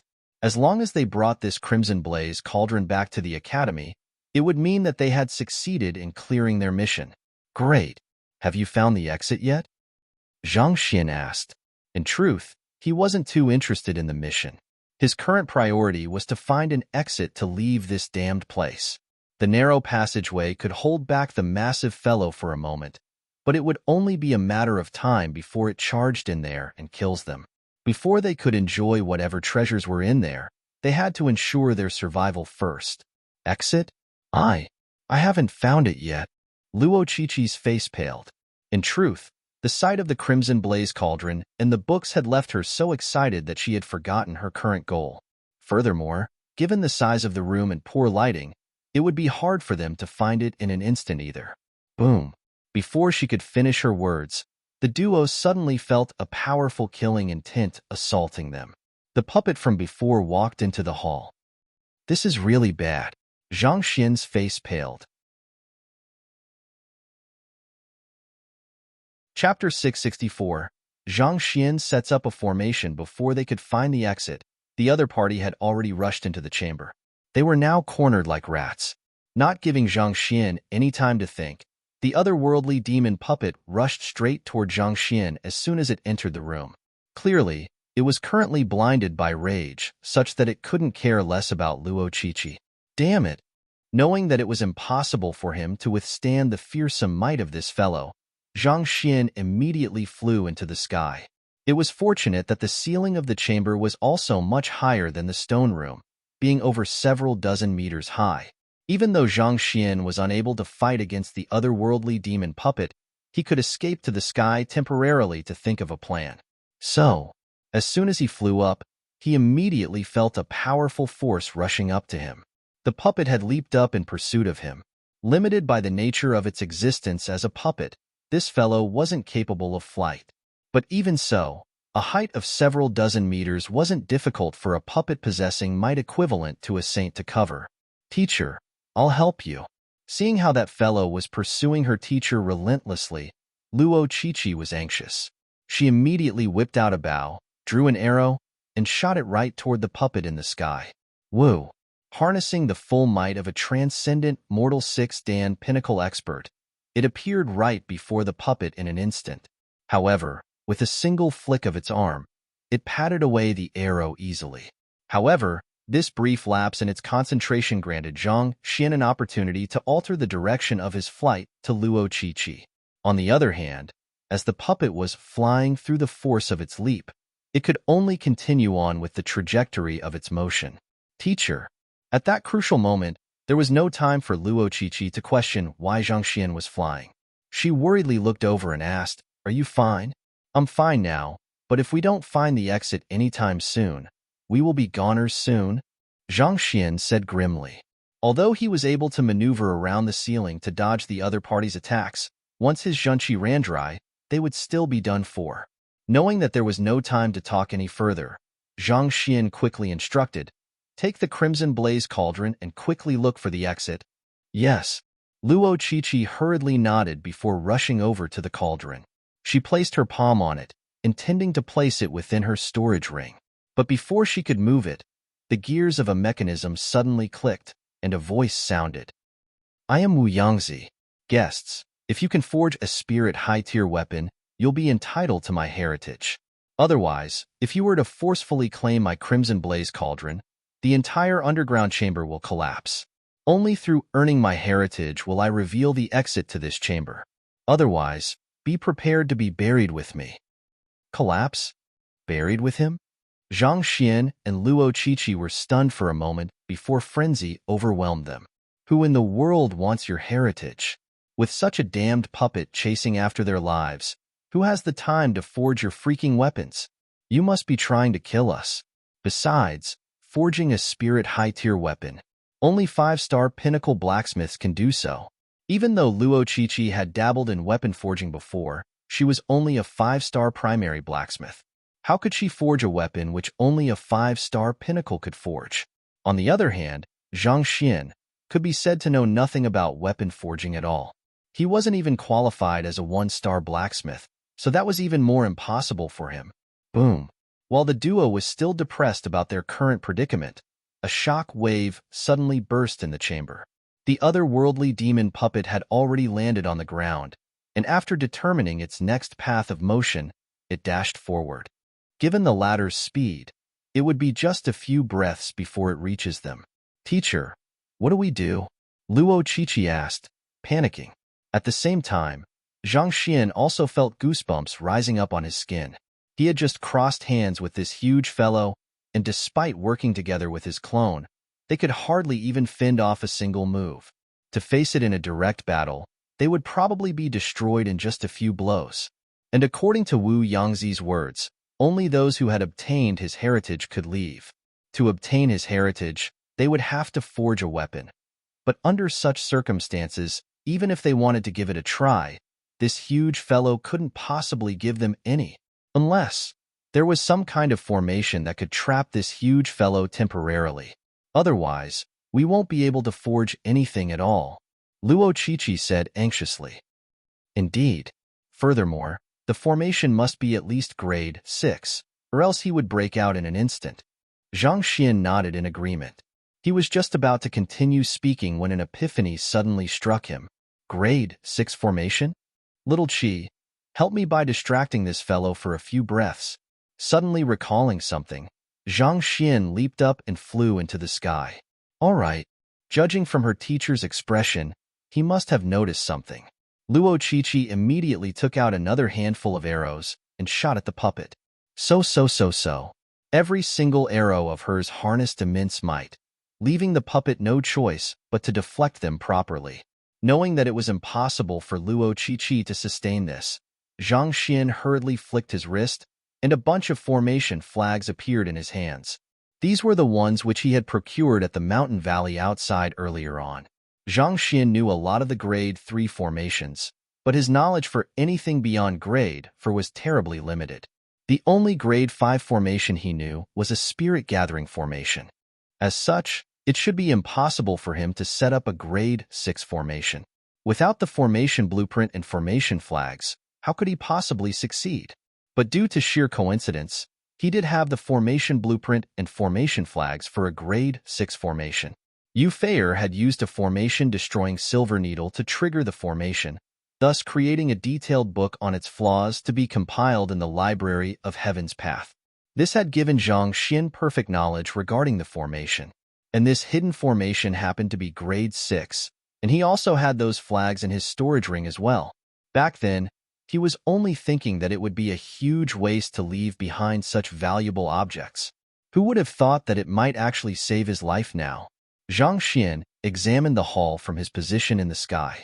The chamber is sufficiently huge for me to lay out the formation.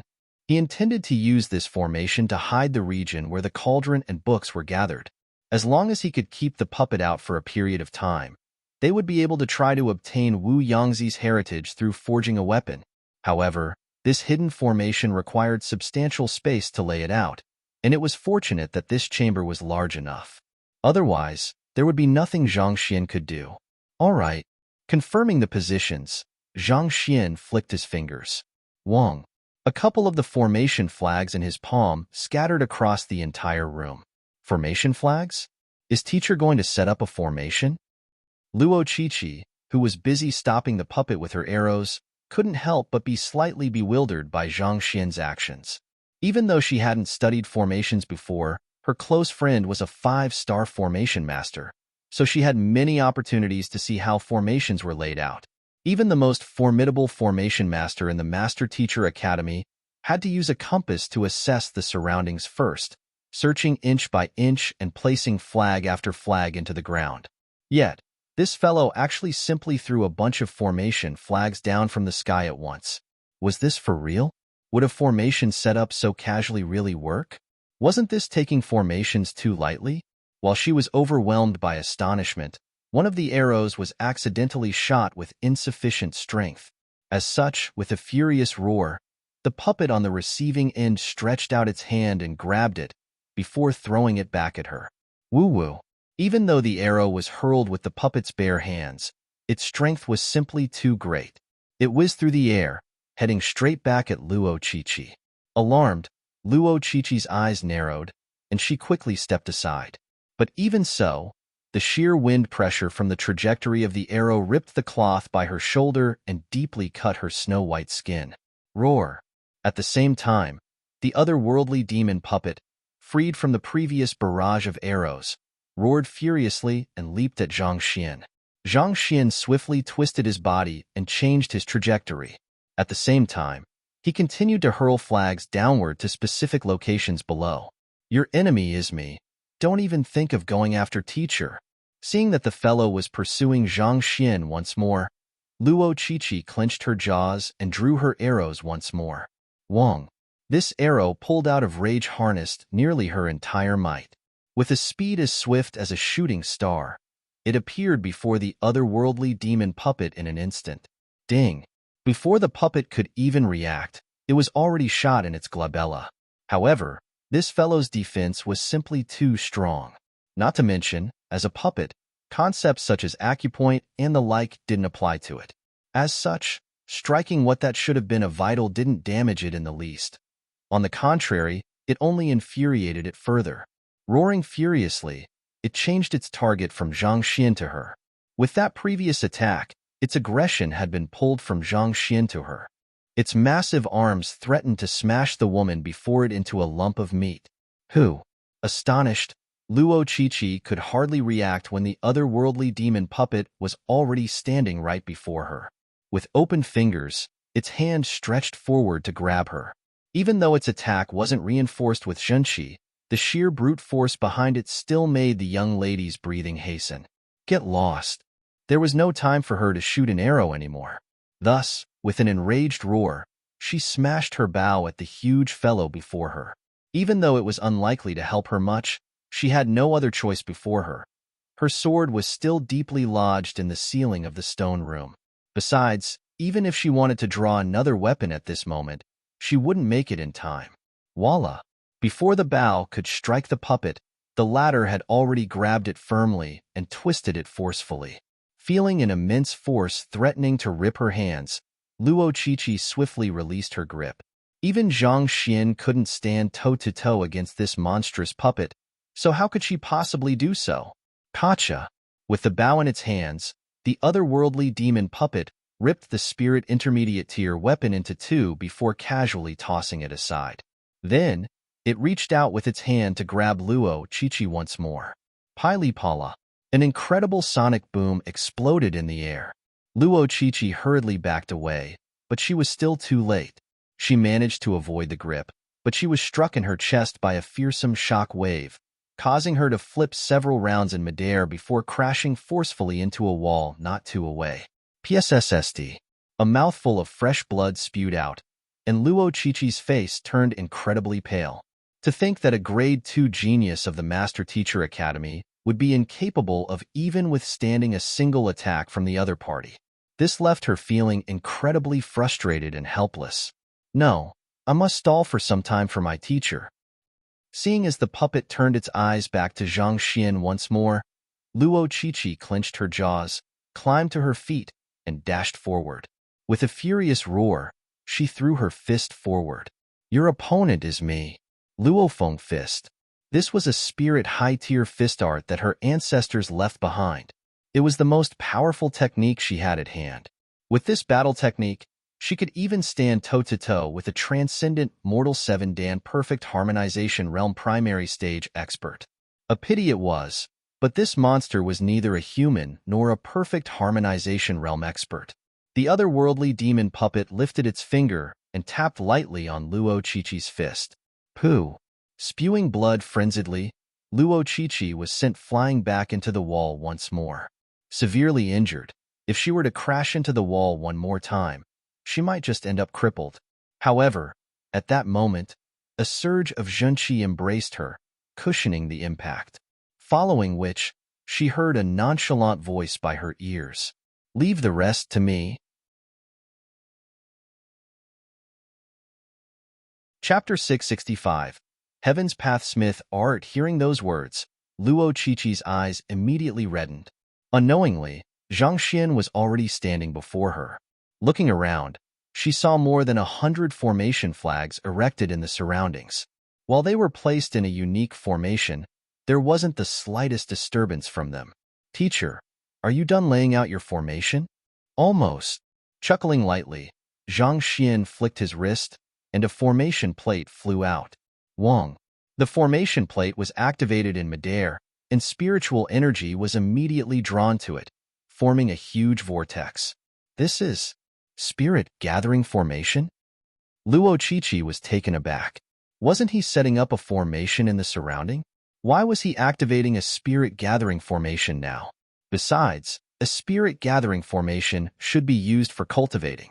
She had never heard of anyone using it in a battle, especially against one that possesses the strength of a saint. Roar. The puppet seemed to be taken aback by the formation plate as well, but after realizing that nothing had happened at all, it immediately charged forward like a rampaging beast. As the other party swiftly closed the distance between them, Luo Qiqi grew tenser and tenser.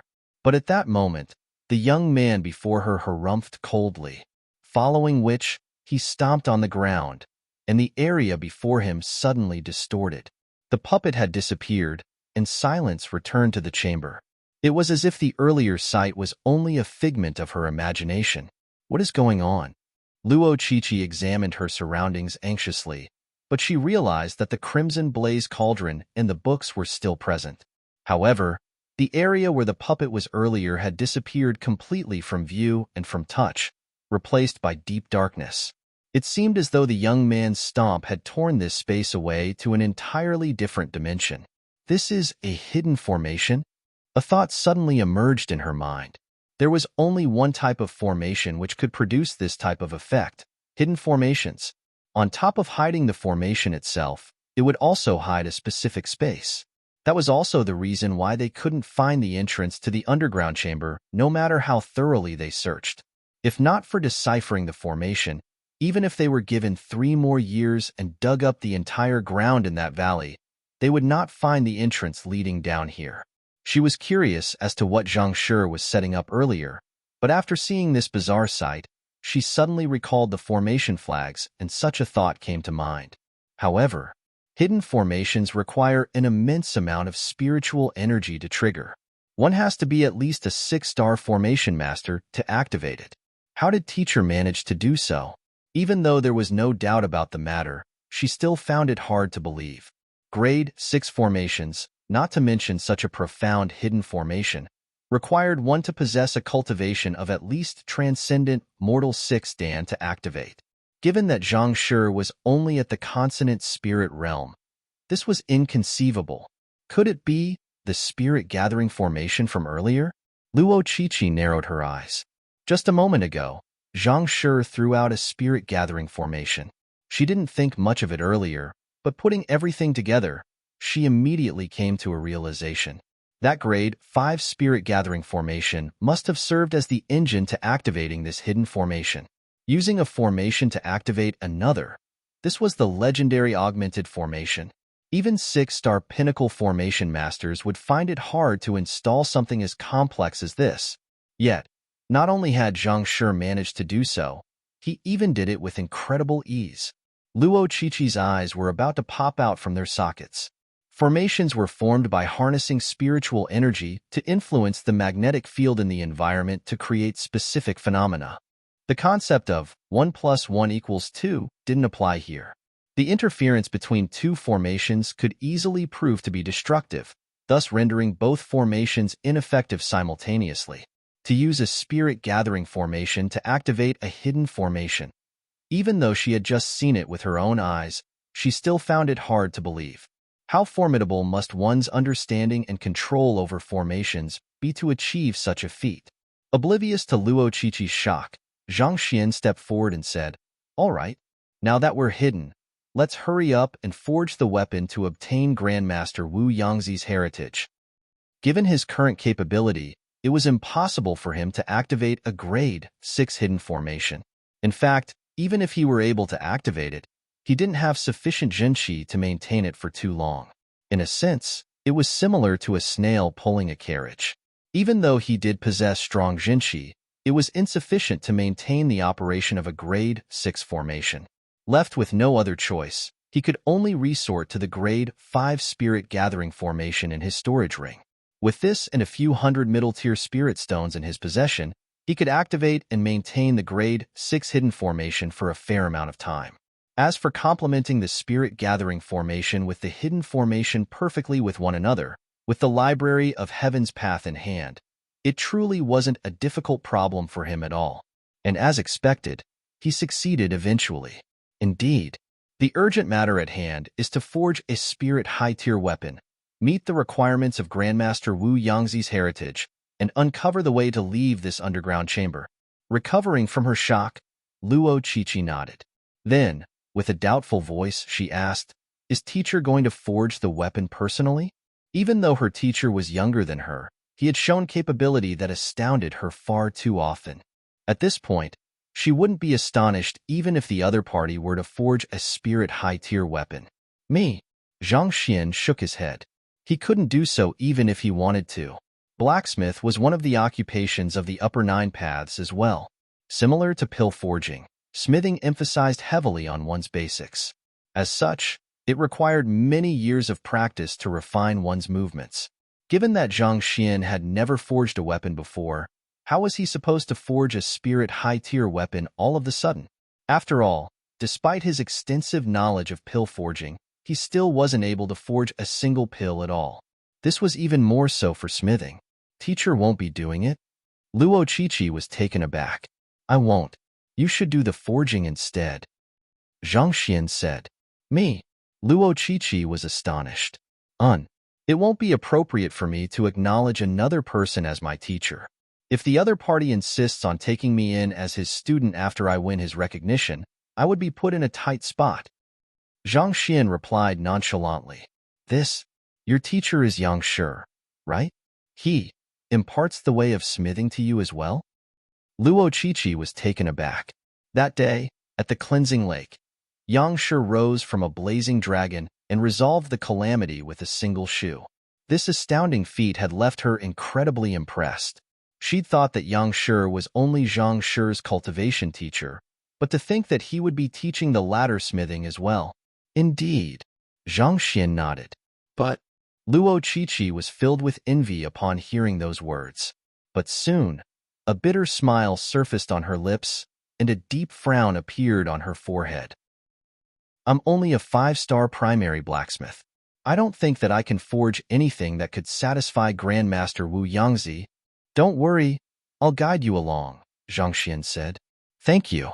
Hearing that the other party would guide her along, Luo Qiqi's face flushed in agitation.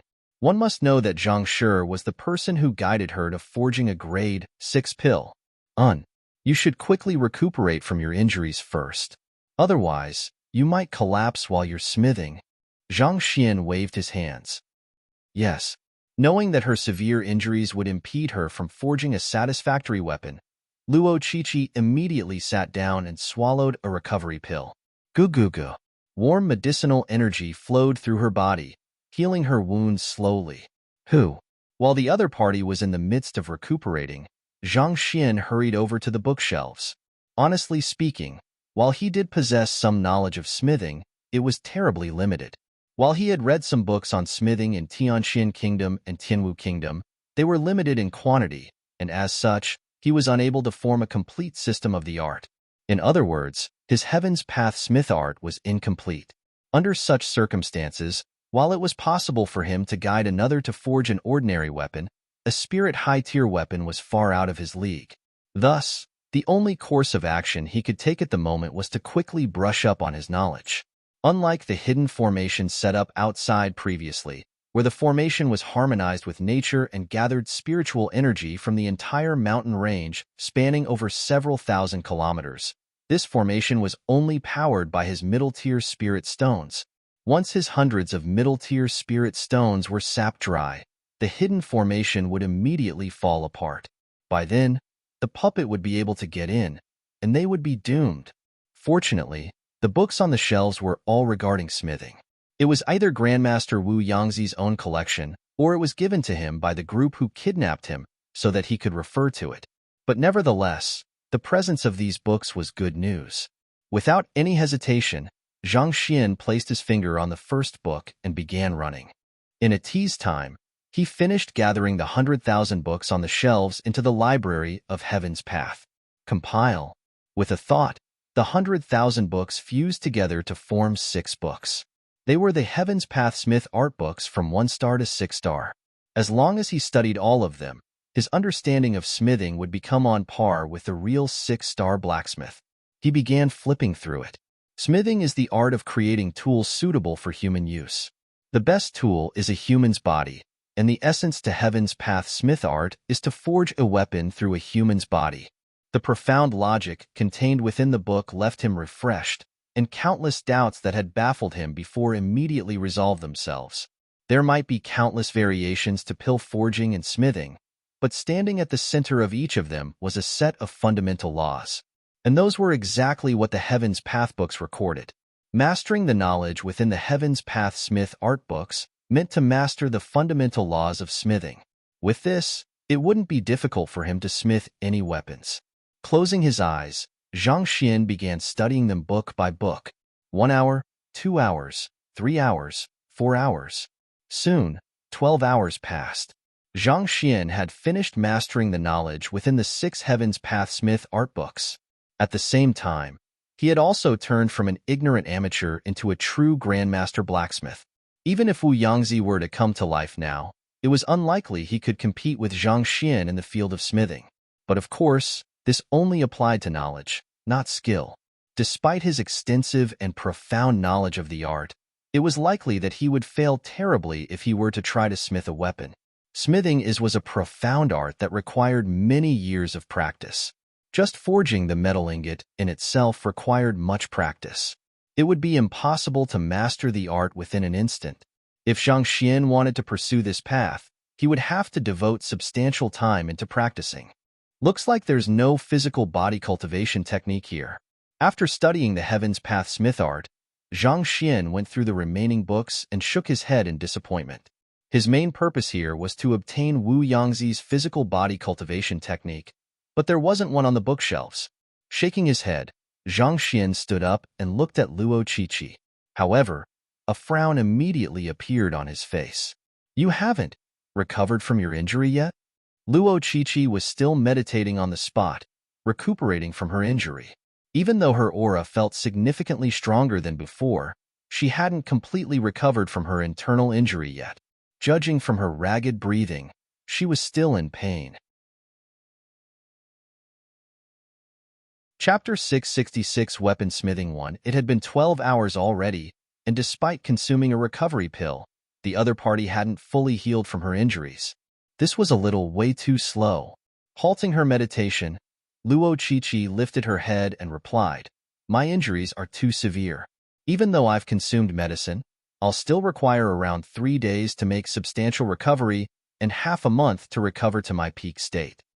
She had incurred serious injuries from the previous battle, and to be able to heal within 3 days was already an incredible feat after all. Recovering from one's injuries wasn't like eating, where one could speed up just because one wanted to. Hearing that she would still require such a long period of time, Zhang Xian frowned.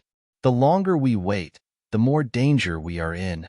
While they were currently hidden by the formation, no one could guarantee that there wouldn't be any abrupt changes, especially not in a foreign place like this. Time was a luxury for them at the moment. After a moment of hesitation, Zhang Xian asked, Do you have a qi regeneration pill? Qi regeneration pill? I do, Luo Qiqi replied. Qi regeneration pill was one of the most common medicaments that cultivators used to recover their zhenqi. Naturally, there were different tiers to cater to those of different cultivation realms. Similar to spirit-gathering formations, a single leap in the tier of the pill would spell a world of difference in its effectiveness. The Qi regeneration pill in her possession was at grade 5 primary. Even if her zhenqi were to be sapped dry, by consuming one, she would be able to recover around 50% of her zhenqi for a short moment to cope with any danger before her. Flicking her wrist, she took out one. Grabbing the pill, Zhang Xian circled it around his fingers before passing it back. Eat it. Yes. Even though Luo Qiqi was perplexed, she still swallowed the pill. Qi regeneration pills were only used to recover one zhenqi. Given that her zhenqi was currently full at the moment, what was the use consuming it?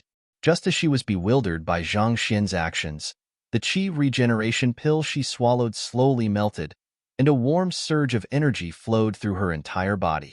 Wherever the energy flowed, her injuries, be they internal or external, healed at a noticeable pace.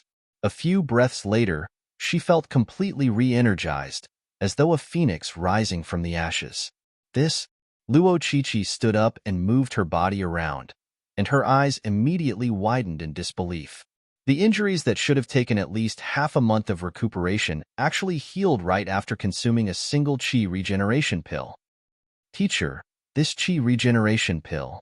No matter how slow she might be, it was clear that her teacher had done something to the qi regeneration pill to turn it into such an incredible recovery medicine. Without even using a cauldron or adding in any medicinal herbs, just by touching it, he was able to change the property of a pill. How in the world did he do it? Zhang Xian waved his hands casually and instructed, All right, prepare yourself. We will start smithing soon.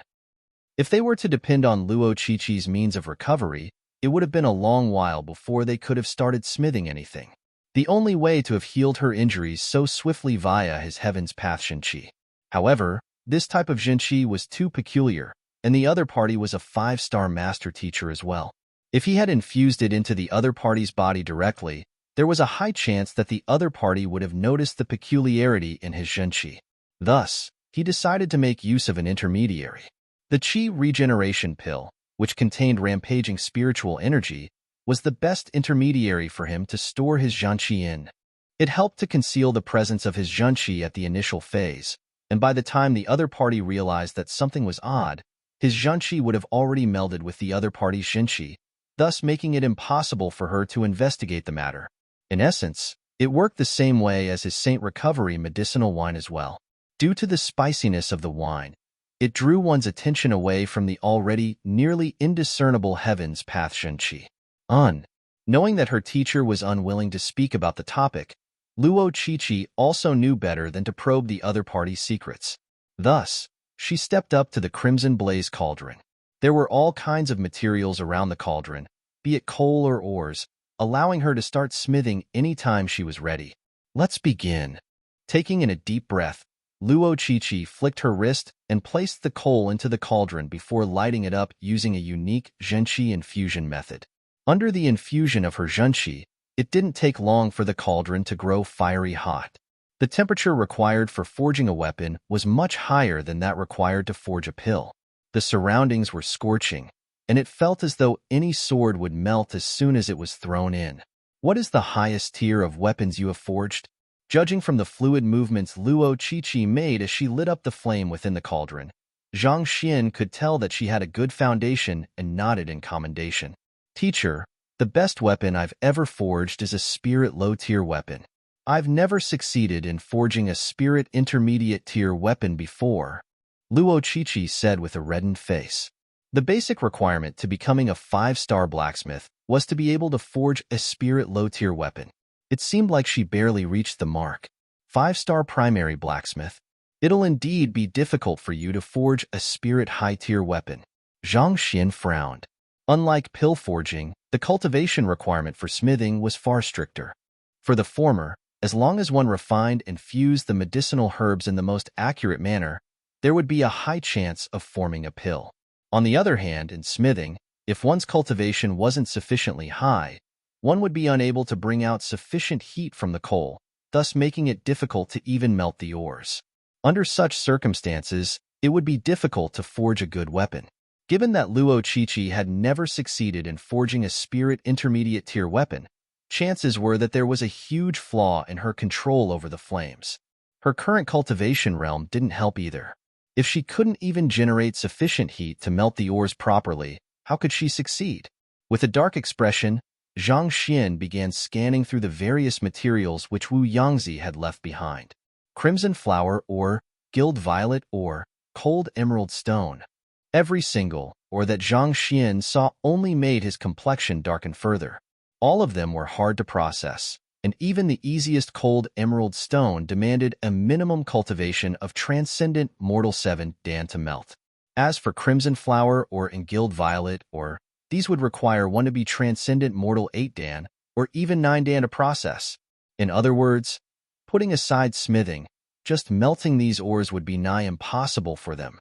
After a long moment of thought, Zhang Xian finally said, "Given your current capability and cultivation realm, forging a spirit high-tier weapon is impossible.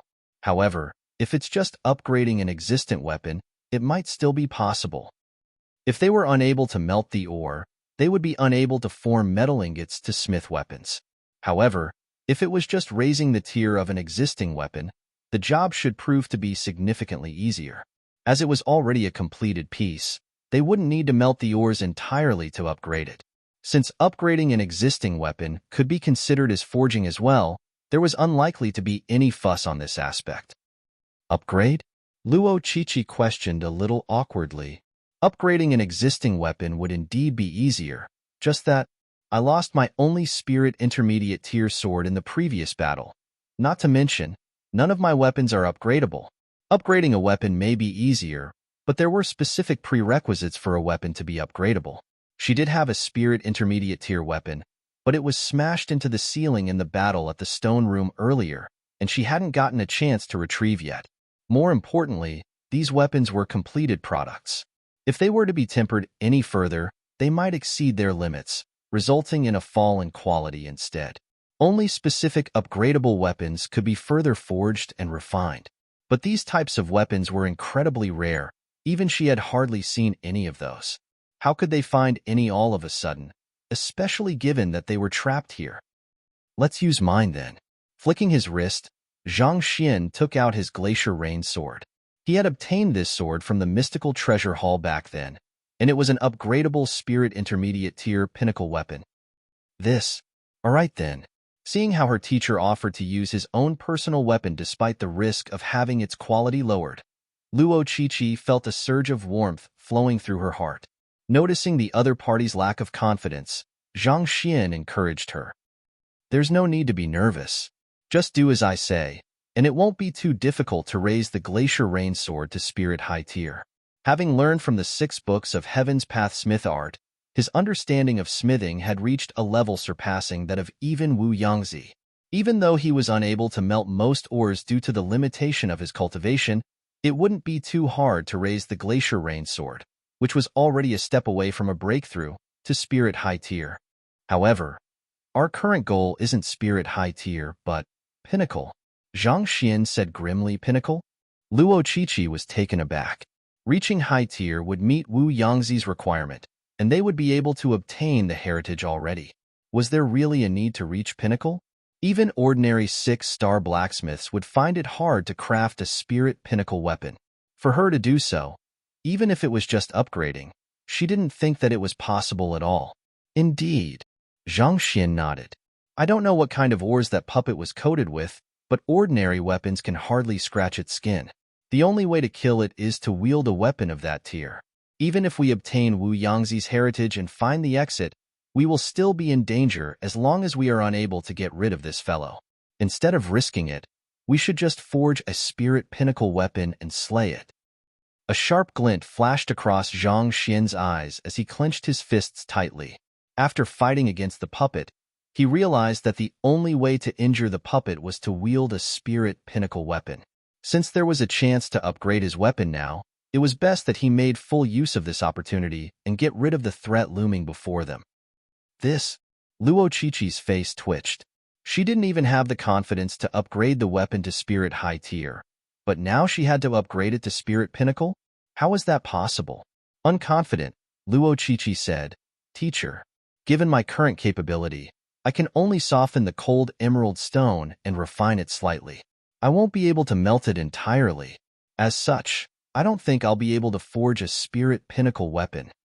Don't worry, that's enough. Understanding her worries, Zhang Xian smiled and reassured her. Enough? Luo Qiqi blinked her eyes in confusion. Cold emerald stone was indeed a rare and valuable ore, but it was significantly inferior to the crimson flower ore and gild violet ore. Not to mention, her inability to fully melt the ore would make it harder to fuse it with the Glacier Rain Sword. Given that, it would be already difficult to raise it to Spirit High Tier. Needless to say, Pinnacle. How could she possibly succeed? Of the entire smithing process, what is the most important step to making a weapon sharper and harder? Zhang Xian asked. It's quenching. Luo Qiqi replied. Quenching could induce a qualitative change in a weapon through fusing the various materials within it better. Performing the quenching process well could cause a significant quality difference in two weapons forged using the same materials and smithing techniques. Using pill forging as an analogy, the more thoroughly the various medicinal herbs were fused together, the higher the quality of the formed pills. As such, quenching was an extremely important process that would determine the ultimate tier of the weapon. It was a technique that countless blacksmiths dreamt of mastering, but very few succeeded. Zhang Xian chuckled. Indeed, it's quenching. Under normal circumstances, the greater the difference in temperature, the better the effects of the quenching. However, given the limitations of your cultivation, it'll be impossible for us to raise the temperature to a satisfactory level.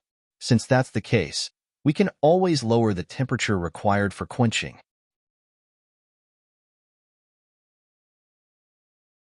Chapter 667 Weaponsmithing 2. Lower the temperature required for quenching? Luo Qiqi was taken aback. Weren't weapons quenched with water? There was a limit to how cold a water could be before it would turn into ice. So how could the temperature required for quenching be reduced? Besides, Zhang Xian was viewing the matter too lightly. The difference in the temperature wasn't all that mattered.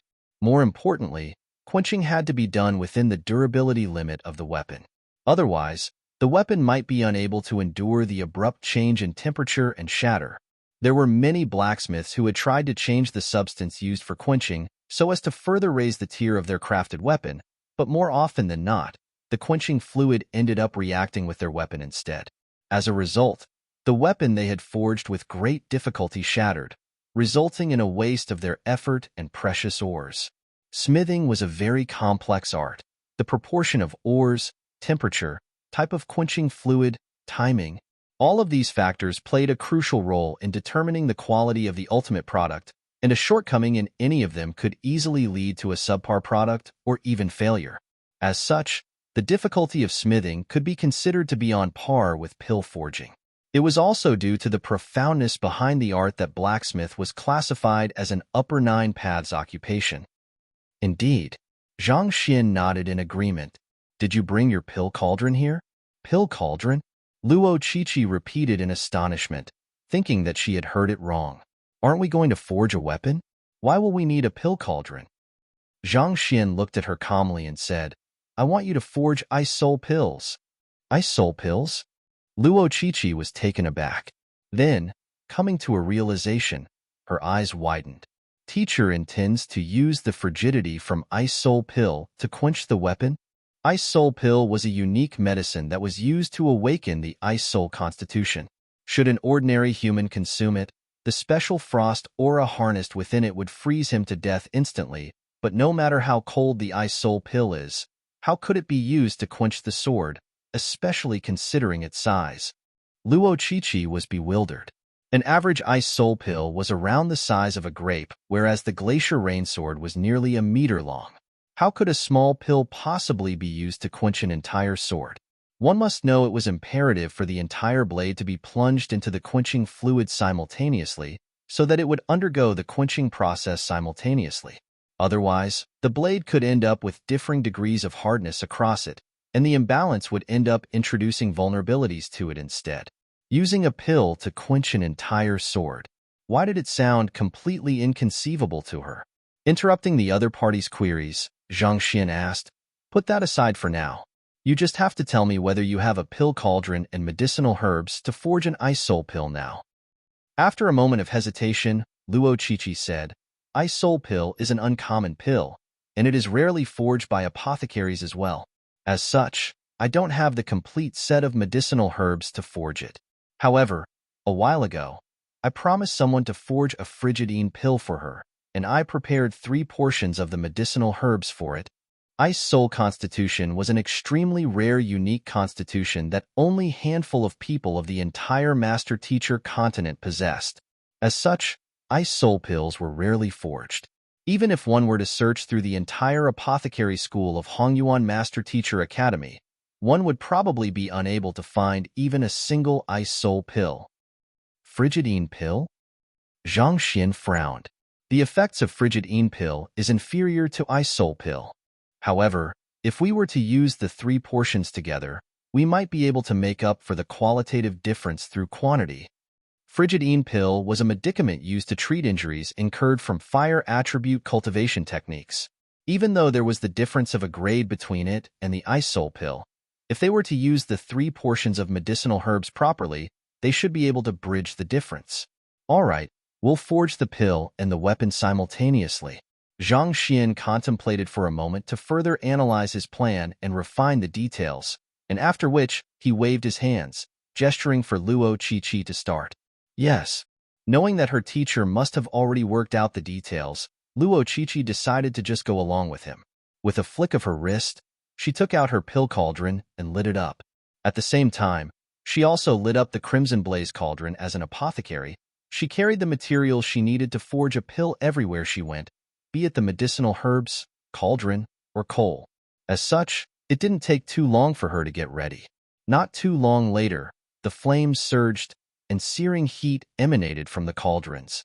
Teacher, after laying out the medicinal herbs required for the forging of frigidine pill neatly on the table not too far away, Luo Qiqi turned her gaze to her teacher. While she didn't know what Zhang Shi was up to, after witnessing the various miraculous feats he had accomplished, she possessed a near equivalent of blind faith in the latter. Perhaps, with the other party's guidance, she might just be able to upgrade a Spirit Intermediate tier weapon to Spirit Pinnacle. On the other hand, Zhang Xian took a glance at the cauldrons and instructed, the cauldrons still aren't hot enough. Continue raising the temperature. Frigidine pill is a cold attribute medicine.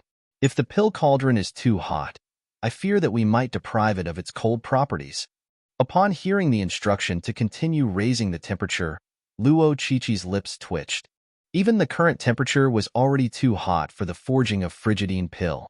Any further than that, and the frigidine pill would melt before its formation, thus evaporating any frigid aura it should harness. But instead of explaining, Zhang Xian simply reiterated his instruction. Continue raising the temperature. Yes. Gritting her teeth, Luo Qiqi drove her zhenqi and infused it into the coals. Xiong xiong xiong xiong. Huge flames burst forth from the cauldrons, threatening to melt down the pill cauldron. Place the glacier rain sword and cold emerald stone into the crimson blaze cauldron. Perplexed as she was, Luo Qiqi decided to just follow Zhang Xian's instructions. She picked up the sword and cold emerald stone and placed it in the smithing cauldron. Upon contact with the searing cauldron, the glacier rain sword immediately glowed crimson as the intense heat whittled down its flexibility and durability. If it were to be retrieved from the cauldron right now, it would surely suffer a sharp fall and tear. At the same time, the cold emerald stone also started to soften. However, the temperature of the cauldron seemed to be too low to melt it entirely. In the pill cauldron, add 3 stalks of crimsontail grass. 3 breaths later, add a stalk of frigidine grass.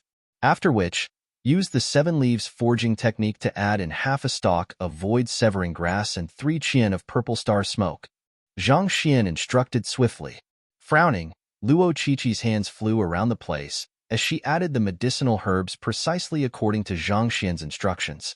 As a famous genius of the apothecary school, her talent in pill forging far surpassed that of her smithing.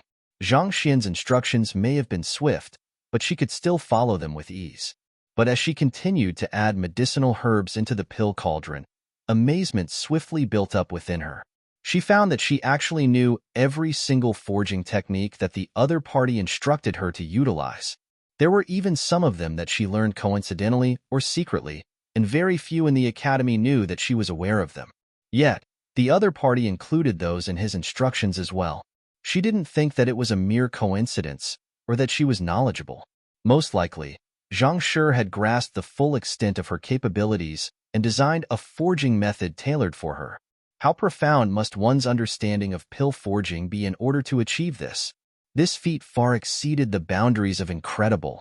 It was terrifying. Even her teacher, school head Lu of the apothecary school, would be incapable of such a feat. To think that the purple star smoke and the void severing grass could be added into the cauldron simultaneously.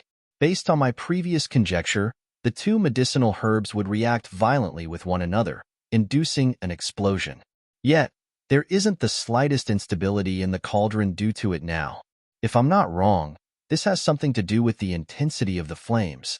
While Luo Qiqi was astonished, she was also ruminating on the various steps of the forging process. The sequence at which Zhang Shi instructed her to add the medicinal herbs in was completely contrary to the frigid pill formula that she learned in the past. On top of that, the speed of the forging this time round was so swift that it was mind-boggling. Typically, it would take at least 3 to 4 hours for her to finish forging the frigidine pill. However, in less than half a minute, she had already added in half of the 3 portions of medicinal herbs. A thought suddenly came to her, and her eyes narrowed in shock. Wait a minute. Does Zhang Shi intend to forge the 3 portions of medicinal herbs simultaneously? But this is impossible. The reason why 3 portions of medicinal herbs were usually prepared was to serve as a backup should the pill forging fail. In other words, the medicinal herbs were intended to be used in 3 separate forging processes. And yet, Zhang Shi actually instructed her to throw all of them into the pill cauldron, putting 3 portions of medicinal herbs into a single cauldron. To make an analogy, it was similar to a person driving 3 horses at once. Was that even possible? Worried, she quickly turned to her teacher for reassurance, only to see the latter continuing to issue instructions nonchalantly. Use the cascading silk forging technique to add in 3 stalks of tricoin grass and 2 petals of red-leafed flower. Never mind, there is definitely no mistake in listening to teacher's instructions. Clenching her jaws in resolution, Luo Qiqi continued adding more medicinal herbs into the cauldron according to Zhang Xian's instructions. Back then, in the apothecary guild, she was also worried that the cauldron would explode at any moment. However, following the other party's instructions, not only did she succeed, she even managed to forge a grade 6 medicinal solution, gaining precious experience in the midst of doing so. After witnessing the many eye-widening, tongue-tying means of Zhang Shi, Surely this should be nothing for her to worry about as well. The further she progressed into the forging process, the faster the pace at which medicinal herbs were thrown in. As such, it didn't take long before the cauldron was teetering before its breaking point. She wasn't able to overcome her anxiety the previous time, but after having experienced it once, she learned to let go of her fears. Just as she was busy adding more medicinal herbs into the pill cauldron, Zhang Shi's instructions suddenly sounded again. Intensify the flames for the crimson blaze cauldron. Yes, the rapid pace at which the forging was going at currently had left her a little flustered. Upon hearing that the flames of the crimson blaze cauldron had to be intensified, Luo Qiqi hurriedly drove her Jinqi and infused it over frenziedly through her left hand. Hula! The flames immediately intensified with zeal. Using Zhenqi to control the temperature of the flames was the most fundamental skill that every apothecary and blacksmith would learn as soon as they come into contact with the art. As a talented apothecary, Luo Qiqi had no problem doing so. What she was truly struggling with at the moment was multitasking. With a hand busy with the medicinal herbs while the other infusing Jinqi into the crimson blaze cauldron, it didn't take long for her entire face to be drenched with sweat. The cauldrons before her also kept rocking non-stop, threatening to explode on her at any moment. Teacher. Flustered, Luo Qiqi quickly turned to look at Zhang Xian.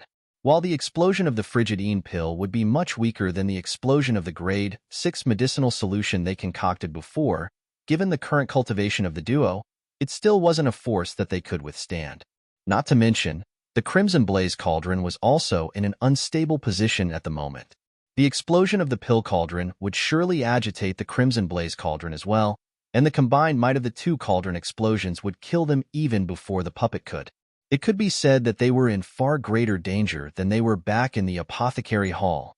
When they forged the grade 6 medicinal solution back then, the head of the apothecary guild was around, and the forging was done within the apothecary guild as well. Even if an explosion were to occur, the guild leader and the formation within the guild would surely suppress the explosion as soon as possible, thus minimizing the damage. However, there was no such insurance here. Don't panic. Add a stalk of mint aroma flower into the pill cauldron. Zhang Xian continued instructing calmly. In truth, he was also anxious at the sight of the rocking cauldrons, but he knew that this was the only way they could survive the dire situation they were in. If the Glacier Rain Sword didn't reach Spirit Pinnacle, they would be unable to kill the puppet. Even if they were to find the exit, they would surely be unable to escape. Having experienced the fearsome might of that puppet firsthand, he knew that they would never be able to outrun it given their current cultivation. Thus, this was their best and possibly only shot at survival. Seeing her teacher's nonchalant attitude to the matter, Luo Qiqi felt reassured. Nodding, she continued intensifying the flames in the crimson flame cauldron with her left hand while grabbing the mint aroma flower with her right. Hulala! As soon as the mint aroma flower was thrown into the pill cauldron, the energies within it seemed to abruptly calm down. Luo Qiqi heaved a sigh of relief. However, at that moment, she suddenly felt a bizarre sensation in her left hand, so she hurriedly turned her head to take a look. With a glance, her eyes immediately narrowed. Teacher, bad news. The Glacier Rain Sword is melting. Unknowingly, the fiery red crimson rain sword had softened, and it was just a matter of time before it would be reduced to mere metallic fluid. Chapter 668. Third Acknowledgement of Celestial Master Teacher. Even though the Glacier Rain Sword was a spirit intermediate tier weapon, due to its cold attribute, its melting point was significantly lower than other weapons of the same tier. The crux behind upgrading a weapon was to fuse one or a few rare metals into the original weapon. One of the greatest taboos in this process was to melt the original weapon. If the original weapon were to lose its original shape, it would lose its original attributes, and the weapon would have to be reforged from scratch. That would mean an increase in the difficulty by several-fold. As Luo Qiqi had been multitasking, she hadn't been paying attention to the Glacier Rain Sword. Who knew that while she was preoccupied with placing a few medicinal herbs into the pill cauldron, the Glacier Rain Sword would actually reach its melting point.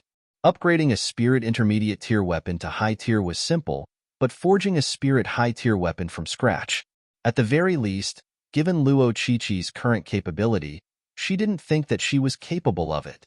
Just as she was completely flustered by the sudden situation, Zhang Shi's confident voice sounded, "Add a droplet of purple star grass's medicinal extract onto the glacier rain sword." Purple star grass's medicinal extract? All right. As soon as she took out the medicinal extract, she suddenly froze as she came to a realization. Onto the glacier rain sword?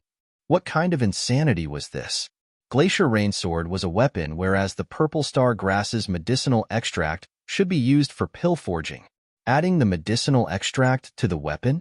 That was no different to adding some minced meat and tomato ketchup on a metal ingot while trying to cast a metal pot. Are you sure you are forging a weapon and not barbecuing it to eat? Are you certain you didn't issue the wrong instruction? That's right, hurry up, Zhang Xian urged. All right. With twitching eyelids, Luo Qiqi flicked her wrist, and the medicinal extract immediately fell on the melting glacier rain sword. Tzizila. The sizzling sound reminiscent of barbecued meat echoed in the air. The medicinal extract flowed down the sword as it gradually turned into a white mist, emanating a deep aroma. How fragrant! The aroma wafting in the air made Luo Qiqi subconsciously draw in a deep breath. The purple star grass did leave a pleasant smell upon contact with flames. Perhaps she could make something to eat with it in the future. Just as she was harboring such thoughts, intense vertigo suddenly assaulted her, and her legs began wobbling weakly. This is bad. Luo Qiqi's eyes narrowed as it suddenly dawned on her what she had just done, and her heart froze. The purple star grass was an extremely rare medicinal herb. Its name originated from the purple spots reminiscent of little stars on its surface. The medicinal herb usually served as a mediating factor to facilitate the forging process of other pills, but if used individually, it carried a slight poison that could induce hallucination and dizziness. Mesmerized by the pleasant scent, she actually neglected this. They were currently at a crucial moment in the pill forging and smithing. If she were to faint, there was little doubt that a cauldron explosion would occur. To be killed by a simultaneous explosion of a pill cauldron and a smithing cauldron. Should their bodies be found, they would probably go down as the first to do so in the long history of Hongyuan Empire. Luo Qiqi attempted to gather her concentration, but her eyelid kept drooping down persistently. As hard as she struggled, drowsiness clung to her tightly, unwilling to relinquish its grasp over her. Zhang Xian's face darkened. This is bad. He had refined his plans in anticipation of the many different things that could possibly go wrong in the forging process, but how could he have expected Luo Qiqi to be so careless as to inhale the poisonous fume of the purple star grass? It was unbecoming of a 5-star apothecary to be so careless, but still, Luo Qiqi couldn't be entirely blamed for the matter. The purple star grass was a rare medicinal herb that was hardly used by apothecaries, and even on occasions that it was required, it would usually serve as a mediating factor. As such, it wasn't too surprising for her to neglect its other properties. Furthermore, with her attention devoted to multitasking between the smithing and the pill forging, she had little capacity to process other thoughts either. It was the unfortunate combination of such factors that made her fall prey to the poisonous fumes. If Luo Qiqi were to lose consciousness, they would be doomed. Even though Zhang Xian had vast knowledge of pill forging and smithing, he was unable to translate them into practical skills for his own use. Under current circumstances, a double cauldron explosion would be inevitable. Or perhaps, could the formation be retracted so that they could draw the puppet over to kill it through the explosion? But Zhang Xian couldn't control the timing and might of the explosion accurately either. If the explosion proved to be too strong, even if they were to survive the primary impact, there was a chance that the ceiling might collapse inward, burying them alive. More importantly, the puppet possessed extraordinary defensive ability. The might of the explosion might be fearsome to them, but there was no guarantee that it would be fatal to that fellow. Goo goo goo goo. Anxious, Zhang Xian was just about to rush forward to wake Luo Qiqi wake up when the cauldron before him shook intensely once more. Violent energies rampaged within it, and an explosion was imminent. The essence of the limit revolving pill forging technique was to keep the cauldron teetering just before the breaking limit. As a result, Even the slightest lapse in concentration could easily result in an explosion. With the sudden onslaught of the drowsiness spell, the forging sequence was already delayed by nearly 2 breaths. If the medicinal herb wasn't added in at this very instant, an explosion would really occur. But given Zhang Xian's current proximity to the medicinal herbs, even if he were to dash forward at this very instant, he still wouldn't make it in time. Add the red-leafed beard into the cauldron. Overwhelmed by anxiety, Zhang Xian shouted. But this time, perhaps due to his sheer determination willing it to happen, his voice was subconsciously imbued with impartation of heaven's path. Who? Despite her lack of consciousness, Luo Qiqi's movements remained as fluid as ever. She stretched her hand forward to grab the red-leafed beard and threw it into the cauldron. Voila! As the medicinal herb fell into the cauldron, the signs of explosion finally calmed down. Surprised by the turn of events, Zhang Xian blinked in a daze for a short moment before excitement gushed through his body. Why didn't he think of this from the very start? As long as one's words were aligned with the quintessence of nature, one could induce another to follow one's instructions, willingly or not. Luo Qiqi might have fallen into a semi-conscious state, but this didn't hinder the effects of impartation of heaven's will on her. In fact, with her emotions out of the equation, the pill forging was progressing smoother than before. Place the cold emerald stone beside the glacier rain sword, following which, use the bamboo drawing forging technique to add a blade of frozen ingrass into the pill cauldron. Having succeeded once, Zhang Xian continued, using his impartation of heaven's will. Before this, Luo Qiqi still had to process the differing sets of instructions for the 2 cauldrons and work simultaneously, and this had caused her to fall into a fluster. However, under the effects of the impartation of heaven's will, her hands could operate freely from one another. One focused on smithing while the other focused on pill forging. In an instant, her efficiency doubled. Tzzzzzz. As the cold emerald stone was placed with the glacier rain sword, Tzla, the two began fusing with one another. Frowning, Zhang Xian said, "Take out the sword and use the layered tempering technique to hammer it 779 times." Hearing the instructions, Luo Qiqi shook her left hand, and the sword immediately fell onto a stone platform. She grabbed the hammer that Wu Yangzi had left behind and started hammering the sword. Zhang Xian continued instructing her. Add the leisure flower stem and baoxing extract into the pill cauldron and raise the intensity of the flames by 30%. After that, use the lucid pitching hands to shake the cauldron 7 times. Huahualala. Luo Qiqi followed his instructions calmly, without the slightest error. Humans are subordinate to their emotions. Never having forged a pill and smithied simultaneously before, it was natural that Luo Qiqi had felt trepidation upon seeing the pill cauldron being brought to the verge of explosion. With this kind of fear plaguing her, her movements had become restricted, thus making it hard for her to succeed.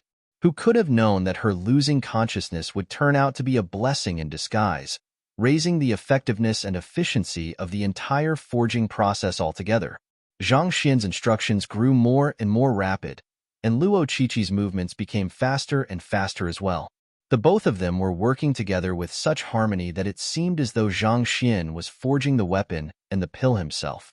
Even though the cauldron seemed as though it would explode at any moment, under Zhang Xian's astute instructions, it was actually extremely safe.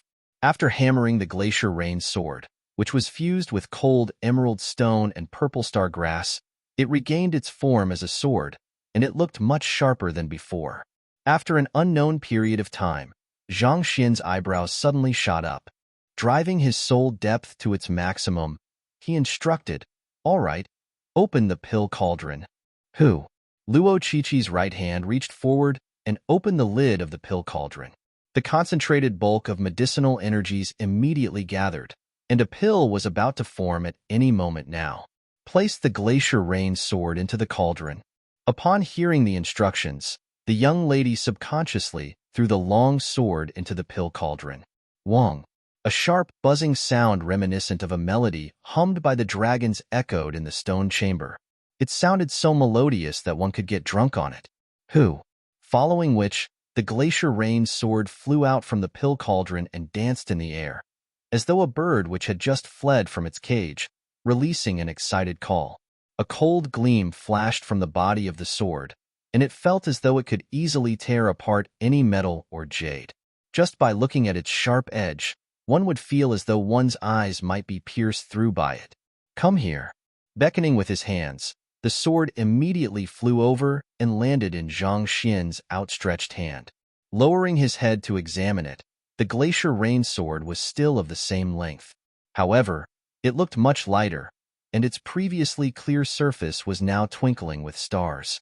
It felt as though the power of a celestial was infused into this blade, bringing an extraordinarily majestic disposition to the blade.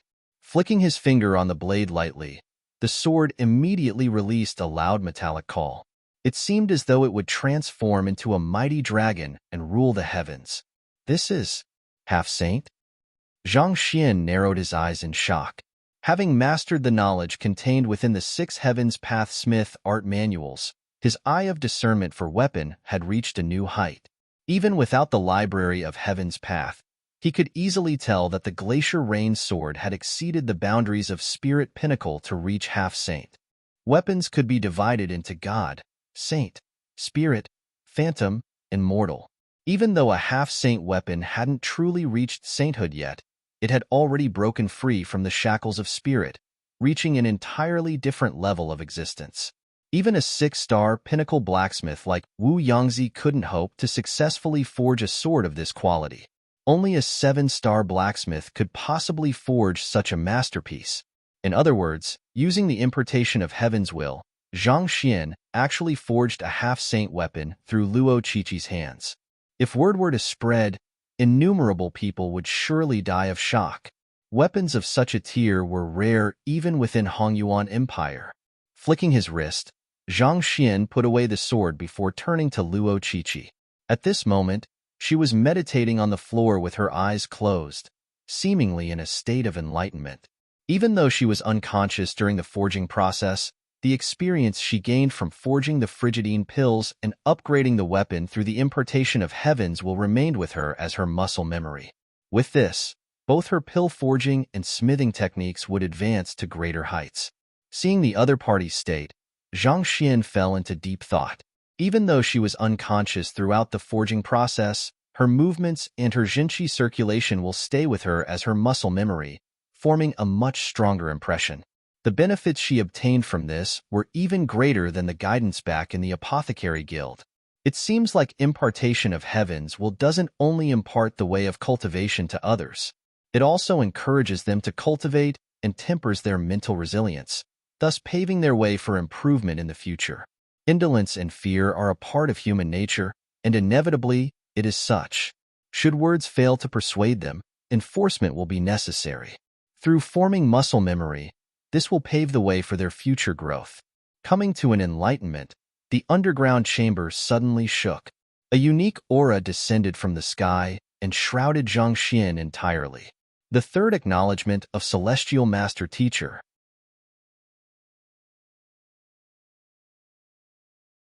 Chapter 669. Mind of Voidback in Huanyu Empire. At this moment, the collapsed infrastructure and cracked ground around the cleansing lake had already been fixed, and while the spiritual energy in the cleansing lake still wasn't as concentrated as before, it was showing signs of recovery. By the side of the cleansing lake, a huge stone tablet was erected, and 5 words were inscribed on it. Yang Shi throws his shoe. These words carried a majesty that seemed to draw one's eyes to them. With just a glance, one could tell that it was the work of a 5-star painter. Not too far from the stone tablet was where Zhang Xian rose from the top of a fire dragon and threw his shoe. By throwing the shoe, Zhang Xian was just seeking the point where the 3 energies intersected. It need not necessarily be a shoe. Nevertheless, the shoe was still taken by the Huanyu Empire as its national treasure, and a stabilizing formation flag was put in its place.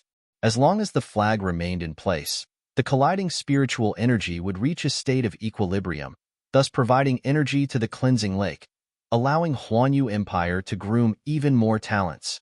It was truly a blessing in disguise for Huanyu Empire. Standing before the stone tablet, a historian recorded, Huanyu Empire, 67th year of Wantian's reign, winter. The spiritual energy from the verdant mountain, dragon-scaled river, and earth vein collided, destroying the cleansing lake and threatened to lay ruin to the capital. However, Yang Shi descended from the sky and broke out of the perilous situation with a single shoe. While the historian was in the midst of writing, the water in the lake suddenly grew agitated, and bells chimed in the distance. Countless birds soared into the sky, shrouding the heavens. What is happening? I have no idea. Upon seeing this situation, the guards in the region stared at one another in confusion. Pavilion Master Wei, what is going on? Emperor Yi Wentian, who hadn't left the region, noticed the commotion as well and immediately rushed out from his room. Standing beside him was Pavilion Master Wei Jiang. Pavilion Master Wei suddenly recalled a certain ancient record he had read in the past and froze. Blessings of the 100 birds. Someone is being acknowledged for a celestial occupation. Yi Wentian froze as well. Celestial occupation? You mean someone has reached a proficiency in an occupation which even the heavens recognize? A celestial occupation represented the acknowledgement of the heavens for one's contribution and proficiency in a certain occupation. Those who could bring forth such a phenomenon were all top-notch geniuses who would surely achieve incredible feats in the future. For such a situation to occur here, doesn't that mean that there's a top-notch genius emerging in Huanyu Empire? That's right. Pavilion Master Wei nodded. Celestial occupation means that one's blessed by the heavens. Don't worry, I'll go and investigate it right now to see what occupation it is and who the one who triggered it is. You should. Tell me after you uncovered that person's identity. I must pay that genius a visit personally. Yi Wentian replied. All right. Pavilion Master Wei leaped onto the back of the savage beast and flew off to the Master Teacher Pavilion. However, before he could even enter the pavilion, an elder suddenly rushed over with a fearful expression on his face and reported, Pavilion Master, something bad has happened. The teacher acknowledgement hall has collapsed, and all of the ancestral tablets have fallen. The teacher acknowledgement hall has collapsed? Pavilion Master Wei was stunned.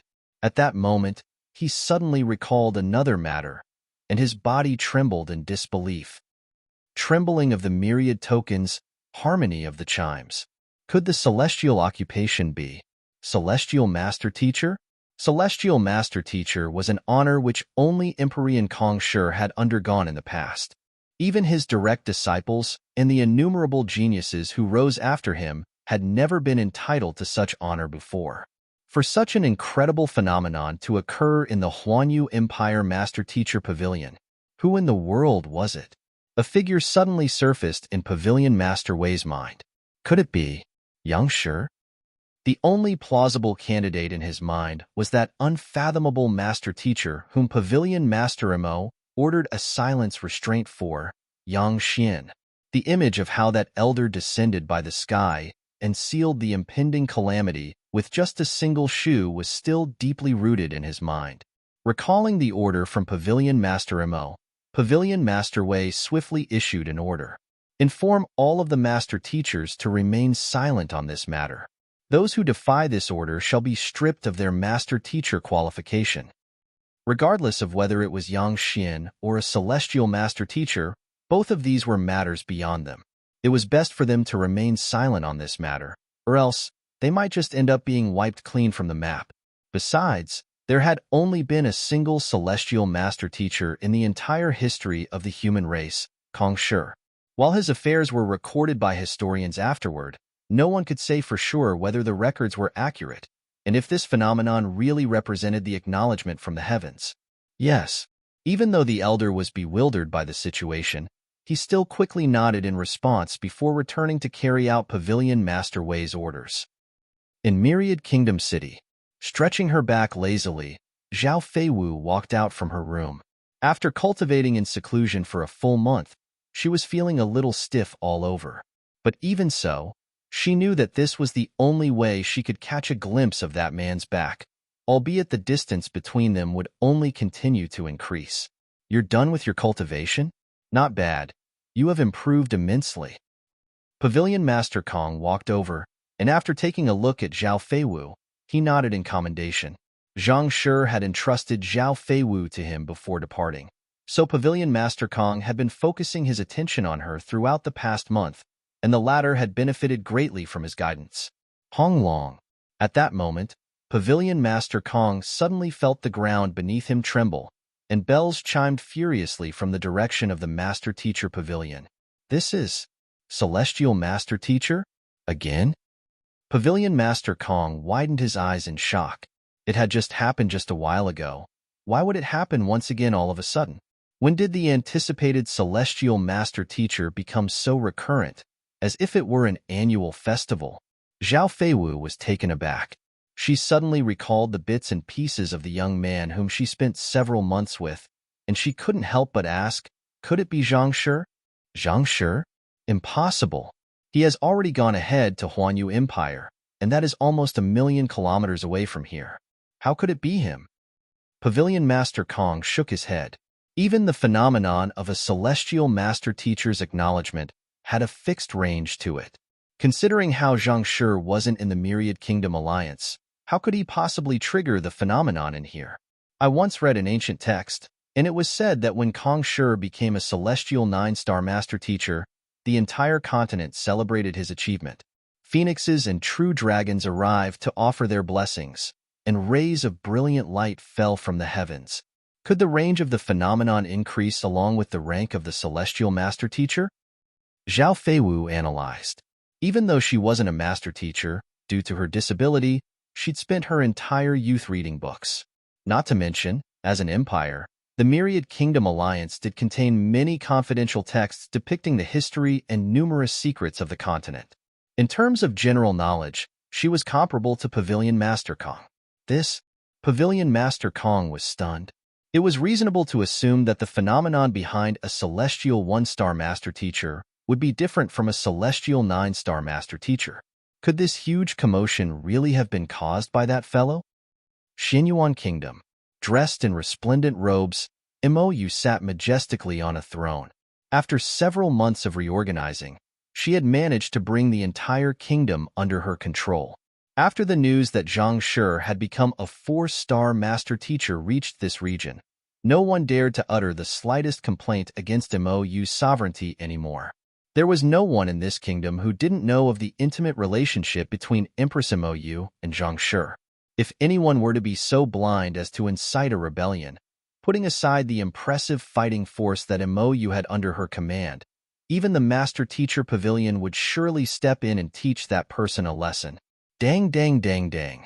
The officials were currently in the midst of reporting on the various affairs across the kingdom when the loud chiming of bells sounded from the direction of the Master Teacher Pavilion. Astonished, Mou subconsciously stood up. The other officials also turned their gazes over.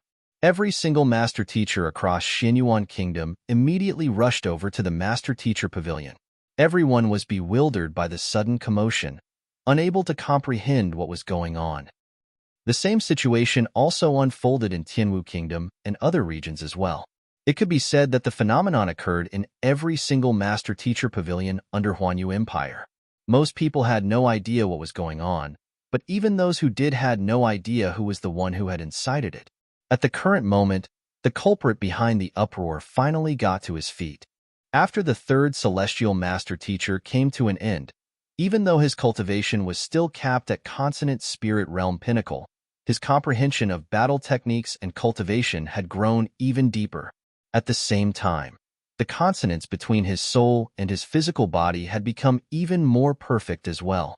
Naturally, his fighting prowess had been brought to new heights too. Even though I am still no match for perfect harmonization realm intermediate stage cultivators, there isn't anyone in the primary stage who can rival me anymore. Sensing the difference in him, Zhang Xian chuckled lightly. Even though Celestial Master Teacher didn't affect one's cultivation, it broadened one's mind and analytical capability, allowing one to see past the superficial. In a way, it was due to the previous 2 Celestial Master Teacher acknowledgements that Zhang Xian was much calmer than Luo Qiqi when facing the puppet earlier. My soul depth actually increased by 3. 0. Zhang Xian's eyes lit up. His soul depth had actually increased by 3. 0, more than it had done the previous 2 times. In other words, His current soul depth was 19.1, which was comparable to even a 6-star master teacher. To possess the soul depth of a 6-star master teacher despite being in one's 20s, just the thought of it was frightening. A soul depth increase of 3.0 was equivalent to the leap of an entire master teacher rank. If it had been anyone else, it would have taken dozens of years of cultivation to achieve the same breakthrough. Along with the rise in soul depth, Zhang Xian's impartation of heaven's will and eye of insight had grown even more powerful as well. In the past, Zhang Xian could only view things that were 2 small cultivation realms above of him. After the rise in his soul depth, it had increased to 3 small cultivation realms. In other words, given his current Jinqi cultivation of consonant spirit realm pinnacle, if a Cosmos Bridge realm advanced stage cultivator were to appear before him, he would be able to see through the flaws in the other party's moves through the eye of insight even without tapping into the library of Heaven's Path. The improvement in Zhang Xian's impartation of Heaven's will was even more fearsome. Even if it was a 6-star middle-tier master teacher, he was confident he'd be able to beguile the other party with his words. The greatest gain from this acknowledgement of celestial master teacher is not the increase in my soul depth or the enhancement of my impartation of Heaven's will and eye of insight. It is mind of void. After checking his physical condition, Zhang Xian clenched his fists tightly together in agitation. The acknowledgement of celestial master teacher had furthered his various abilities as a master teacher, but what left him the most delighted was that his physical body had gained the ability of mind of void. Mind of void, this was a state where one's physical body could move solely on habit, even without a soul or intent driving it. Back when Zhang Xian was in the cleansing lake, his soulless body was reduced to a state reminiscent of a corpse, unable to be controlled or moved. However, with the mind of void, his physical body was now able to cultivate or even fight without a soul. In fact, without having to go through his mind, the reflexes of his body would be faster than ever. If he were to face that puppet from before once more, he would be able to divide his body and soul to fight separately, thus exerting a far greater prowess than before. This is incredible. With this ability, I'll be able to multitask easily. Zhang Xian smiled in delight at his immense gains. At that moment, he suddenly heard a moaning sound beside him. Luo Qiqi had recovered from her state of enlightenment.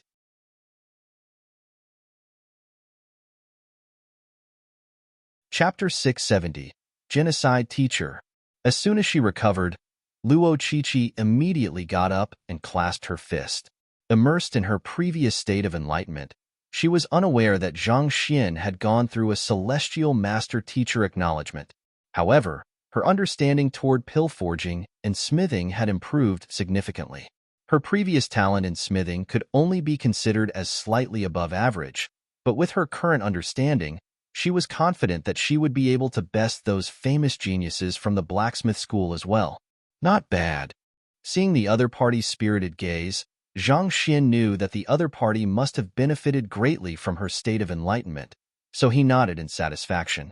No matter what, the other party was his student.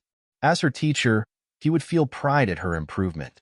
Teacher, thank you for your guidance. Luo Qiqi knelt down and kowtowed in gratitude. Who?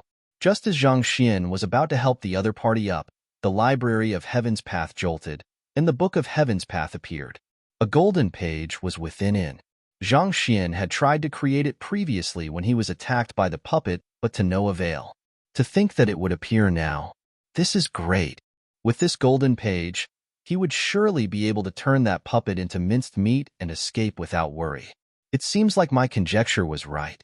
Only gratitude derived from the impartation of knowledge can induce the golden page. Zhang Xian nodded.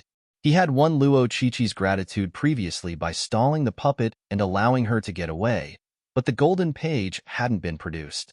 All of this was pointing to one fact. Only gratitude earned from accomplishing his duty as a teacher would trigger the golden page. Anything other than that was ineffective. Stand up. Since you have managed to smith a weapon with quality exceeding spirit high tier, let's see if you can receive Wu Yangzi's heritage and find the escape route. Seeing the golden page, Zhang Xian's mood lifted. He hurriedly helped the lady up, before flicking his wrist and placing the Glacier Rain sword on the platform before the Crimson Blaze cauldron. Jiaya. Having seemingly assessed that the quality of the sword had met the standard, the stone platform shook, and the voice from the mechanical recorder sounded once more. Congratulations, you have forged a weapon exceeding spirit high tier. As such, you're qualified to become my student, and I'll impart my life's work to you. Who? As he spoke those words, the ground before him trembled, and a stone pedestal slowly surfaced. To think that there was a mechanism below the stone chamber as well. On the stone pedestal, there's a total of 3 objects. First, there is a manual on the forging technique that I created through consolidating the essence of my understanding of smithing, zither forging technique. Second, there is my physical body cultivation technique, quintuple incandescence golden body. Last but not least, my experience here and the exit route. Even though I was trapped here, I didn't feel the slightest anger or hatred at all. Instead, by devoting all of my attention to smithing, I was able to forget my sorrows instead. However, it was a pity that there is a limit to a man's lifespan. My ultimate goal of forging a saint weapon remains out of my reach even as I approach the end of my life, and it will forever remain my greatest regret. I hope that after receiving my heritage, you can accomplish my wish and smith a saint weapon using my zither forging technique so as to appease my soul in the heavens above. This way, I'll be able to rest in peace. If you are willing, make a vow, and I'll reveal an important piece of information to you. This information concerns a treasure left behind from ancient ruins, and if you manage to obtain it, there will be no problem reaching sainthood. Reaching sainthood? Glancing at one another, Zhang Xian and Luo Qiqi's breathing hastened. Transcendent Mortal 9 Dan Chrysalis Realm was also known as the Embryonic Realm, Nascent Heart Realm, or Golden Core Realm. The main purpose of that realm was to gather the entirety of one's cultivation to form an origin embryo. Once the formation of the origin embryo was complete, one would be able to surpass one's limitation and achieve sainthood. The formation of the origin embryo was the final, as well as the greatest, hurdle that transcendent mortals would face, and many found themselves unable to overcome this challenge. Considering how this object provided a ticket to reaching sainthood, its value was indeed immeasurable. I agree. After glancing at Zhang Shi and receiving his approval, Luo Qiqi stepped forward and bowed deeply to the pedestal to signify that her acknowledgement as of Grandmaster Wu Yangzi as her teacher. Zhang Xian was Luo Qiqi's apothecary teacher. While he did impart the art of smithing to the latter as well, he didn't accept the latter as his disciple, so there were no qualms with her acknowledging another as her teacher. Not to mention, a precious treasure and a heritage were at stake here. After making her vows, the voice in the mechanical recorder finally continued speaking. Since you have made a vow, I will reveal the secret to you now. I have left most of my treasures and the information beneath my old mansion. At the 3 stars of the Earth Dragon, you just have to put down 3 formation flags according to the 3 stars, and the items will surface automatically. The voice came to a halt. 3 stars of the Earth Dragon? Old mansion? Zhang Xian and Luo Qiqi stared at one another, and they nearly fainted from anger. Are you taking us for a fool? It has been 2,000 years since you died. Who in the world would know where your old mansion was? Also, what the heck is the 3 stars of the Earth Dragon? Given that this cryptic message was left behind on a mechanical recorder, there was no way they could ask about it, and this only left them even more frustrated. To reveal the existence of a treasure to them but not identify the location clearly, just the thought of it left the duo lightheaded. Considering how Wu Yangzi was captured and brought here, there's no way of telling who would challenge his trial and obtain his heritage. As such, it's understandable that he would speak in riddles. Even though Zhang Xian was frustrated, he could understand the rationale behind the other party's actions. Given that Wu Yangzi was brought here against his will, any precious treasures that were on him must have been already taken away by his captors. Considering how his captors had the easiest access to this stone chamber, there was a high chance that they would have uncovered this information and claimed the treasure for themselves should the clue be too direct. Zhang Xian couldn't help but ask, but where is his old mansion? I have no idea either.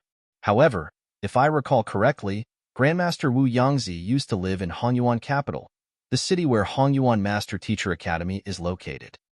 Luo Qiqi thought for a moment before continuing. I'll check the records after I return to the academy. It has only been 2,000 years, so I should be able to uncover some traces of it.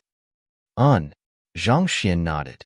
2,000 years might be a long time to a small kingdom like Tianxian Kingdom, and immense changes could happen to it in that time frame. But to a massive behemoth like Hongyuan Empire, the effects of the passing of 2,000 years wasn't as obvious. Tier 1 empires had Saint Realm experts, and considering how they possessed a lifespan of around 1,000 years, a span of 2,000 years could only be considered as the passing of 2 to 3 generations. Thus, it shouldn't be too difficult to find Wu Yangzi's old mansion. Let's take a look at his heritage. Since they couldn't access the treasure stuck in this underground chamber, there was no use thinking about it for now. Thus, Zhang Xian gestured for Luo Qiqi to look at the items on the stone pedestal. Luo Qiqi nodded and walked toward the stone pedestal. Of the 3 items that Wu Yangzi left behind, she reached out for the third one immediately, the way to escape from here.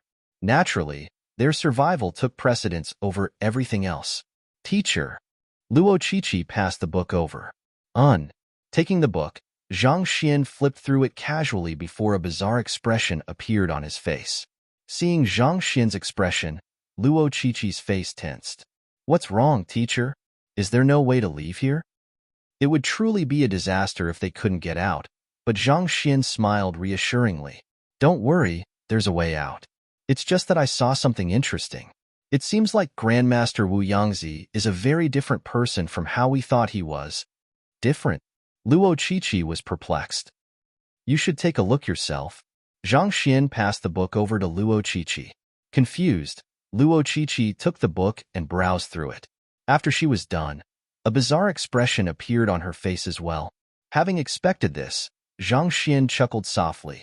Wu Yangzi was captured and brought to this underground chamber by the otherworldly demons. In other words, this underground chamber was a lair for the otherworldly demons. The otherworldly demons had once enjoyed great prestige ruling over the other races, including the humans. Yet, they had been forced to hide within remote places where the sun didn't reach just to survive. Naturally, they would seek to return to where they had once stood. As such, the first stone tablet inscribed with Yearning Abode Lodge actually reflected their wish instead of Wu Yangzi's. This was the reason why the 3 words carried the unique killing intent of otherworldly demons. This underground chamber was constructed by the otherworldly demons to avoid the pursuit of human cultivators, and it housed dozens of their brethren. Due to the skillful construction of the underground chamber, it didn't feel stifling despite the size of their group. As for why they had chosen to capture Wu Yangzi, the reason was simple. This bunch of otherworldly demons had hidden from the Master Teacher Pavilion for many millenniums, but due to their limited populace, they could only cross-marry, and this resulted in a degeneration in their genes, thus limiting their ability to reproduce. As such, their populace declined steadily, and they slowly approached extinction. To resolve this problem, they decided to capture Wu Yangzi, who was renowned for his proficiency in smithing and mechanisms then, to temper their bodies and prolong their lifespan. The idea was good, but how could tempering one's body and prolonging one's lifespan be easy? Putting aside how Wu Yangzi was only a 6-star blacksmith, even an 8-star or 9-star blacksmith wouldn't be able to achieve this feat.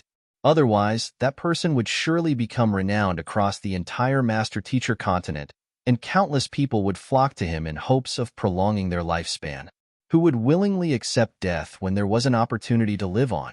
As such, Wu Yangzi was captured and locked within this stone chamber. While it was vast, it did little to reduce the fact that it was a prison. The only way to escape this stone chamber was through the narrow stone door, but so long as someone was guarding it, it was impossible to escape. Losing his freedom, even if he had smithing to accompany him, frustration and loneliness would surely slowly gnaw at him. As such, burying sorrow was incomprehensible. But through this book, Zhang Xian learned why Wu Yangzi granted this stone chamber such a name. The otherworldly demons who captured him wanted Wu Yangzi to temper their bodies and prolong their longevity, and that fellow was indeed tenacious. He went through all of the trouble and used every means at his disposal to temper their bodies to make them nigh indestructible. But at the same time, While tempering their bodies, Wu Yangzi also robbed them of their consciousness, turning them into puppets who could only obey orders. In other words, the puppet outside was actually one of the otherworldly demons who kidnapped Grandmaster Wu Yangzi, and it ended up being forged into nothing more than a puppet. Wu Yangzi knew that the otherworldly demons would never allow him to escape, so he designed a mechanism to secretly release the weapons he forged out into the world. He intended for them to trace his location through those weapons and organize a party to save him, but who knew that this wait would take him more than 2,000 years? In these 2,000 years, all of the otherworldly demons, except for those who had been tempered into mere puppets, had all died. This was the reason why the underground chamber seemed to be completely empty when their group entered. Eventually, as Wu Yangzi's lifespan approached its limit, he began to accept the fact that he might not be able to escape, so he decided to leave his heritage here. As for the puppet outside, it was probably the guard in charge of looking after Wu Yangzi's chamber and preventing him from leaving. Considering how all of the otherworldly demons had died out, it was probably still in the midst of fulfilling the last command issued to it. This, Luo Qiqi was in disbelief. Wu Yangzi was known to be an upright and honorable man. Who would have thought that he could be so scheming? To actually turn the otherworldly demons that had captured him into puppets? He sure was vicious. In a sense, this was as good as committing genocide.